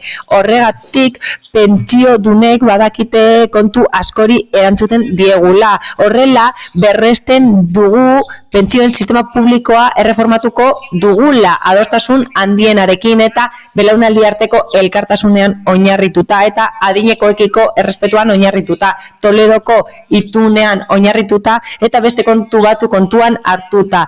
Hala, oraingo errebalorizazio indizeak kenduko dugu eta KPI-arekin eguneratuko ditugu eta saiatuko gara ahalik eta gehien areagotzen pentsioak eta oraingo erregularizazioa eta arauketa aldatuko dugu jasangarritasunarekin lotutakoa eta hori egingo dugu eragile guztiekin hitz egin ostean. Hala, 5 urteko epea ezarriko dugu gizarte segurantzaren defizita gainditzeko neurri desberdinak abian jarriz jasangarritasun finantzarioa epe luzera bermatuz sistemaren barruan. Hala, finantzazio iturriak berregituratuko ditugu gizarte kotizazioek gastu kontributiboak gainditu ahal izateko eta nola ez, laugarren puntuan esan den bezala, lanean jarraituko dugu lege sozialistaren edukia bermatzeko eta gizonezkoen eta emakumezkoen aukera berdintasuna bermatzeko enpleguan eta lanbideetan. Oso garrantzitsua delako autonomia ekonomikoa horrela emakumeen askatasuna lortzeko. Horretarako beharrezkoa da sarbide baldintzak, permanentzia baldintzak eta promozio baldintzak bermatzea lan merkatuan eta horrez gain soldata arraila gainditzea egungo egoeretan eta etorkizuneko pentsioetan eraginez. Hala, neurri hauekin indargabetu egingo dira 2011 eta 2013an ezarritako neurri asko. Hala, beste gauza bat proposatzen dute gutxieneko 1080ko pentsioa. Alderdi Popularrak egoera bat utzi zuen eta hori dela eta lehenetsi behar izan genuen pentsioen sistema publikoaren jasangarritasuna horrela erosteko ahalmena mantentzeko eta sistemaren finantza jasangarritasuna bermatzeko. Elkartasuna defendatzen dugu eskualde artekoa, lurralde artekoa eta belaunaldi artekoa. Hala eraiki dugu Euskal Babesaren sistema eta eskubide subjektiboa ezarri zen 2008an RGIaren bidez eta uste dugu eredu hori erreformatu behar dela eta errealitate berriak hartu behar direla kontuan, baina hori gora behera gure aldatzeko proposamenean, lege aldatzeko proposamenean bereizi dugu pentsiodunentzako errenta. Hau da, 2 pertsona badaude etxe batean egoera horrekin 900 euro baino gehiago izango dituzte eta beste 250 kobratuko dituzte etxe bizitzaren gastuak ordaindu ahal izateko. Horrek esan nahi du pentsiodunek laguntza izango dutela eta Espainiako lekurik onena horretarako, hau da, egoera hori hoberen dagoen lekua, hau da, Nafarroa baino hobeto eta diru sarrerak bermatzeko errentarekin €6,5 igoera egon da pentsiodunentzat, eta hori mugiarazi dugu, ez dugulako izan beste talde batzuen babesa lortu, eta 2019ko aurrekontuetan hori lortu dugu eta €6,5 igoera adostu dugu Elkarrekin Podemosekin 2020ko. Hala ere, egia da sistema bermatu behar dela eta ez bakarrik ahultasun gehiago duten pertsonentzat, baizik eta guztientzat, hau da langile guztientzat. Izan ere, guztiak erretiratuko dira eta bermatu nahi dugu hori pentsio duinak kobratu ahal izatea etorkizunean. Gauza asko esan behar dira. Ez dakit beste txandarik izango dudan horiek defendatzeko, baina ados gaude iaia puntu guztiekin, ñabardura txiki batzuekin izan ezik. Eta ñabardura horiengatik ezin dugu alde bozkatu, mila esker. Eskerrik asko. Rodríguez jauna, zeurea da hitza. Yo sobre el Errespetatzen direla pentsiodunak, denok ditugu hitz politak, baina gero kontraesankorra da errealitatea. Mozioa aurkeztu zaie talde guztiei, zergatik ez diguzue zeharkakoa aurkeztu lehenago, zergatik ez arete saiatu akordio batera heltzen pentsiodunekin, hori da errespetatzea, eta ez azken orduan zeharkako bat aurkeztea hemen. Baina niri beti iruditzen zait oso kuriosoa gobernuan dagoenari entzutea zer egingo duen. Hori beti sortatu zait kuriosoa, eta zergaitik ez du egiten, hori da galdera. Guk gogora ekarri nahi ditugu hainbat gauza. Hemen eskatzen dana ez dira eskari altuekiak, 1.080 euro gutxieneko pentsio bat, irabazitako gutxieneko pentsio bat, urteak eta urteak lanean egon da gero. Edo 1.200 euro gutxieneko soldata bat. Karo, gero, entzuten ditugu, adibidez, Unai Rementeria jauna, Bizkaiko aldu nagusia, PNV-ko kideak, esaten duena, jendeak pentsatu egin behar duela pentsio plangintza, bere pentsioa osatzea plangintza pribatuekin. Galdera da, 1.200 euro irabazten duena, edo 1.000 euro irabazten duena, ze demontre, ze plangintza egingo du plangintza pribatua pentsioekin. Nondik aterako du dirua plangintza pribatu hori egitea. Orduan gauza guztiak aztertu egin behar dira. Gero beti ari zarete gauzak eta jasangarritasuna eta hori, baina Europan badauz hainbat eredu eta pentsioak bermatzeko hainbat bide egon daitezke. Azken finean pentsioak dira aberastasuna banatzeko beste bide bat. Desde luego aberastasuna ezin da banatu, enpresei jeisten badizkiegu zergak, planteatzen baldin badugu fortuna handiek ez dutela zerga berezirik ordaindu behar, planteatzen baldin badugu aurrezki pribatua bultzatzeko neurriak hartzea horrela ezin da aberastasuna banatu. Eta pentsioak dira justizia. Eta da kasu honetan askotan topatzen ez duguna justizia. Argi dago pentsio sistemak hausnarketa sakona behar duela. Hausnarketa sakona eta aztertu behar dugu zer nolako gauzak egingo diren pentsioetan. Ez da nahikoa bizitza osoan emandako diruarekin, baizik eta etorkizuneko bizia, zer nolako etorkizuneko bizitza izan nahi dugu. Hori da aztertu behar duguna eta hori da benetan landu dezakeguna. Eta zentzu horretan pentsionistek egiten dituzten eskariak ez dira beste munduko gozarik. Zuetariko zenbatek bizi dau 1.200 eurokin. Jakin nahi nuke. Zuetariko zenbatek bizi dau diru horrekin. Eta diru horrekin kapasa zarete aurrezteko. Edo zenbatek zuetariko bizi du 1.080 eurokin. Decía que las propuestas de los pensionistas... Pentsiodunek eskari asko egiten dituzte eta ez dira gehiegizkoak guretzat. Gauza zera da, gero gogoratu beharra dago, hitz polita asko esaten direlako, baina gero legebiltzarrera heltzen denean pentsioak 2.080 eurora bitartera konpentsatzeko aukera, pesek esesko ematen dio. Esesko boska, gero Rementeria jaunak aldu nagusia dioenean pertsonek pentsioa konpentsatu behar dituztela pentsio pribatuekin aldera ondorengoa da. Nola aurreztu dezakegu diru nahikoa pentsio pribatu baterako 1.200 eurotik bera ditugunean soldata modura. Eta hemendik zenbat bizi gara 1.200etik berako soldatarekin. 1.080 berako soldatarekin behar bada ez nahi zuzen egongo, baina ni ausartuko nintzatek esatera inor ez dela horrela bizi, ezin daitekela bizi. Egia da, pentsioen sistema berritu beharra dagoela, Europan baditu hainbat eredu, aurrekontutik finantza daitezkenak, eta kasu honetan pentsio sistema Aberastasuna berbanatzeko sistema da, baina hemen aberastasunaren berbanaketa hori egin ordez, enpresei zergak jaisten jarraituko dugu, antolatzaileek ekitaldietan ordaindu barreko tasak kentzen ditugu, beza jaitziz, eta horrela ez da berbanatzen aberastasuna. Horretako lehenengo eta behin kaptatu egin behar delako, eta zaku beretik ezin dela atera. Beraz, hitzak ematea oso ondo dago, eztabaida hau hemen geratuko da, baina hemen zer gertatzen da? Behin eta berriro gertatutakoa. Babes hitz asko, baina gero ez da ezer egiten. Udal batzuetatik konpentsatzen da langileen pentsioa. Zergatik ez udal honetatik? Guk eskatu diogunean 1.200 euroko soldatatik bera dutenei laguntzea ezesko bozka eman da. Esan dugunean 1.200 bitartea pentsioa komplementatzea ezeskoa berriro. Beraz, egitatekin etorri behar dira hitzak. Eta Partido Popularretik, Zorrilla Lekerika, zeura da hitza. Gracias, señor alcalde. Eskerrik asko, alkate Andrea, egunon berriz. Hasi aurretik. Getxoko pentsiodunen elkarteak proposatutako puntuei dagokienez, eta hemendik agurtu nahi ditugu.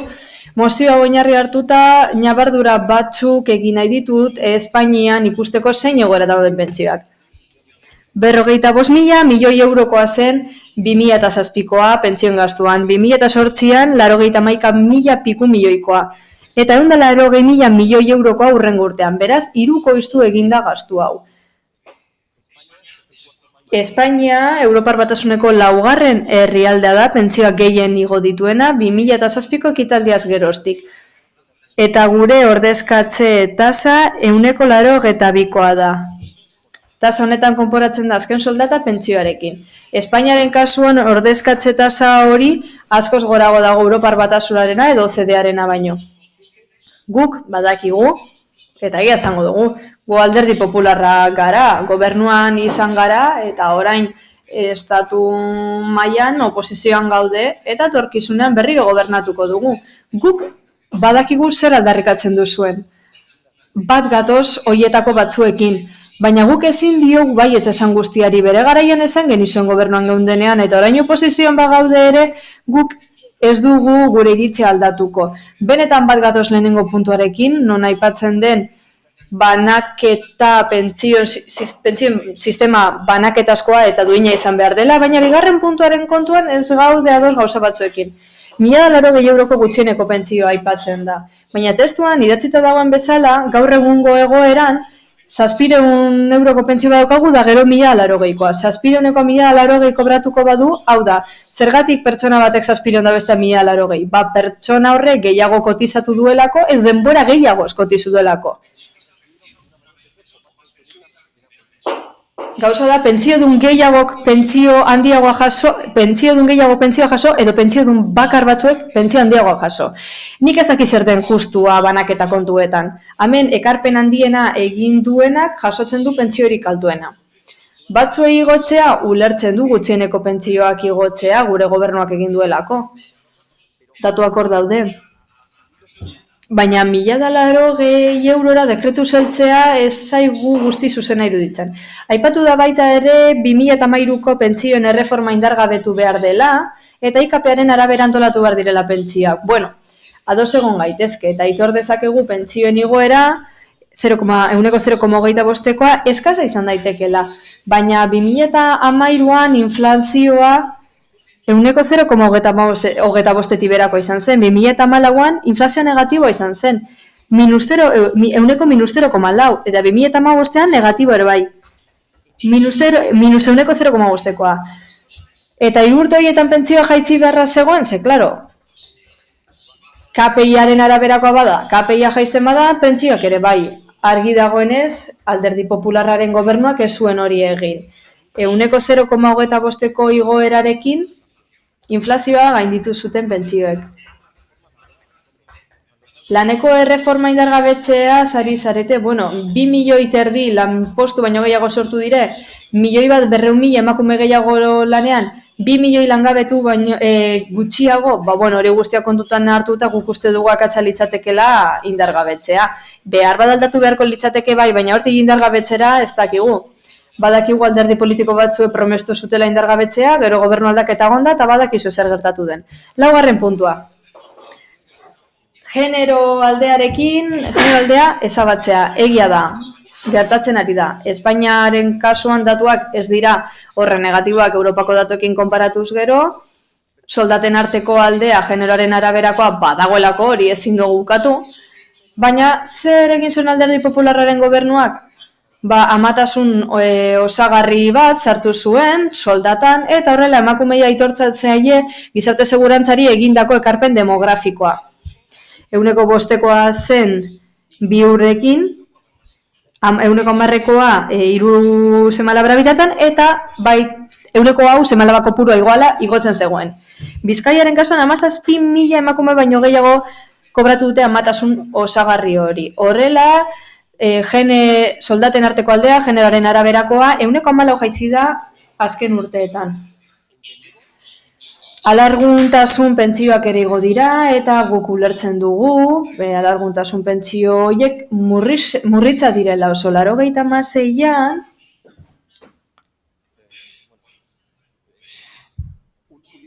azken esaldia. Eta gero bigarren txanda. 100koa, alderdi popularra gobernuan zegoela bakarriko zen, 155, 86an, 152 eta orain 160. Gero bigarren txandan jarraituko dugu. Eta Uriarte jauna, zeurea da hitza. Eskerrik asko, Kate Andrea. Todo lo que voy a decir. Bueno, euskaraz arituko naiz, ez dakit itzulpenerako gaioa nahi dituzuen, baina jo sigo.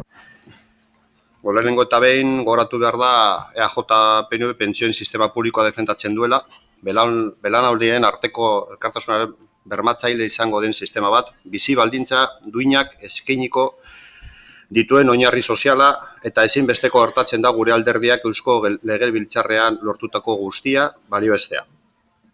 Alderdi gisa, azken urteotan, hobekuntzak eta lorpenak ekarri dituen ildo beretik jarraituko dugu. Orain arte, lortutakoa finkatuz eta Euskal Pentsio Sistema Publiko bateratu, iraunkor eta jasangarrirako bidea eginez. Bestaldetik, ulertu eta errespetatzen dugu pentsio plan pertsonal edo pribatua izan nahi duenaren erabakia. Hori eskatzen dugu. Mozioan planteatzen diren puntuei dagokien aldetik, eta harira joaten, lehenengoa, pentsiodunen mugimenduak egiten dituen aldarrikapenei dagokienez, eta puntuz puntu joango gara azaltzen, pentsiodunen sistema publikoaren defentsa, bai, guralderdiak pentsioen sistema publikoa defendatzen du. Belaunaldi ezberdinen arteko elkartasunaren bermatzailea eta bizi baldintza duinak eskainiko dituen oinarri soziala izan dadin. Nabarmendu eta balioetsi beharrekoa da gure alderdiak Espainiako gobernuarekin adostu zuen akordioa. Urrats handia izan zen pentsiodunen aldarrikapenetan. Era berean, gogoratu behar da, Eusko Legebiltzarrean aurkeztu zen zuzenketa. Mozio honetan, jasotzen diren hainbat kontu aintzat hartzen dituena. Beste puntua, nahikotasuna bermatzeko diru sarrera. Europako Karta Sozialaren exigentziak betetzeko guk, RGI, diru sarrerak bermatzeko errenta ditzen diogu, eta horregatik ez dauka zentsurik planteatzeak. Existitzen bada, RGI izenarekin. 1.200 euroko LGS lanbide arteko soldata, horri buruz, lanbide arteko soldata ez du udalak ezartzen. Ez da Bizkaiko Foru Aldundiak edo Eusko Jaurlaritzak ere.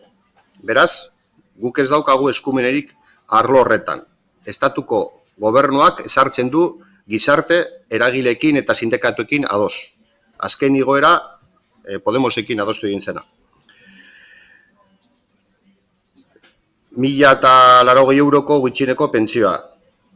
Hori ezinezkoa. Sistema gaur egun dagoen moduan guztiz ezinezkoa da. Jasotzen den pentsioa kalkulatzen da kotizatu denaren arabera. Eta orain arte horrela dago. IPC edo KPI-aren arabera errebalorizazio automatiko eta iraunkorra. Horretan ados gaude. eta parlamentuan ere adostua izan zen. Lan erreformak indargabetzea, ados gaude puntu horretan. 2011 eta 2013ko pentsioen erreformen alderdi gutxikorrak indargabetzea, puntu horretan ere ados gaude. Genero arrakala desagerraraztea, puntu horretan ere ados gaude.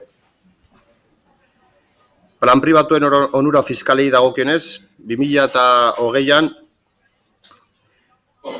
PFEZ-aren berrizkupena egingo delarik, berrikuspen horretatik erator daitekeen tratamendu fiskaletik irtengo denaren zain gaude. Une honetan, eztabaida hori irekita dago eta berrikuspen horren ondorioz ez dakigu aldarreziko den ala ez. Eta azken 3 puntuetan, menpekotasun egoeran dauden pertsonei aurrekontu publikoekin ordaindutako zerbitzu soziosanitarioen sarean sartzeko eskubidea bermatzeari dagokionez, horretaz, ulertzen dugu eskubide hori bermatu behar dela, baina pertsona horien ahalmen ekonomikoa kontuan hartuta. Erakunde publikoek ahalegina eginez ahalmen ekonomiko eskasena duten pertsonekin.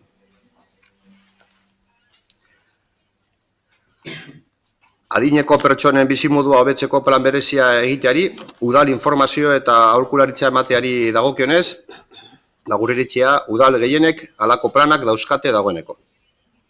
Gureak ere bai. Udalak deia egitea, ulertzen dugu norbanako bakoitzak erabaki dezakela, joatea ala ez. Ez da beharrezkoa udalak dei hori egitea, hori norberak egin dezake. Eskerrik asko.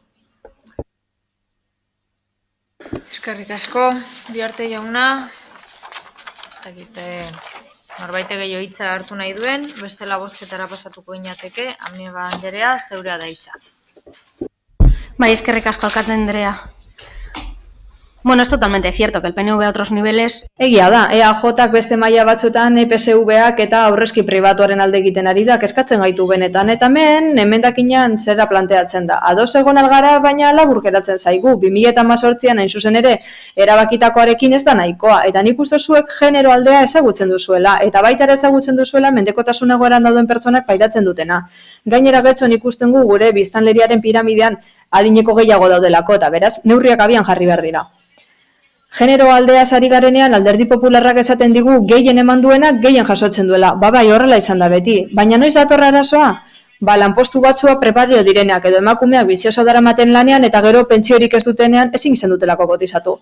Pertsona horiek ezin dugu kanpoan utzi.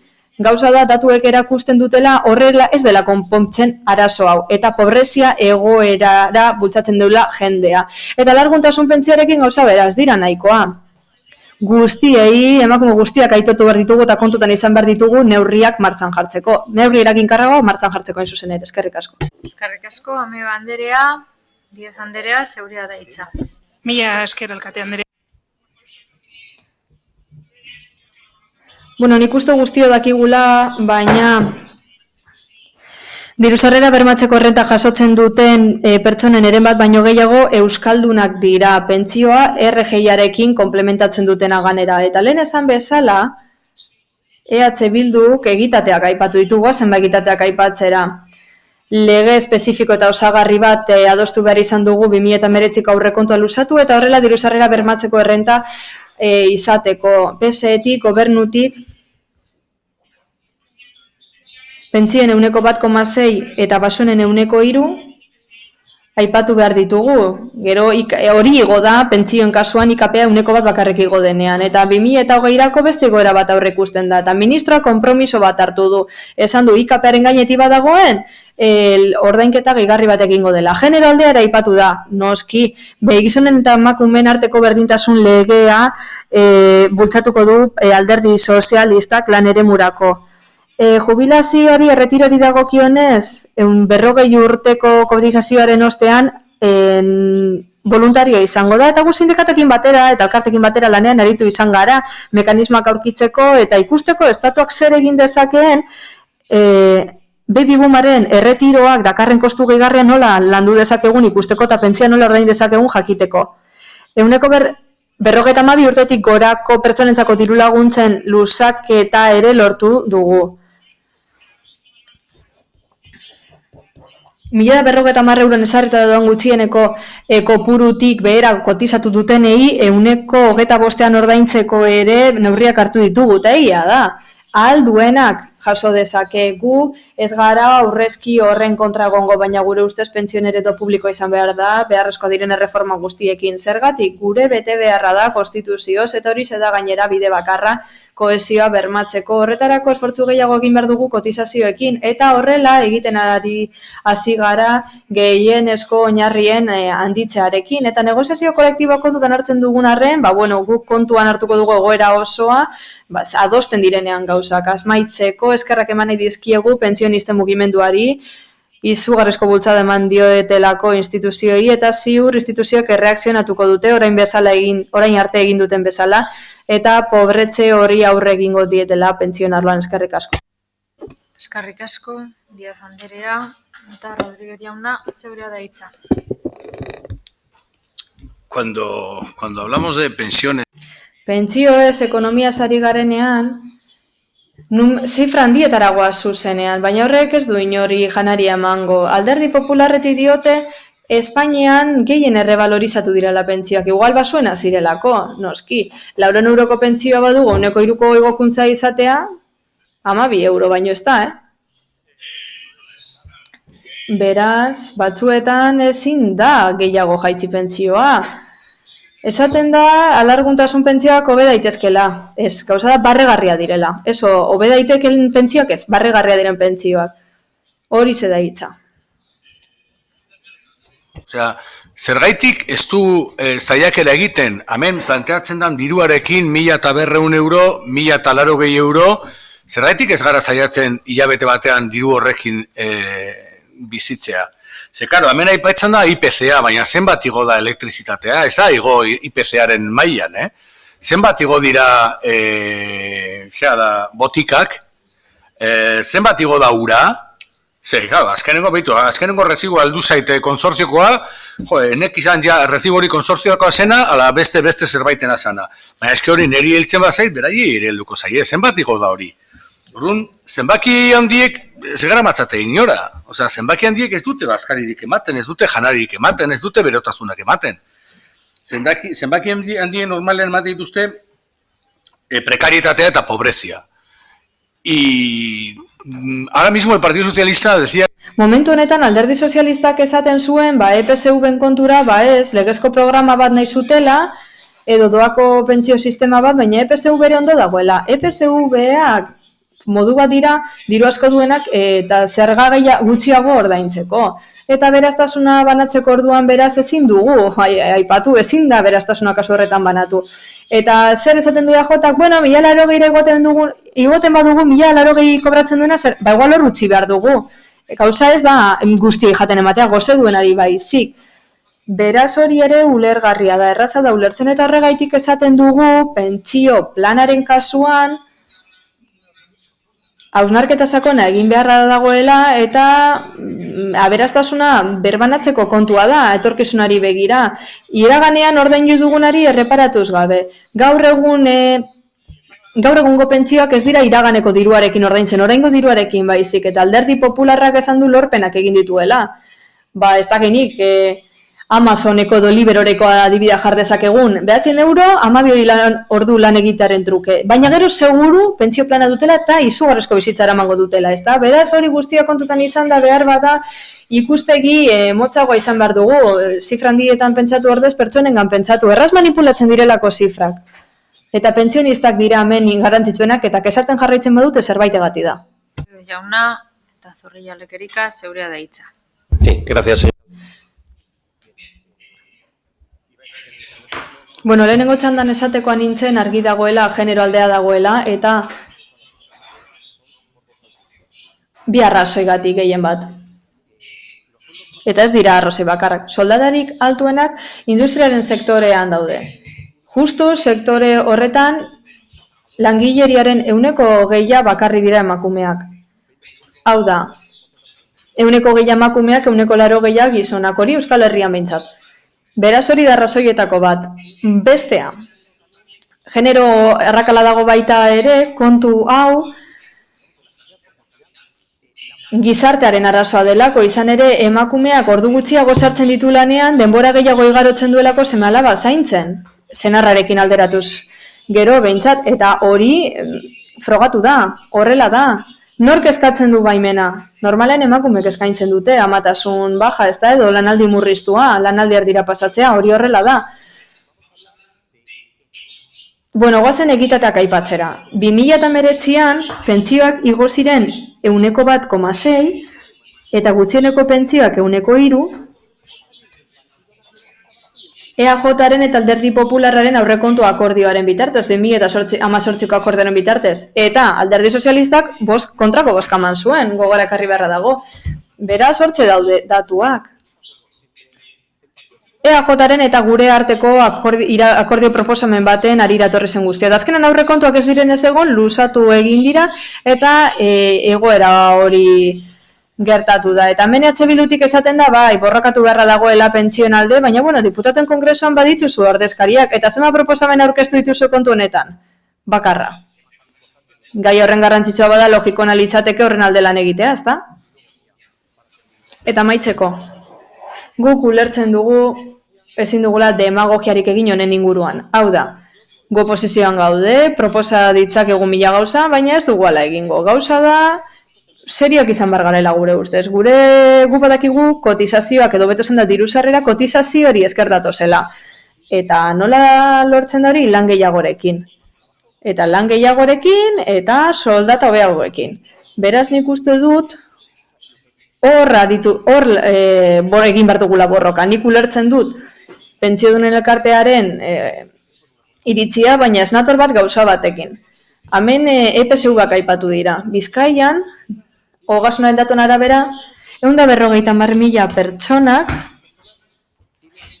dute EPSU bat. Nik ulertzen dut, hoien artean ez dela egongo 400 euroko pentsioa duen pertsona bat, noski. Baina, klase ertaina ere hor legoke, ez da? 150.000 milionarioz daudelako Bizkaian, nire ustez, nik uste dut hori guztio dakigula. Horren bestez, nik uste dut klase ertaina ere hor sartzen dela. Ezin dugu aurrezkia zehatu. Ezin dugu aurrezkia zehatu. Irten bidea delako pertsona askorentzat eta klase ertainarentzat ere bai. Hori dela eta sentitzen dut, baina guk kontrako bozka emango dugu. Puntu batzuekin bat gatoz ere. Eskarrik asko, eta azkenik, ez dakite, ez, beraz bozketara pasatuko gara. Mozioaren aldeko bozkak, EH Bildu eta Elkarrekin Podemosekoak dira. Kontrakoak, Partido Popularra, PS Euskadiko Ezkerra eta EAJ-PNV-koak ditugu. Beraz, mozioa bertan bera geratzen da eta 214. puntura pasatuko ginateke. EH Bildu eta Elkarrekin Podemos alderdiko udaltaldeek bateratua aurkeztutako mozioa. Getxoko udalaren implikazioaren eta plangintzaren alde, akuarioaren itxieraren eta enplegu suntxiketaren aurrean.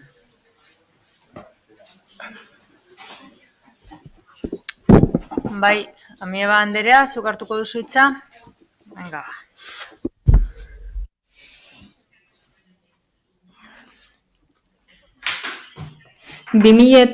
Getxo EH Bildu alderdiko udaltaldek honako mozioa aurkeztuko dugu ELA sindikatua Getxo Akuariumeko langileek proposatuta. Hona hemen gure proposamena udalarentzat. 2019ko abenduaren 11an langileen ordezkariek eta ELA sindikatuak prentsaren bidez jakin genuen Bizkaiko Foru Aldundiak eta Getxoko udalak akuarioa irekita ez mantentzea erabaki zutela. 2006an sinatutako hitzarmen akordioak 2025. urtera arteko indarraldia zuen eta beraz, urte horretan jarraipena berritu beharko litzateke. Erabaki horrek kultura ekipamendu bat izteaz gain, natura eta aisialdia sustatu eta esteaz gain akuario horretako langile guztiak kaleratzea dakar. Azken urteotan, ELAk salaketak aurkeztu ditu lan osasunaren eta instalazio mantentze lanen arloan. Eta enpresari eta udalari eskatu die konponbide bat emateko. Bien erantzuna ordea, joan den urriaren batean, sindikatuen errepresaliaren ondorioz, 2 langile kaleratu izan zen. Azken hilabeteotan, elako ordezkariek bilerak egin dituzte gobernu taldearekin, eta bilera horietan modu kontzientean eskutatzen aritu da udalak akuario ixteko hartutako erabakia. Hori gauzatzeko 2019ko abenduaren 11 onarpen proposamen bat egin zen. Getxo, akuariumek zerbitzu publikoa emateari ustea jasotzen duena. Horregatik guztiagatik gobernu taldeak akuariumaren jarraipenari buruz dituen benetako asmoen, eta horrek langile guztiei dakarskien ondorioen inguruan, eta aizia kultura eta ezagutzarako zerbitzu publiko bat iztaren inguruan duen jarrera okertzailea salatzen dugu. Eta honako akordio proposamen hau aurkezten dugu horretarako. Bakarra, Getxoko udaleko osoko bilkurari eskatzea bere erabakia berrazter dezala eta zerbitzu publiko horrekin jarrai dezala behar diren baldintzetan. Bai eta langileria osorik manten dezala ere. Bueno, hitz egiten jarraituko dut. Izugarrizko gauzak entzun behar izan ditugu gaur goizan gobernu taldearen partetik, tristezia eta erantzukizun politikoa aipatu dituztelako. Langileak esan digutenez, beti esan digute ados daudela negoziatzeko eta irtenbide alternatiboak bilatzeko. Arinegi eta modu injustuan eta informazio gutxien manda datorren itxiera honen aurrean. Gainera informazioa eskutatu da eta ez da inongo proiekturik landu, kontratuaren azkentzea nola bolsatuko den jaktzeko eta zein irtenbide proposatzen diren bertako guztia lekutik mugitzeko. Langile hauek guztiak zilegi zen erreklamazio edo eskaera batetik pasatu dira 2 langileren kaleratzera. Guztien lan baldintzak mantendu nahi dituzte. Eta gauza da guztia egun batetik bestera etorri dela gobernu taldeak horrela erabakita, ez baitu entzun bertan gertatutakoa. Eta antza bideri laburren aukeratu du. Zarata egiten dutenak molestatzen gaituztenez, itxi dezagun txiringitoa eta fuera arazoa. Ematen du arazoa dela eta, Getxoko akuariuma. Eta gainera polizia jarri digute batzordetako sarreran langileriak galderak egitera zetorrelako. Desproportzioa da benetan ikusita, gezurrak esanez gobernatzen dutena direla arriskutsuenak. Hoiek ez ditugu poliziarekin bijilatzen, baina hie dira susto gehien ematen dizkigutenak. Gainera, langile hauek guztiak beti eskatu izan dute edukazio eta jarrera on baten bitartez bilerak egitea, azalpenak ematea eta informazioa ematea gertatzen ari zenaren inguruan. Aurpegira esan diegu gezurra, ez bide bakar batean, gehiagotan ere bai informazio batzordetan.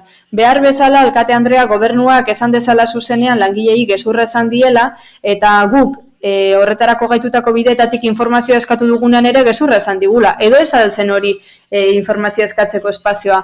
Edo behar bada esango digute epeetako datak ez zirela espedientan ageri zirenak. Esan ziguten azaro amaiera arte ez zeukatela informaziorik, baina antza gero jarraipen batzordea egin zenean, bertan zegoen, ingurumen teknikariarekin batera, eta esan zuen, bazekitela bilera bat egon zela alkatearen da diputatuaren artean, eta eureka erabaki zutela 2020ko Getxo akuariumaren jarduera etetea. Eta ordudanik jakin izan dutela, eta udalak itxi beharko zuela, modu programatu eta ordenatuan. Hori bai, guk oraindik ere ez daki Arregi jaunak baldin badaki horrez ere esan nahi duen, sinatu du, baina ez daki azalpenak ematen. Ez dakigu ez da ere, zein izango den Foru Aldundiaren egitekoa, itxiera eskatu zuten, baina esan bezala udalak ez du informazio askorik. Eta gainera Aldunditik esan zuten urrian, hitzarmena 2020ko abenduan azkenduko zutela, horretarako konprometituko zirela. Eta zergatik itxiko dute orain eta ez datorren urte amaieran. Ez eman beste datu batzuk ezagutzen ez dituzuenak, zuek sinatu zenutelako itxiera hitzarmena, edo hitzarmenaren azkentzea, eta gainera hitzarmenan lehenengo puntuan non ageri den Foru Aldundiaren ekarpena zein izango zen 2020an 60.000 eurokoa bide batez, eta orain hitzarmena azkentzen duzue. Beraz, gutxienez ez izan lotsagabeak eta ez esan inori informazio horik ez zenutela abendura bitartean gezurra delako. Eta dokumentuek eta datuek erakusten dute hori. Izan duintasun apurtxo bat eta mesedez onartu zuek eskutatzen saiatu zarela maniobra zikin bat baino ez dela egin. Eskerrik asko. Eskerrik asko, Amieba Anderea eta Diaz Anderea, etxein baduzu. Hablan en su propuesta de moción que... Mozio proposamenean esaten duzue gure iritzia pentsatu behar dugula eta aurreko puntuetan jorratu den gaiari buruzko iritzia argi geratu da, baina guri gustatuko litzaiguke Aldundiak bere iritzia aldatzea. Legala da, baina ez gaude ados. Horrela, denbora izango genuke hitzarmena 25ean bukatu aurretik hori aldatzeko. Alde bakarreko erabaki hartu dute eta proiektuari babesak kendu diote eta horregatik guretzat ez da bideragarria ekonomikoki eta horregatik hain zuzen ere mozioaren aurka bozkatuko dugu.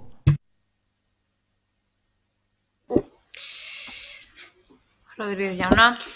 Bien, la verdad es que sobre el acuario se habla mucho. Akuariumaren inguruan luze hitz egin dugu eta prozesuari buruz hitz egitea gustatuko litzaiguke. Elkarrekin Podemosek salatu duen bezala eta guk salatu dugun bezala iluna da, faltsutasun asko egon dira eta gezur asko ere bai, eta amaieratik hasiko naiz. Aurreko eztabaidan Ogasuneko zinegotziak esan du aurrekontuak bozkatu zirela honekin azkenengo unera arte, abendura arte ezekitelako esela luzatuko zerbitzua. Ados, onartuko dugu agian egia dela, baina bozkatu ziren aurrekontuetan, 29an bozkatu ziren eta badaude 3 partida. 2 lotutat daude dirusarrerekin eta beste bat gastuekin lotutat dago. Hala, ulertzen badugu eta sinesten badugu ezekitela, ulertzen dugu tasen partida mantentzea.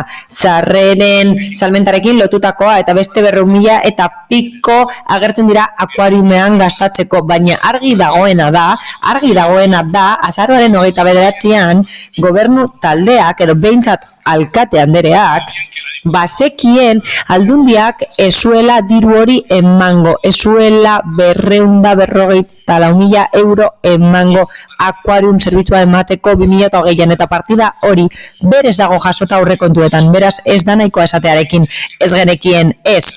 Adenda hori 20an sinatu zen eta bakarrik dago partida urte honetarako.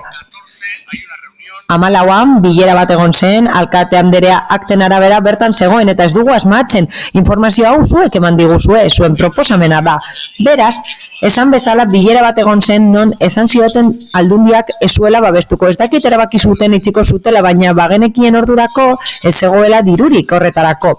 Carmenek oraintxe bertan esan du ez dela denbora nahikorik egon horretarako eta hemen jartzen du 2018an dagoeneko aldundiak esan zuela gutxi gora bera, urtebete duzue itxiko dugulako. Eta hori denbora nahikoa da pentsatzeko zer egin daitekeen eta langileekin hitz egiteko. Eta hori oso garrantzitsua da. Garrantzitsua da esatea gobernu taldeak gezurra esan duela, jakin da gainera osoko bilkura honetan, edo behintzat egia ez dena esan du pleno honetan, eta gainera alderdi popularrari mozio batzuk ukatu dizkiogu dirusarrera batzuk ezin zirelako frogatu 2020ako eta haiek proposatu dizkigute dirusarrera batzuk jakinda ez zirela egongo 2020ako eta ondo legoke hori norbaitek argitzea. Baina esan beharra daukagu, guretzat hori ez dela okerrena, hau da gezurrak esatea edo informazioa eskutatzea. Hori ez da okerrena naiz eta Elkarrekin Podemosekoek galderak egin eta ez den inoiz esan informazioa hor zegoela naiz eta bazegoen. Galdera da nola jesar zaitezkeen haien aurrean greban daude, laguntza eske datoz, informazio hori duzu eta ez diezue ematen eta esaten diezue, bai, keskatuko naiz, zuekin hitz egingo dut, bilduko naiz, nola egin daiteke hori? Zein da etika politiko hori? Zer nolako etika politikoa duzue hori egiteko? Eta hau da zuen erabaki proposamenean dagoen informazioa, datak zuek jarri dituzue eta urriaren 14tik dakizue 60.000 euro bakarrik egongo zirela 2020ako. Eta proposatu diguzue aurrekontuak bozkatzea 200.000 euro baino gehiagorekin, aldundiaren ekarpenekin, jakinda ez zirela egongo eta langileak etorri dira laguntza eske osoko bilkurara, irribarre bat jarri diezue eta ezetz esan diezue. Baina aukera zenukaten esateko. Kontua gaizki dago, zaila da egoera aldundiak ez duelako dirurik jarriko eta agian ez dugulako mantenduko. Hori aukera zenukaten 15ean esateko langileak urrienen 31an etorri ziren lehenengo aldiz eta gero azaroaren 28an eta bietan hitz egin zuten, esku hartu zuten, hor bideoan dago grabatuta eta bietan ez zenieten esan informazio hori. Guri gezurra esatea, ohituta gaude horretara, ezta? Baina hau larria da, eta bozkatu duzue hori, eta aitzakia hori esan zenioten Peperi. Ez dakit zerekin lan egiten duzuen, eta zerekin mozten duzuen ilea, oso gogorra izan behar da, ez dugulako ulertzen zuen jarrera, eta akuariumaren prozesua errespetu faltaren adibiderik onena da, erakusteko zer nolako errespetu falta duzue alderdiekin, alderdiekiko, taldeekiko, getxostarrekiko, hauzet da izan duzuen errespetu faltarik handiena, azkenengo urteotako handiena. Andrade jauna, seguridad daitza. Sí, gracias, señora alcaldesa. Eskerrik asko alkate anderea. Tamalez, errepikatu behar dut haiek esandakoa. Errealitatea horrakoa delako, baina errepikatu nahi dut lehen esan dudana. Ez da, erabaki ekonomikoa. Hori saldu nahi da, baina ez da hala. 45 milioi euro ditugu, diru zaintzan, eta diru hori hau da, 25 milioi ez da asko. Desberdina eta handiagoa den akuarium bat nahi dugu, baina esan bezala ez da erabaki ekonomikoa eta jakin nahiko genuke zergatik hauteskundeen ostean erabaki hau hartu zen. Nik uste dut, eta gogorra banaiz sentitzen dut, baina nik uste dut gobernu taldea gezurretan ari dela gaur goizean. 2019ko urritik, Elkarrekin Podemosekoek esan duten bezala, gure alkate anderea ingurumeneko diputatuarekin egon zen eta aktan agertzen dira zinegotzi batzuk eta hor esan zen alkateak eta diputatuak erabaki bat hartu zutela eta paperak egingo zituztela azaroan bilera batzuetan eta Ibonek esan bezala gezurra da, gezurra esaten diguzue ez diguzuelako informaziorik eman ohikoa da, ohituta gaude erdia esaten diguzue gertatzen denaren erdia, baina gezurra esatea langilei eta langileen familiei. Egia da, etorri dira osoko bilkura areto honetara, urrian etorri ziren, batzordeetara, osoko bilkurara etorri dira, eta zuek bazenekiten itxiko zela, bazenekiten zer gertatuko zen, eta ez diezue esan, naita gainera. Eta nik uste dut, barkamena merezi dutela langileek, eta gaur, egun egokia da, eta alkate andereak eta gobernu taldeak barkamena eskatu beharko liekete ez direlako leialak izan haiekin. Jakinda, itxiko zela akuariuma, gezurretan ibilizareta, eta niretzat tamalgarria da. Bigarrenik, gustatuko litzaidake alderdi ekonomikoa aztertzea apur bat. Garrantzitsua da, aurrekoaz gain, hori nabarmentzea eta testu inguruan jartzea akuariumaren egoera eta aurrekontu prozesua. Hala, jakinda, eta bazenekiten, jakinda, aldundiak hori egingo zuela, hau da, aldundiak aurrekontuak aurkeztu zituen urrian, eta ingurumenaren arloan, urriko aurrekontuetan jartzen zuen 60.000 euro emango zizkiola getx hori, diputatuak bazekien, eta Bizkaiko Foru Aldundiaren aurrekontuan 60.000 jartzen du, eta zuek 250.000 jarri zenuten aurrekontuetan 40.000 euro jasoko zenituztela sarrerekin, eta hori egin zenuten jakinda itxiko zenutela, eta jarri al zenuten 2.000 euroko partida bat. Ezen ituzten aldaketa horiek egin, eta batzar nagusietan EH Bilduko batek galdetu zuen. Zergatik murrizten da akuariumaren ekarpena, eta diputatuak esaten zuen, hitzarmen berria hori da, hori esartzen da bertan esan zuten, baina hemen esan duten esan, ez jakiteko, guk ez jakiteko zer gertatzen ari zen, eta jakin da egingo zenutela eskutatu zenuten. Baina zergatik, oraindik ez dakit zergatik esan zenuten gezur hori, eta larriagoa dena, legala da aurrekontuetan gezurretan ibiltzea, jakin da gezurra dela, legala da hori. Arago joango naiz, eta Ibonek esan bezala, esaten duzue, ezin dugula aldaketarik egin aurrekontuetan. Gastu aurrekontuetan baldin eta udalaren konpromisoak bat dira. Zeharkakoak edo emendakinak aurkeztu behar dituzue, baldin eta konpromiso bat ez bada. Azkenengo orduan emendakin batzuk zuzendu zizkiguten, hori egin zuten beste alderdiekin, esan zutelako, konprometituta zegoela, eta ezin zela gastatu. Eta gaur, udala,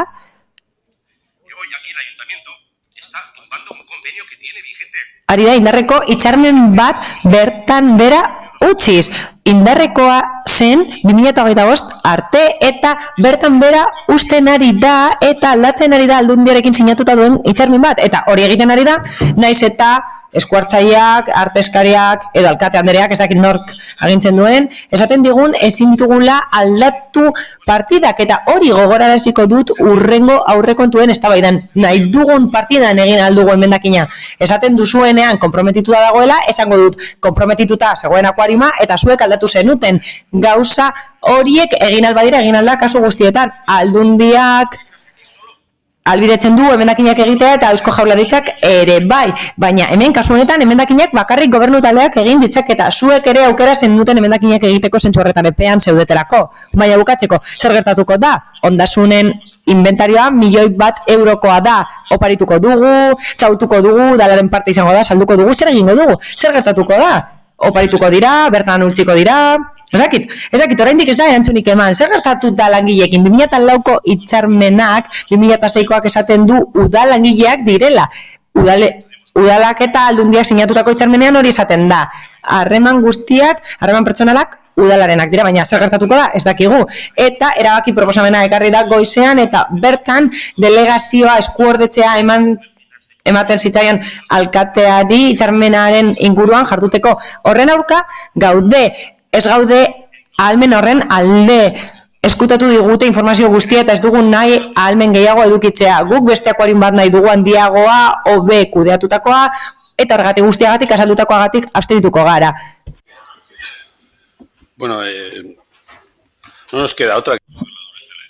Oso gogorra da erabakia eta zoritxarrekoa da, penagarria da, eta akatsak egin ditugula, ziurazki bai, hala da, ez gaude ados datekin, hau da, paperek ez dute zehazki erantzuten errealitateari, hau da, data horiek ez dira erakundetan sartu diren datak zehazki, baina, mantentzen dut, azken ordura arte saiatu garela, egoera mantentzen eta hitzarmena mantentzen indarraldian, eta Uztailaren 29ko proposamenaren arabera mantentzen saiatu gara, baina bi aldeek ezin dute zerbait adostu ez badute nahi. Legearen interpretazio bi egon dira, hitzarmenei dagokienez, eta alde batek erabakiaren erdia badauka bere gain eta beste interpretazio bat egiten badu, ez dago beste gehiengo bat erabakia aurrera ateratzeko, eta hori dira egitateak, hori da gertatu dena. Informazioa berandu eman dugula, agian bai, baina borrokan egon garelako ez nago ados aurrekontuarekin. Adenda hori, hau da hitzarmenean sartu ezin denaren inguruko adenda, geroagokoa da, hau da aurrekontuen proiektua eztabaidatu eta gerokoa, eta orain erraza da oposiziotik kaina sartzea. Alderdi Popularrari ez diot gogoraraziko zer egin zuten. Nik denbora luze daramat eta gauza asko entzun dizkiot Eduardo Andraderi akuarium honen inguruan. Beraz, norbaitek hitz egin badu gaizki horren inguruan, Alderdi Popularra izan da 2009an, 2010an, bertan bera utzi nahi zuen eta gehiago iraundu. Guri dagokiguna da proposamenak egitea, baina indarreko hitzarmenaren errealitatea da iraundi dela, finantziazioa desagertu dela eta erabaki hartu behar genuela. Data eta modu honetan. Eta hilabete bat garrantzitsua da, eta atzera genezake urtarrilera arte jakinda, zaila zela erabaki hartzea orain. Are zailagoa, nola ez? Gauza asko antolatu behar direlako eta horretan gaude. Yo creo que de esto poco más se puede decir. Nik uste dut gutxi dagoela esateke udalaz gainbiko azpiegitura da biziten datuek hori frogatzen dute, proiektu bat izan dugu, interesgarria izan denak Getxon, ingurumen zerbitzu oso interesgarria, Bizkaian dagoen bakarra guk dakigula. Eta gaur egun errealitatea zerat da, adi egongo gara ikusiko dugu eta saiatuko gara hori ez desagerrarazten eta Bizkaian egon dadin gustatuko litzaiguke, eta konplexua da lan gatazka bat dagoelako, hitzarmena bukatzeaz gain beste kontu batzuk daude eta gustatuko litzaiguke eskubide guztiak errespeta daitezen, ni esker. Arregi jauna, mi banderea. Bai, eskerrik asko. Jo, de verdad, Humiltasun gutxi eta zintzotasun gutxi eta errespetu gutxi akuariumeko langileekiko. Esaten da, adenda abendukoa dela, baina data urrikoa da eta ez da dirua falta delako. Noski ezetz. talde desberdinok hori esan dugu, kontua ez da hori baizik eta borondate politikoaren kontua. Ez duzue nahi zerbitzu publiko honekin jarraitu, punto. Hori da gertatzen dena, aukerak bila daitezke, planteatu zer egin daiteke instalazio hauekin. Badaude beste proiektu batzuk, adibidez Punta Begoñakoa, hitzarmen desberdinekin, hitzarmenak bilatzen dira beste fundazio batzuekin, eta asko nabaritzen da zer den garrantzitsua zuentzat postal batean agertzeko modukoa den udalerri honetan. Gustatuko litzaiguke jakitea zer gertatuko den. Askotan hitz egin dezakegu osoko bilkura honetan, baina ez da informaziorik ematen. Eta ez esateko espedientera jo ez dugula, ez dago informaziorik. Aztertu dugu eta ez dago horren inguruko informaziorik, eta bai, onartzea erabaki gogorra dela, guretzat ez da nahikoa, eta langileentzat uste dut ez dela nahikoa izango, baina haiek esango dute, niretzat guztiz absurdoa baita. Eta ez esan berriro ere datak ez datozela bat erregistro sarrerarekin. Utzi beharko zenuketen informazio gehiago espedientean jakiteko guk non dagoen arazoa. Ezer ez dator bat zuek esaten duzuenarekin. Eta bik ez dute adosten batek ez badu nahi. Bale, ados, baina modu gehiago daude adosteko, berrikusteko, urritik zenekiten. Informaziorik ez. Borondate politikoa balego, gutxieneko borondate politikoa balego, zuek ekarriko zenuketen guk aztertu alizateko, baina eskatu dugun bakoitzean ez diguzue informaziorik eman, ezen dutelako nahi mahaiaren gainean gaia jarri eta horren inguruan eztabaidatu. Proposamenak nahi badituzue mahaiaren gainean daude, boto partikular bat egon da eta mozio hau. Proposamenak egon badaude, gehiago lantzeko eskatzen badiguzue, landuko ditugu atzera bota proposamena, jarduera, iztea, ukatu eta denon artean aztertuko dugu eta langileak hartuko ditugu kontuan oso egoera larrian daudelako. Eskerrik asko hemen egoteagatik, oso gogorra delako, hemen egotea eta horrelako gauzak entzutea. Anderea, ez Rodríguez jauna. Es que esto es curioso. Bitxia da, hau bitxia da. Joseba Arregiren hitzek islatzen dute prozesua desastrea dela. Ez da zuzena hemen dagoena? Oso ondo. Hau da, prozesua amaitzeko proposamena, aurkezten duzuen proposamenak jasotzen ditu data okerrak. Hauek dira edo ez dira? Simplea da, hau da nik daukadana udalak hau eman dit, bozkatzeko, gobernu taldeak hau eman dit, eta hori jasotzen dut. Segimendu batzordea urriaren 30ean bildu zen, eta aldundiaren borondatea jasotzen du iraungitzeko 2020ko hitzarmena. Gero, segimendu batzordeak urriaren 25ean jasotzen du akordioa, urriaren 14ko akordioa, alkate anderearen, Getxoko alkate anderearen eta diputatuaren artean kontratua iraungitzeko 2020ko abenduan eta ekarpen batzuk eginez 2019 eta 2020rako. Hala, kopurua 400.000 euro ingurukoa da eta 60.000 euro jarriko dira 2019rako. Ez esan adenda sinatu arte esenekitela esenutela dirurik izango. Hemen jartzen duelako, ez da data bat, bi data dira. Hau da, lehenik eta behin bazenekiten bira arte zenokatela hitzarmena aldatzeko legeria betetzeko. Esen egin. Hori epetik kanpo zegoen. 14an bilera bat egon zen alkatearekin eta 25ean beste bat egon zen eta aktan hori jasotzen da. Beraz, esan dugu guztia jasotzen da eta zuek esaten duzu ez esenekitela abendura arte ez dituzue aktak irakurri edo zer gertatzen da. Ez duzu irakurri pasatu diguzuen hori? Esaten duzu oso gorra dela erabaki hartzea, agian informazio gutxi eman dela eta zaila dela onartzea. Kasu honetan ados egongo naiz Andraderekin. Guri ez esan, hor daude langileak, gezurra zuek esan diezue haiei, 3 gutxienez, gu aurrean gaudelarik 3 gutxienez aurpegira galdetzera etorri direnean, gezurra esan diezue, ni zorionez banago lanean eta haiek ez dute zuek egindakoaren ondorioz. Orain dela urtebete eta piko zenekiten itziko zela.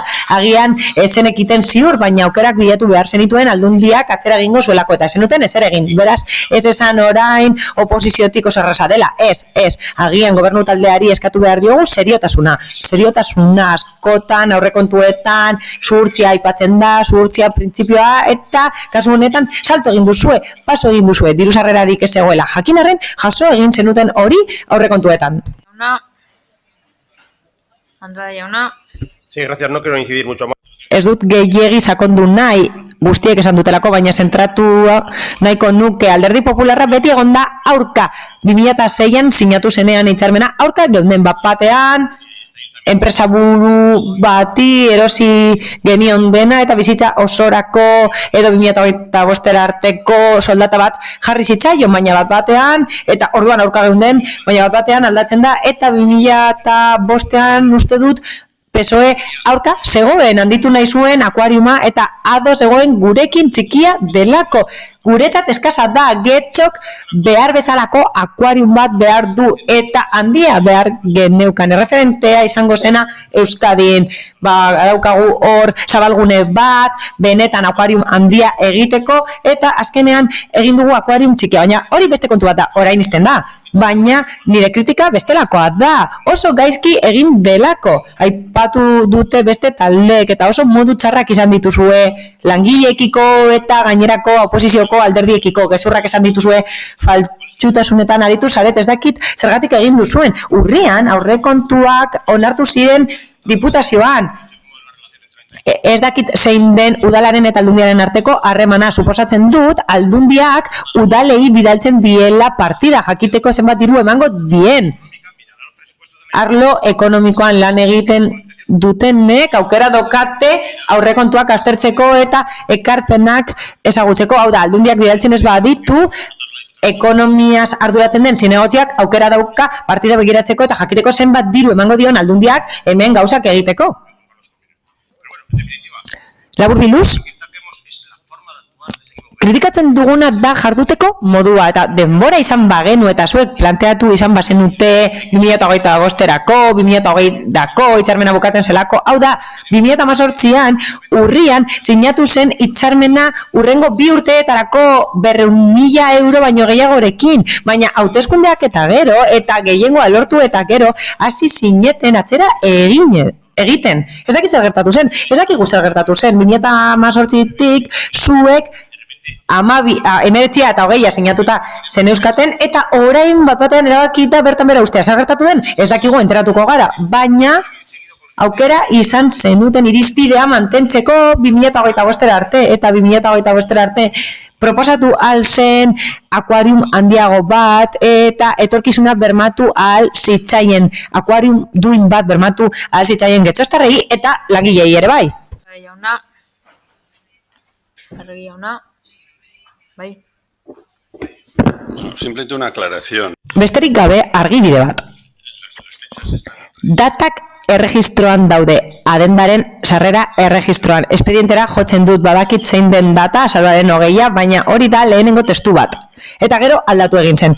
Horregatik esan dut, abenduan sartu da udalean eta hori jasota dago. Baina zehaztearren gustatuko litzaidake zerbait esatea. Saiatu gara proposamena mantentzen eta guk defendatu dugu hori eta aldundiaren proposamenean zeuden aurrekontu desberdinak proposatu ditugu oraindik akordioa behin betikoa zelako, besterik gabe. Eskerrik asko. Beraz, bozketara pasatuko gara. Mozioaren aldeko bozkak,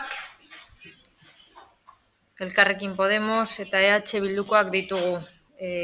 Kontrakoak, PS Euskadiko Ezkerra eta EAJ-PNV. Eta abstentzioak, Partido Popularrekoak. Beraz, mozioa bertan bera geratzen da. Honez beste, 215. puntura pasatuko ginateke. Elkarrekin Podemos udal taldeak aurkeztutako mozioa, indarkeria matxisten biktimen memoriari, aitorpenari eta erreparazioari buruzkoa.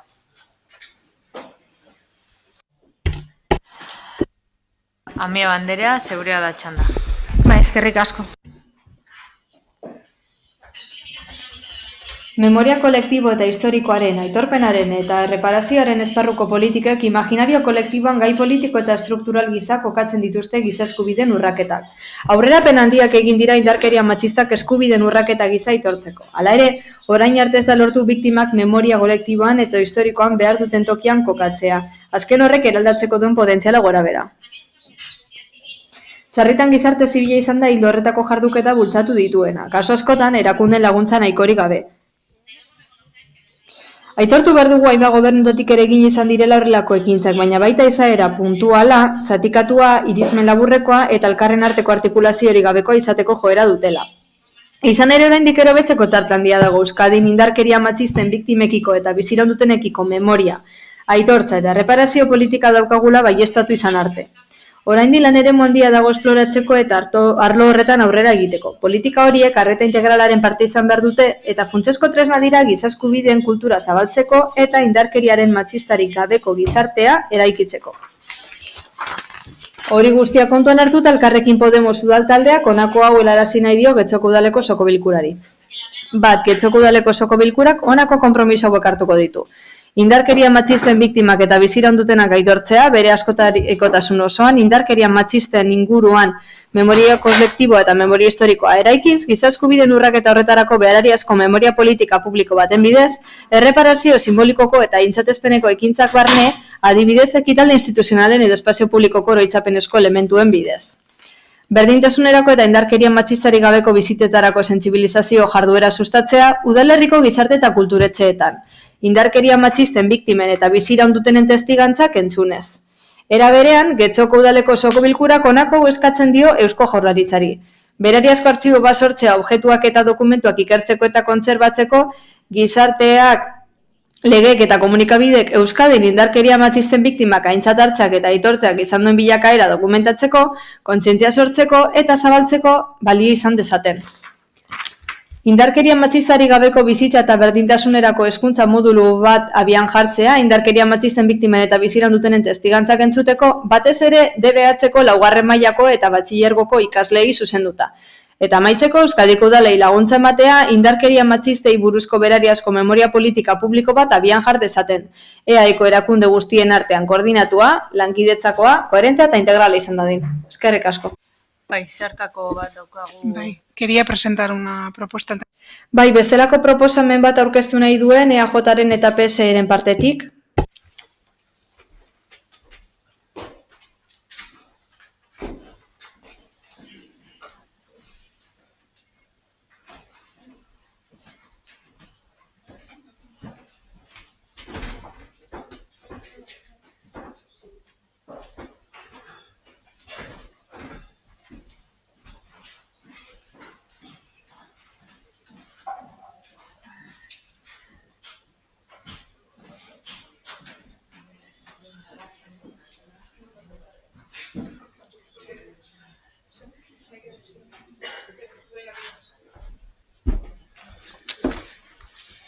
Parteatu, que tengo una copia de menos.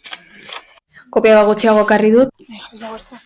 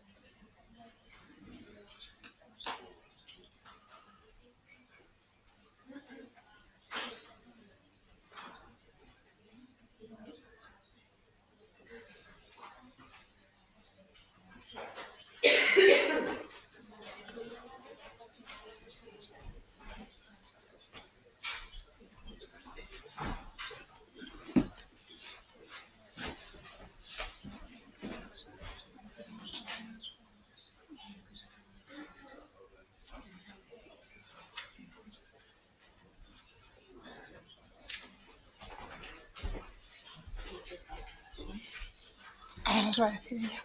Sí.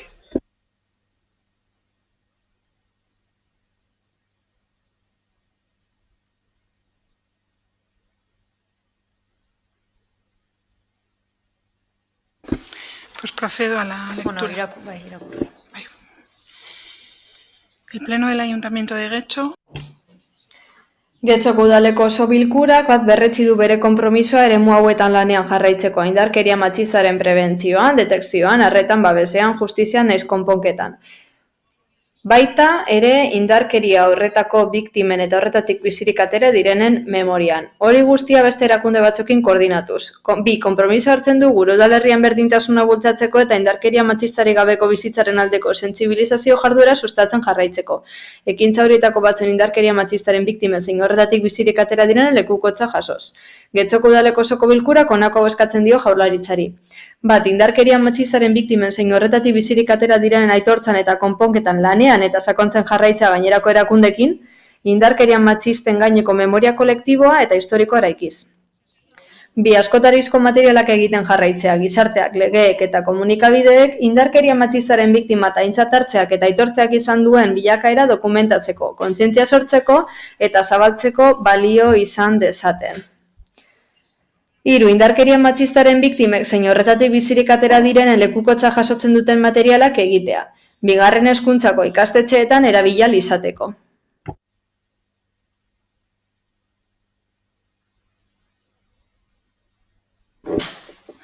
A ver. Sí, quería hacer, no sé.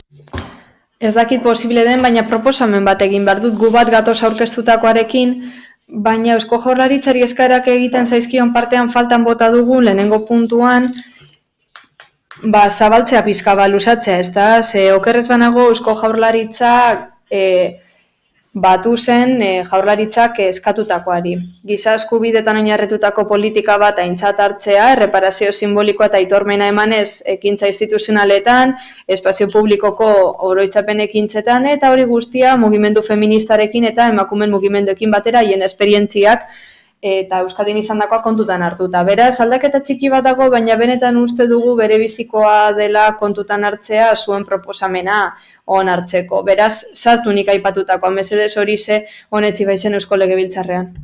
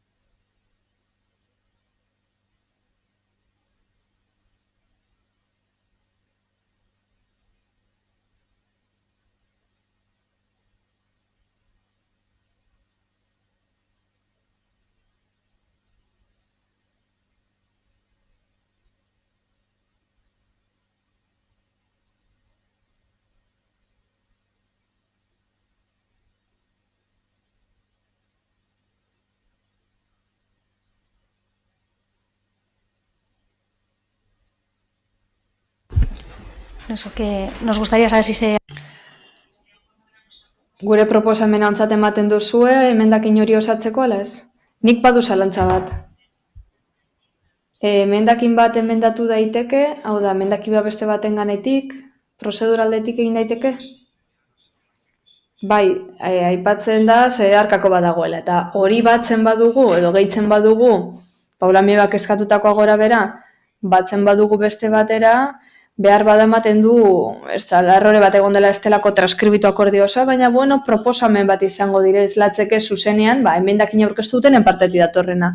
Beraz, nik uste dut, alderdi guztiak bat etor gaitezkeela Legebiltzarrean adostu zelako, beraz, hori ulertezaket bai? Testu bat beharko genuke momenturen batean. Beraz, badaukagu hor, gatazka bat, gauza da ez dela hemen aurkeztu den testua.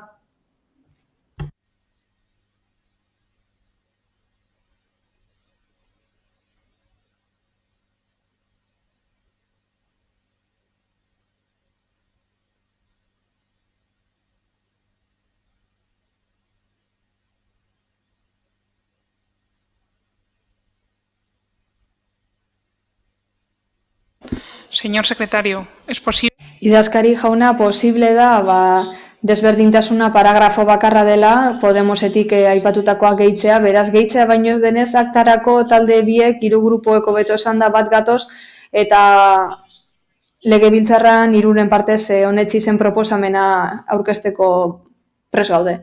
Bueno, hori egiaztatze baino ez bada ez dago arazorik. Erreferentzia jar daiteke, data batena edo dena delakona. Eta luzatze hori zein puntutan emango litzateke? Lehenengoan, bigarrenean edo hirugarrenean, Eusko Jaurlaritzari egindako eskakizunen zenbat garrenean. Lehenengoan eskatzen ari zinen. Ba hori.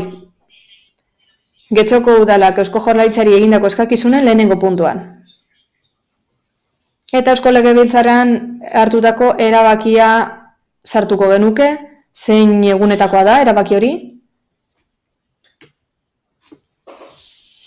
Noia komprobare. Bueno, egiaztatuko dut. Nizuki, albada, 5 minutuko etenalditzoa egitea, konpontzea idazkia behar den moduan eta behar den moduan aurkeztu berriro. Albada, ziniot, hemen azten baldin magara ointxe parlamentua, legebiltzarra esaten duena, igual guri zerbait esaten digu horrek edo ez, orduan, ez dakit hori arautegiak albidetzen duen, baina 5 minutuko etenalditzoa, ordenadorean konpondu eta berriro aurkeztu. Alkatea eskubiadeko, edozi momentuan geratzeko olako gauza baterako. Nik uste dut konpondu dela, legebiltzarrean aurkeztutako tekstua onartua dagoenez, 3 partiduen bidez, horretara atxikitzen gara, eta hori da esaten ari garena. Bai, lehendabiziko parrafo horretan, ze bai, transkripzio gutxinez desberdinak ditugu, alderdi batzuk eta besteak beraz hor nola bat badagon, eta ez dakik gorain alko dugun transkripzio hori Gu jakin barko genuke zer bozkatuko dugu. 5 minututan ez dakigunez transkripzio hori jaso dezakegun bai edo ez, goazen aurrera egitea, jartzen dugu esaldi hori eta idazkariak atxikituko du legebiltzarrean onartutako tekstua. Bai, beraz, aurrera egingo dugu. Baina, galdera bat, eske guk jakin behar dugu zer bozkatuko dugun. Nik ez dut irakurri parlamentuko hori, ez dakit, orduan, logikoena, hain erreza baldin bada, ez dakit, baina, bueno.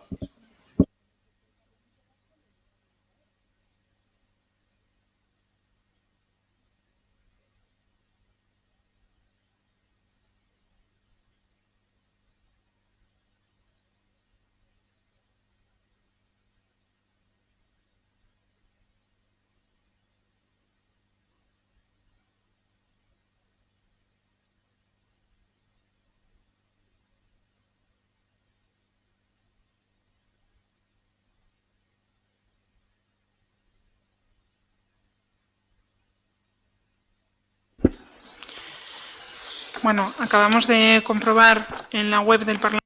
Bueno, legebiltzarraren webgunean ikusi dugu testua gu proposatutako berbera dela, beraz, honela geratzen da Elkarrekin Podemosi egindako proposamena.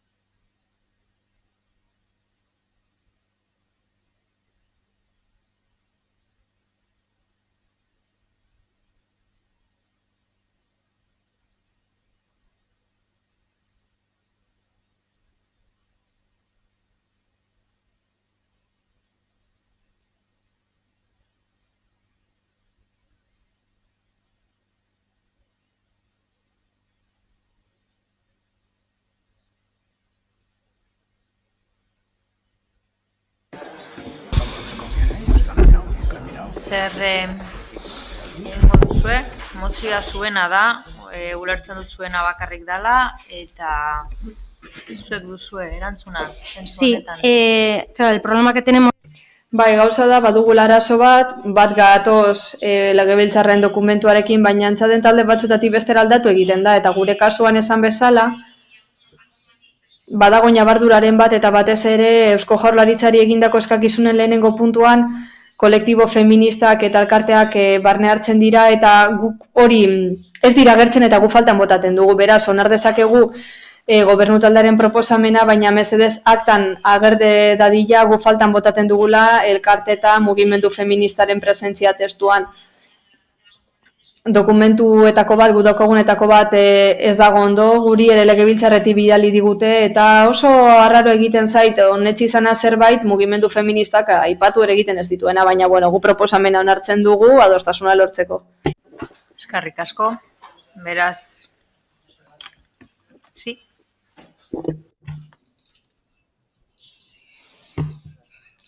Bueno, ez dakit hau araudiakon albietzen duen, baina norbaitek irakur dezake testo nola geratzen den mesedez? Berdin geratzen da? Lorza, lo iba a pedir yo ahora.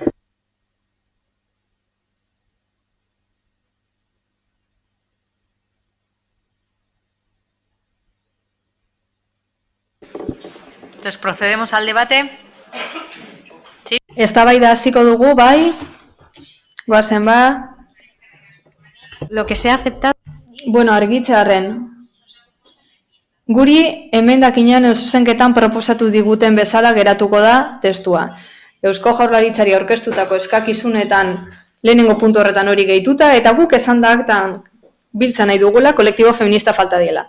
Bueno, guk hona hartu dugu testua, hau uste dugulako hasiera dela, bidearen hasiera eta honekin lortuko dugula indarkeria matxistaren biktimen aitormena. Eta egia da, memoria historikoara aipatu beharra dagoela eta landu beharra dagoela modu zabalagoan udalerri mailan. Aurrerapenak egin behar direlako eta uste dugu erreparazioa, memoria eta aitormena, genero edo beto esan da indarkeria matxistaren biktima izendakoenak, aurrera pausoak eman behar dituela etalik eta azkarren ezin dugu autokonplezentzian erori.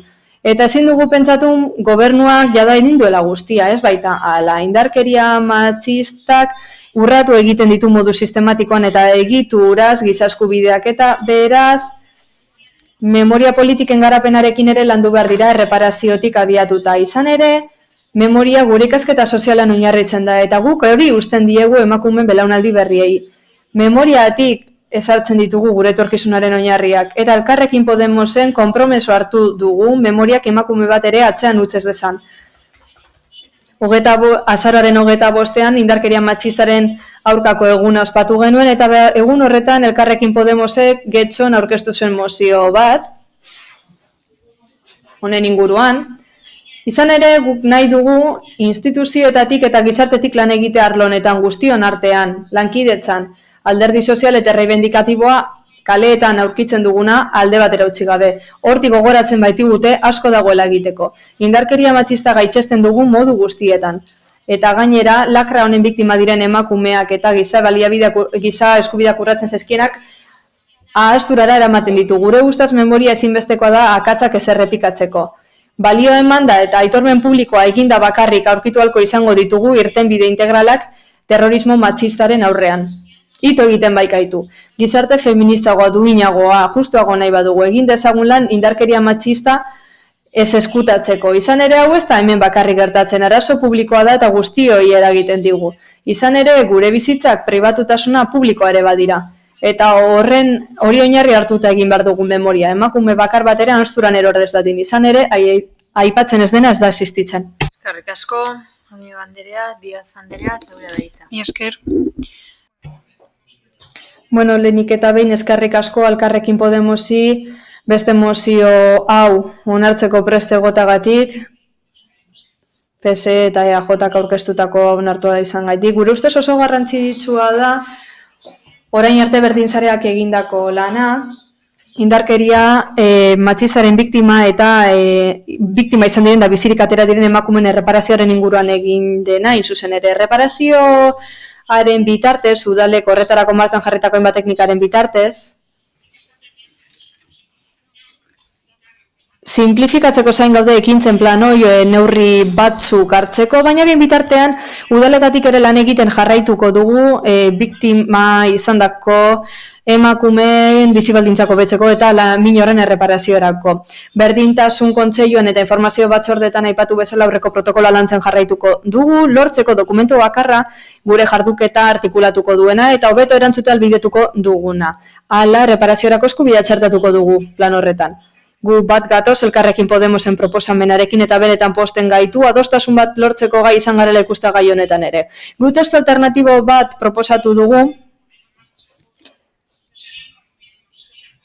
lan egiten jarraitzea, aitortzen jarraitzea eta errepatzen jarraitzea aipatzen duena, erreparatu lan egin eta beste barregin ordez. Jarraitu hitza deitu diogu etakiko administraziotik eta Eusko Jaurlaritzatik eta ekarritako gomendioa gaitu dugu horrela. Bestalde, dokumentuak eta objeto kontserbatzeko ikerketa tresna baten beharra ikusten dugu, Elkarrekin Podemosek proposatu bezala, eta bien bitartean guk mugimendu feministak sortutako artxiboak babesten jarraitzen dugu. Maite Albizena esate baterako Bilboko udalak, Aldundiak eta Eusko Jaurlaritzak babesten dituelarik.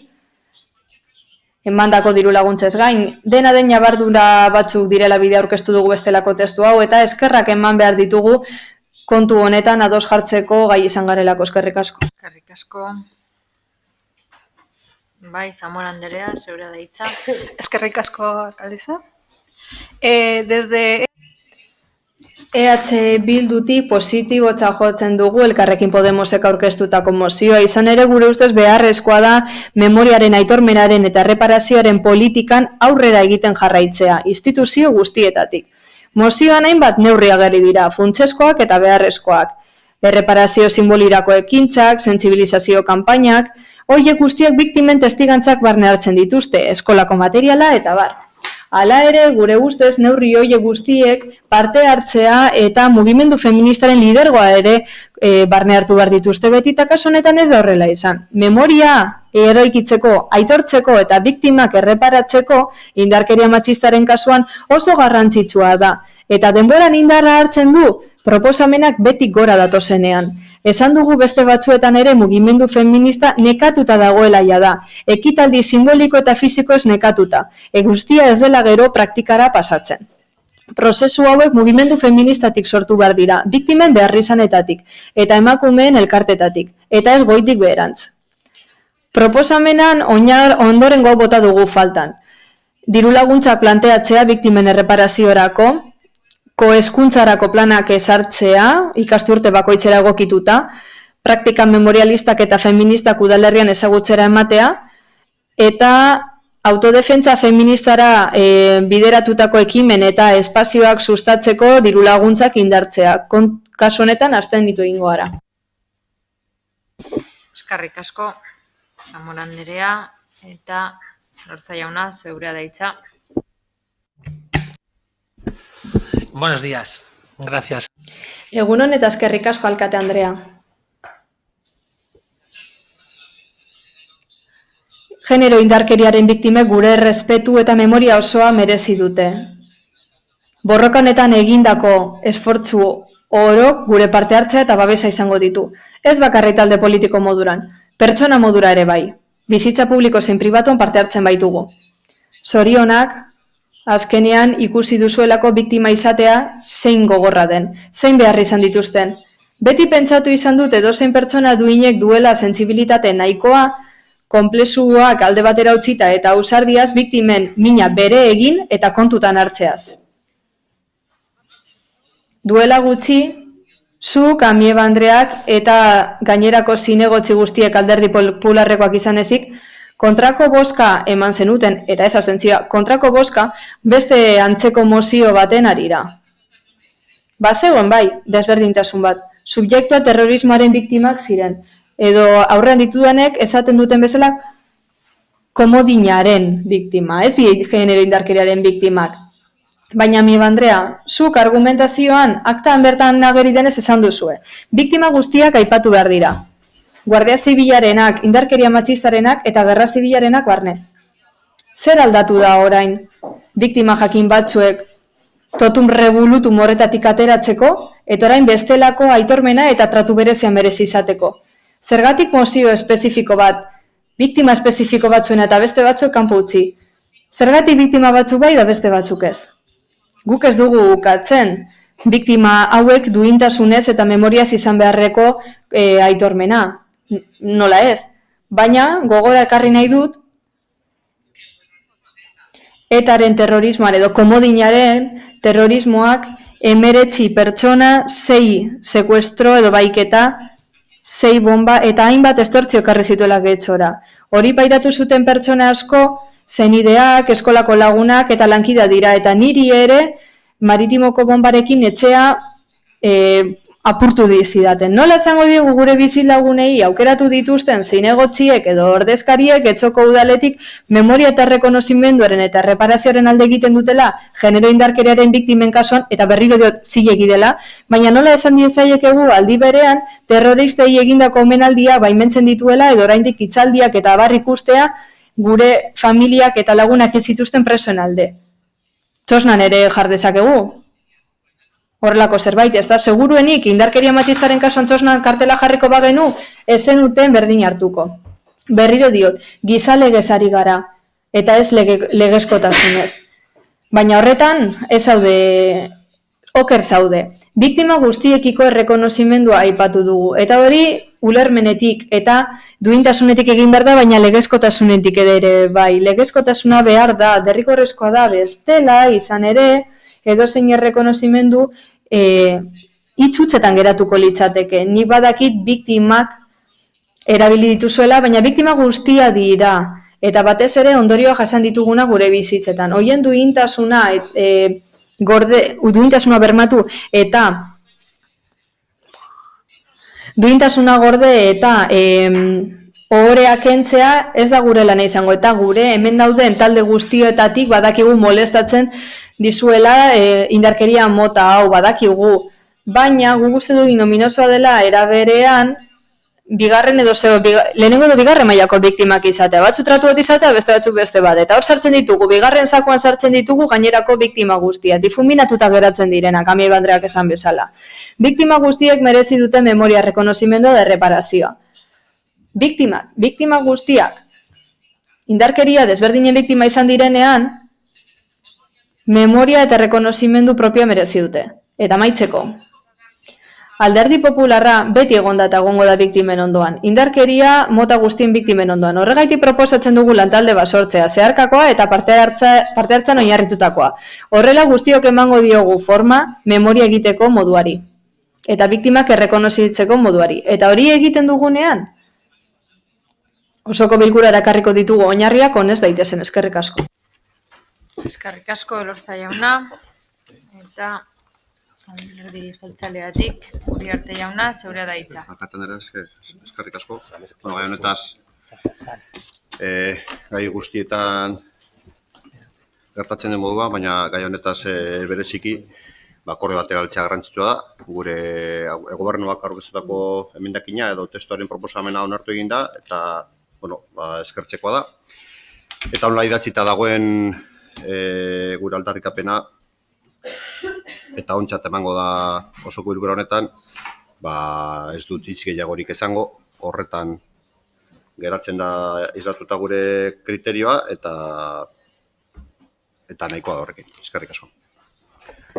Eskerrik asko Uriarte jauna, beste norbaitek,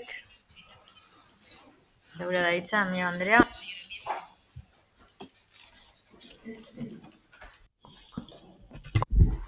Bai, eskerrik asko. La verdad es que es complicado. Komplikatua da erantzun bat ematea alderdi popularrari. Biktimekiko errespetua aipatu da, bai, hala da eta ados gaude. Horren ostean, hasten zarete nahasten. Gaur, gustatuko litzaiguke indarkeria matxistari buruz hitz egitea.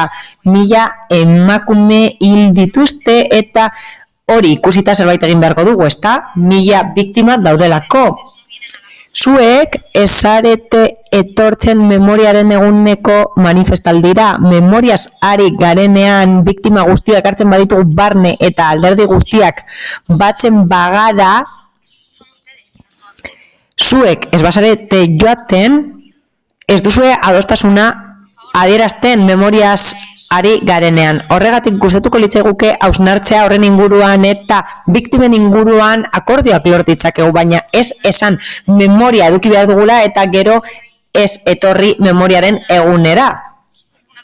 Hor kontraesana dagoela iruditzen zaigu zuen aldetik. Esaten da, biktima handiagoak direla pairatu dutenak eta pairatu ez dutenak, baino ez hitz egin nirekin, ez baduzu ezagutu nire egoera, eta ez badakizu zein izan den nire egoera, eta ez badakizu indarkeriarik pairatu dudan. Bestela ez dugulako denborarik izango, eta hau ez delako lekua kontu hain serioak jorratzeko eta horrelako gaiak tratatzeko. Gustatuko litzaiguke biktimarik ez egotea. Guztiz ados nago, horretan ados egongo gara, ziur. Baina gustatuko litzaidake esatea oso oker zabiltzala, pentsatzen baduzu arazoren bat dugula terrorismoaren biktimen inguruan hitz egiteko. Oso oker zabiltza, beti egin dukulako eta gainera oso argi. Agian ez gaude ados, baina hitz egin dugu ozen eta argi. Errespetua bertan behera usten duzu terrorismoaren biktimak aipatzen badituzu. Errespetu handia erakutsi diegulako beti. Eta zuk ez duzu gauza bera egin beste biktimekiko, hau da, indarkeria matxistaren biktimekiko.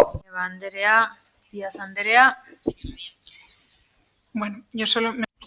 Besterik gabe gustatuko litzaidake EH Bilduri erantzutea. Bai, lan egiten dugu mugimendu feministekin, mugimendu feministak pluralean ez dagoelako bakar bat, nola ez.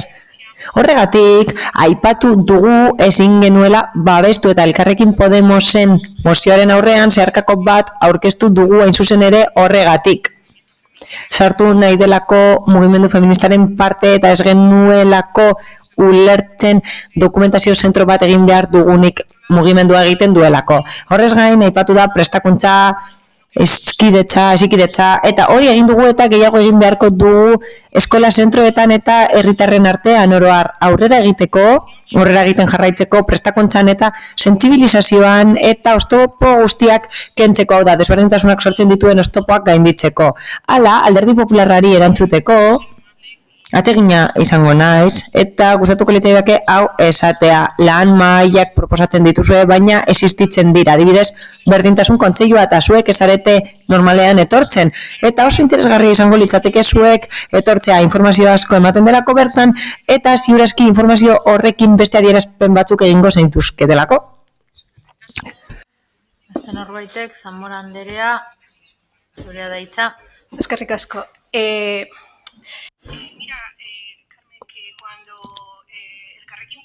Elkarrekin Podemosek faltan botatzen du parte garrantzitsu bat zuen proposamenean, eta hain zuzen ere horrekin dago lotuta mugimendu feministarekin. Ni ez naiz feminismo batez ari, horretan kontuan hartu behar da ez dagoela feminismo bakar bat. Batzuk dira, zenbait dira, baina egia da mugimendu bat dela, eta mugimendu hori ari da eraikitzen eta proposamenak egiten berdintasuna lortze aldera. Beraz, mugimendu feminista hori aztertzen badugu anitza da, eta hori onartu behar dugu. Eta hori bat da mugimendu feministaren berezitasun bat, hau da, anitza dela eta ez duela pentsamendu bakar bat hartzen. Biktimei dagokienez, ez diegu Alderdi Popularreko kidei erantzungo, mi esker. Anderea eta Lortza jauna, zeurea da hitza. Amieba Anderea, zuk nahastu zenituen biktimak erantzunean. Aktara jo dut, akta irakurri dut eta akta onartu egin da. Bigarrenik, zuk esaten duzu ez ginela joan memoriaren ekitaldira. Batzuetara ezin gara joan baldin eta biktima batzuk eta indarkeria batzuk ekidistantetzat hartzen badira, eta hori jasanezina da, onartezina da. Hala izango ez balitz, ekitaldi horietan memoria guztiak jorratuko balira banaka, naiz eta batera egiten den ekidistantziarik gabe, ziur egon zaitezke joango ginatekeela. Hirugarrenik, Alderdi Popularrak konpromisoa dauka indarkeria matxistako biktimekiko, eta hori zalantza ezina da. Zalantza ezina da, eta erantzuna eman dugunean, esan duguna izan da, nahi dugula tratu bera edukitzea biktima guztiek. Zergatik mozio bat, indarkeria bat gainditzeko eta jorratzeko eta bestean guztiak hartzen dira batera. Zergatik nahazten dituzu eta gero esaten duzu ezetz, ez ditugula babesten baldin eta zuk esaten baduzu nolabait batera jorratu beharko liratekeela. Zuk nahi zenuen indarkeria guztiak batzea eta orain salbuespen bat egin nahi duzu batekin. Indarkeria desberdinek, arrazoi desberdinak dituzte eta banakako tratamendua eman behar zaio bakoitzari. Hala, sozialisten ordezkariari esan behar diot, bai, konpromiso bat geneukala eta ez ginela egon berdintasun kontseilua, baina ez da gure sistema. Hau da, normalean joaten gara berdintasun mahaietara eta agian ez duzu ulertu nahi izan. Eskatu dut indarkeria guztiak jorratzeko, berdintasun mahaira joaten jarraituko dugu egun zehatzetan, batzuetan ez gara joan ezin izan dugulako, ez genuelako nahi. Besterik gabe, Bildukoi ez diete zer esango. Indarkeria terrorista komodin bat dela esaten dute eta horrek oso argi uzten du nortzuk diren Bildukoak. Beraz, bozketara pasatuko gara, mozioaren aldeko bozkak, Elkarrekin Podemos, PS Euskadiko Ezkerra eta EAJ-PNV, aurkakoak, ez daudez, eta abstentzioak PP eta EH Bildu ditugu. Beraz, mozioa aurrera ateratzen da. Eta honekin, galde eskeetara pasatuko gineateke. Eta galderarik baldin baduzuen, bai? Arandoi Anderea. Gracias, alcaldes. Eskerrik asko alkatea Anderea, Alderdi Popularrak Gabon zoriontsuak opa nahi dizkie udaleko kide guztiei, langilei eta getxostar guztiei, Eguberrion guztiei. Bai. Sí, Gure aldetik, Eguberrion guztioi, Gabon zoriontsuak opa dizkiegu guztiei eta gustatuko litzaiguke galdetzea alkate Andereari UBen eraizpenak geldiarazi nahi duten, ala auzokideek adierazi dute nahiko kezkatuta daudela egoera horrekin eta hartu den erabakiarekin. Galdetu begiratu behar dugu berriro, baina badakigu monumentu horrek berez balio simbolikoa duela, ez patrimoniala. Eta beste alde batetik, plaza horreri izena eman zitzaionean galdeketa bat egin zen auzo inguruan, eta izen hori etzan onartua izan, ze bazegon aukeratzea baino etzan onartua izan, eta gero txoposeko eraldaketa guztia jarri danean jendeare, bertako pertsonak edo betxokoak orokorrean beraien aportazioak egiteko, faduran egon zen hor erakusketa, hor ere etzan inolako eskaririk ez zer esan, eta hor argi eta garbi agertzen zen, etzutela mantentzen Ubeko monumentu hori edo. Orduan, zentzu horretan, egiratuko dugu, baina hori aldizut esan. Nik bai gogoratzen dut, txoposeko eraldaketa egon zanean jarrita, egon zan uste dut 2 aste, ez balin manaiz okertzen, eta 2 aste horietan etzan iradokizunik, ez proposamenik egon hori mantentzeko proposamenik. Eta, horregatik gure sorpresa orain horren mantentzea eskatzerakoan.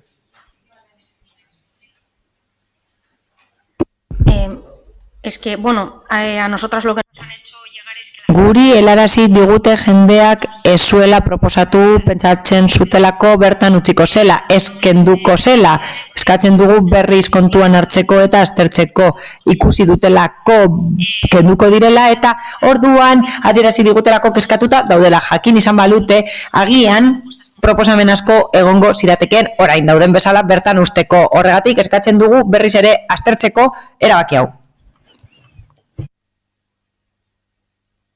Berdin erantzuten dizut, infografiatan argi eta garbi agertzen zen etzegola ezer, eta inorrek momentu hortan argi eta garbi argazkietan zegon, eta inorrek ez zuen ezer esan. eta proiektua egina dago, eta dena egina dago. Orduan, ikusiko dugu.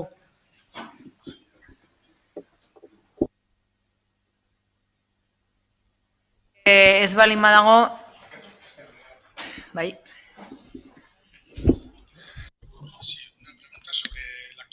Galdera bat, poliziak udalegoitzaren aparkalekuan izandako jarduketari dagokionez, egoiliar batzuen kesak heldu zaizkigu. Normalean bertan aparkatzen dute eta ematen du atzo isunak jarri zizkietela guztiei, auto guztiei. Ematen du, bertan aurretik ez egoela arazorik. Ohitura da igandeetan egoiliarrak bizitatzea. Gaizki aparkatzen dute, baina ohitura daukate. Eta ez da arazoa bestera konpondu. Hau da, konponbidea izango litzateke egoitzari abisatzea bertan ez aparkatzeko. Hori egin beharrean isunak jarri zituzten. Agian sinpleagoa zen abisatzea aurretik. Horregatik gustatuko litzaiguke jakitea zer gertatu den horrekin. Eta bastate herri batzordean edo emango zaizu, lurralde batzordean erantzuna emango zaizue. Bai, eskerrik asko. Bueno, besterik gabe guk ere egu berri zoriontsu bat opa dizuegu, zuen lagunak familia artean pasa dezazuten egun berezi hauek, baita urte berri on bat ere, os deseamos felices fiestas. Egu berri on eta espero dugu bueltan berriro ere hemen ikustea. Egu berri on eta gabon zoriontsuak guztiontzat. Aldia egingo dugu eta bueltatuko gara, bai? Bakarrik zuen ordezkari batek ordezkatzen du. Vale.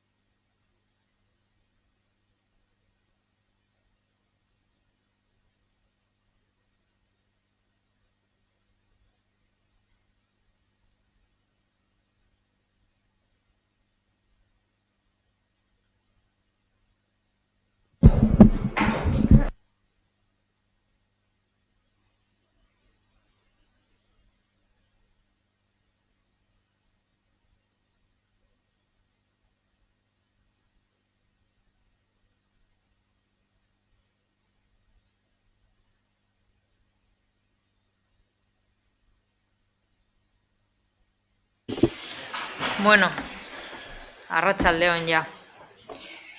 Emaidazu izena mesedez.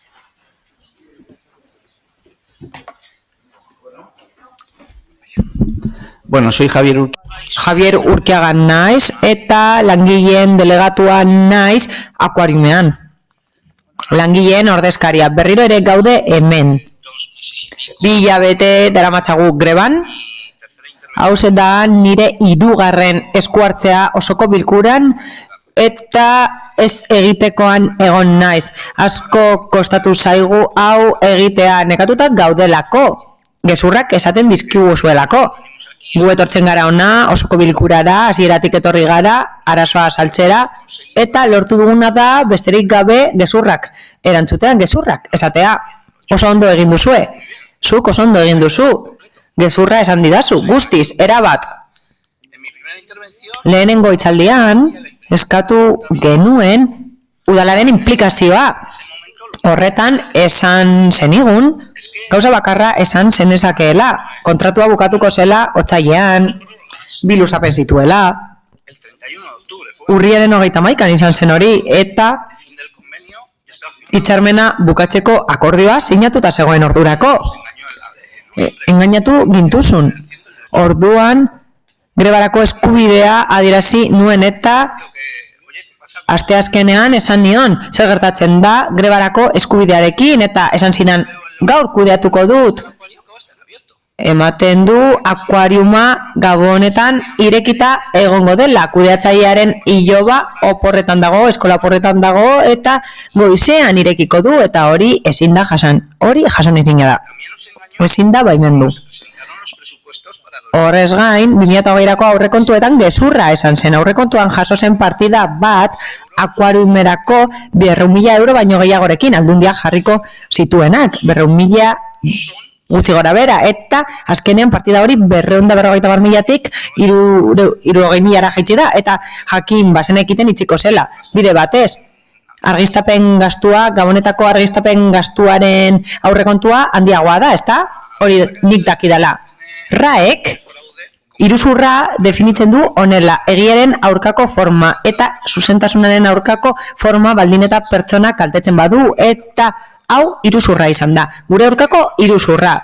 Engainu horrez gain, omisioak ere egon dira. Hala, segimendu batzordearen aktan, nire lehenengo hitzaldia baino 6 egun lehenago, esaten da itxiera programatua eta antolatua izan behar dela kontuan hartuta dauden konpromisoak. Bereziki indarreko kontratua kudeatzailearekin. Errespetatu egin dena amaiera darte. Animaliak eta koralak. Bertan daudenak, alegia. Hori zehaztuta dago bertan, eta gainera lanpostuak errespetatu behar ziren. Itxiera akordioa sinatu zen eta gaur honetzi da eta pertsona juridikoaren eskubideak bakarrik jasotzen dira, kudeatzailea, animalien eskubideak, baina omititu egiten da nahita gainera langileria, hau da pertsona fisikoak, langileak. Esan beharra daukat, azkenean iruzur egin diguzuela. Horregatik guztiagatik, akuariumeko langileok eskatzen dugu akuariuma ez izteko, eskatzen dugu langileak mantentzeko eta kaleratutakoak berriz onartzeko, eskatzen dugu grebarako eskubidea urratzeari ustea. Nik uste dut duintasuna merezi dugula. Eskatzen dugu gezurrik ez esateko eta eskatzen dugu bileretan egotea eta informazioa ematea akuariumarekin lotutako horren inguruan. Getxo akuarium ez itxi.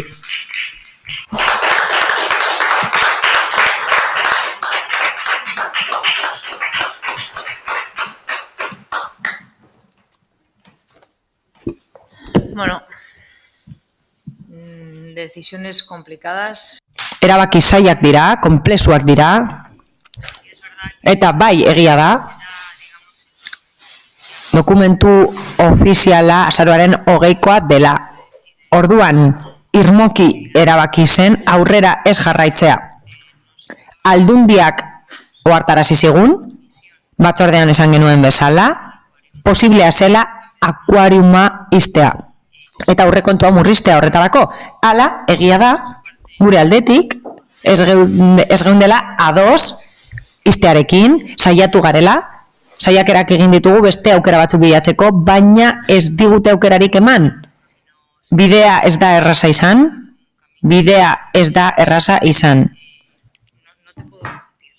Ezin dut hori eztabaidatu.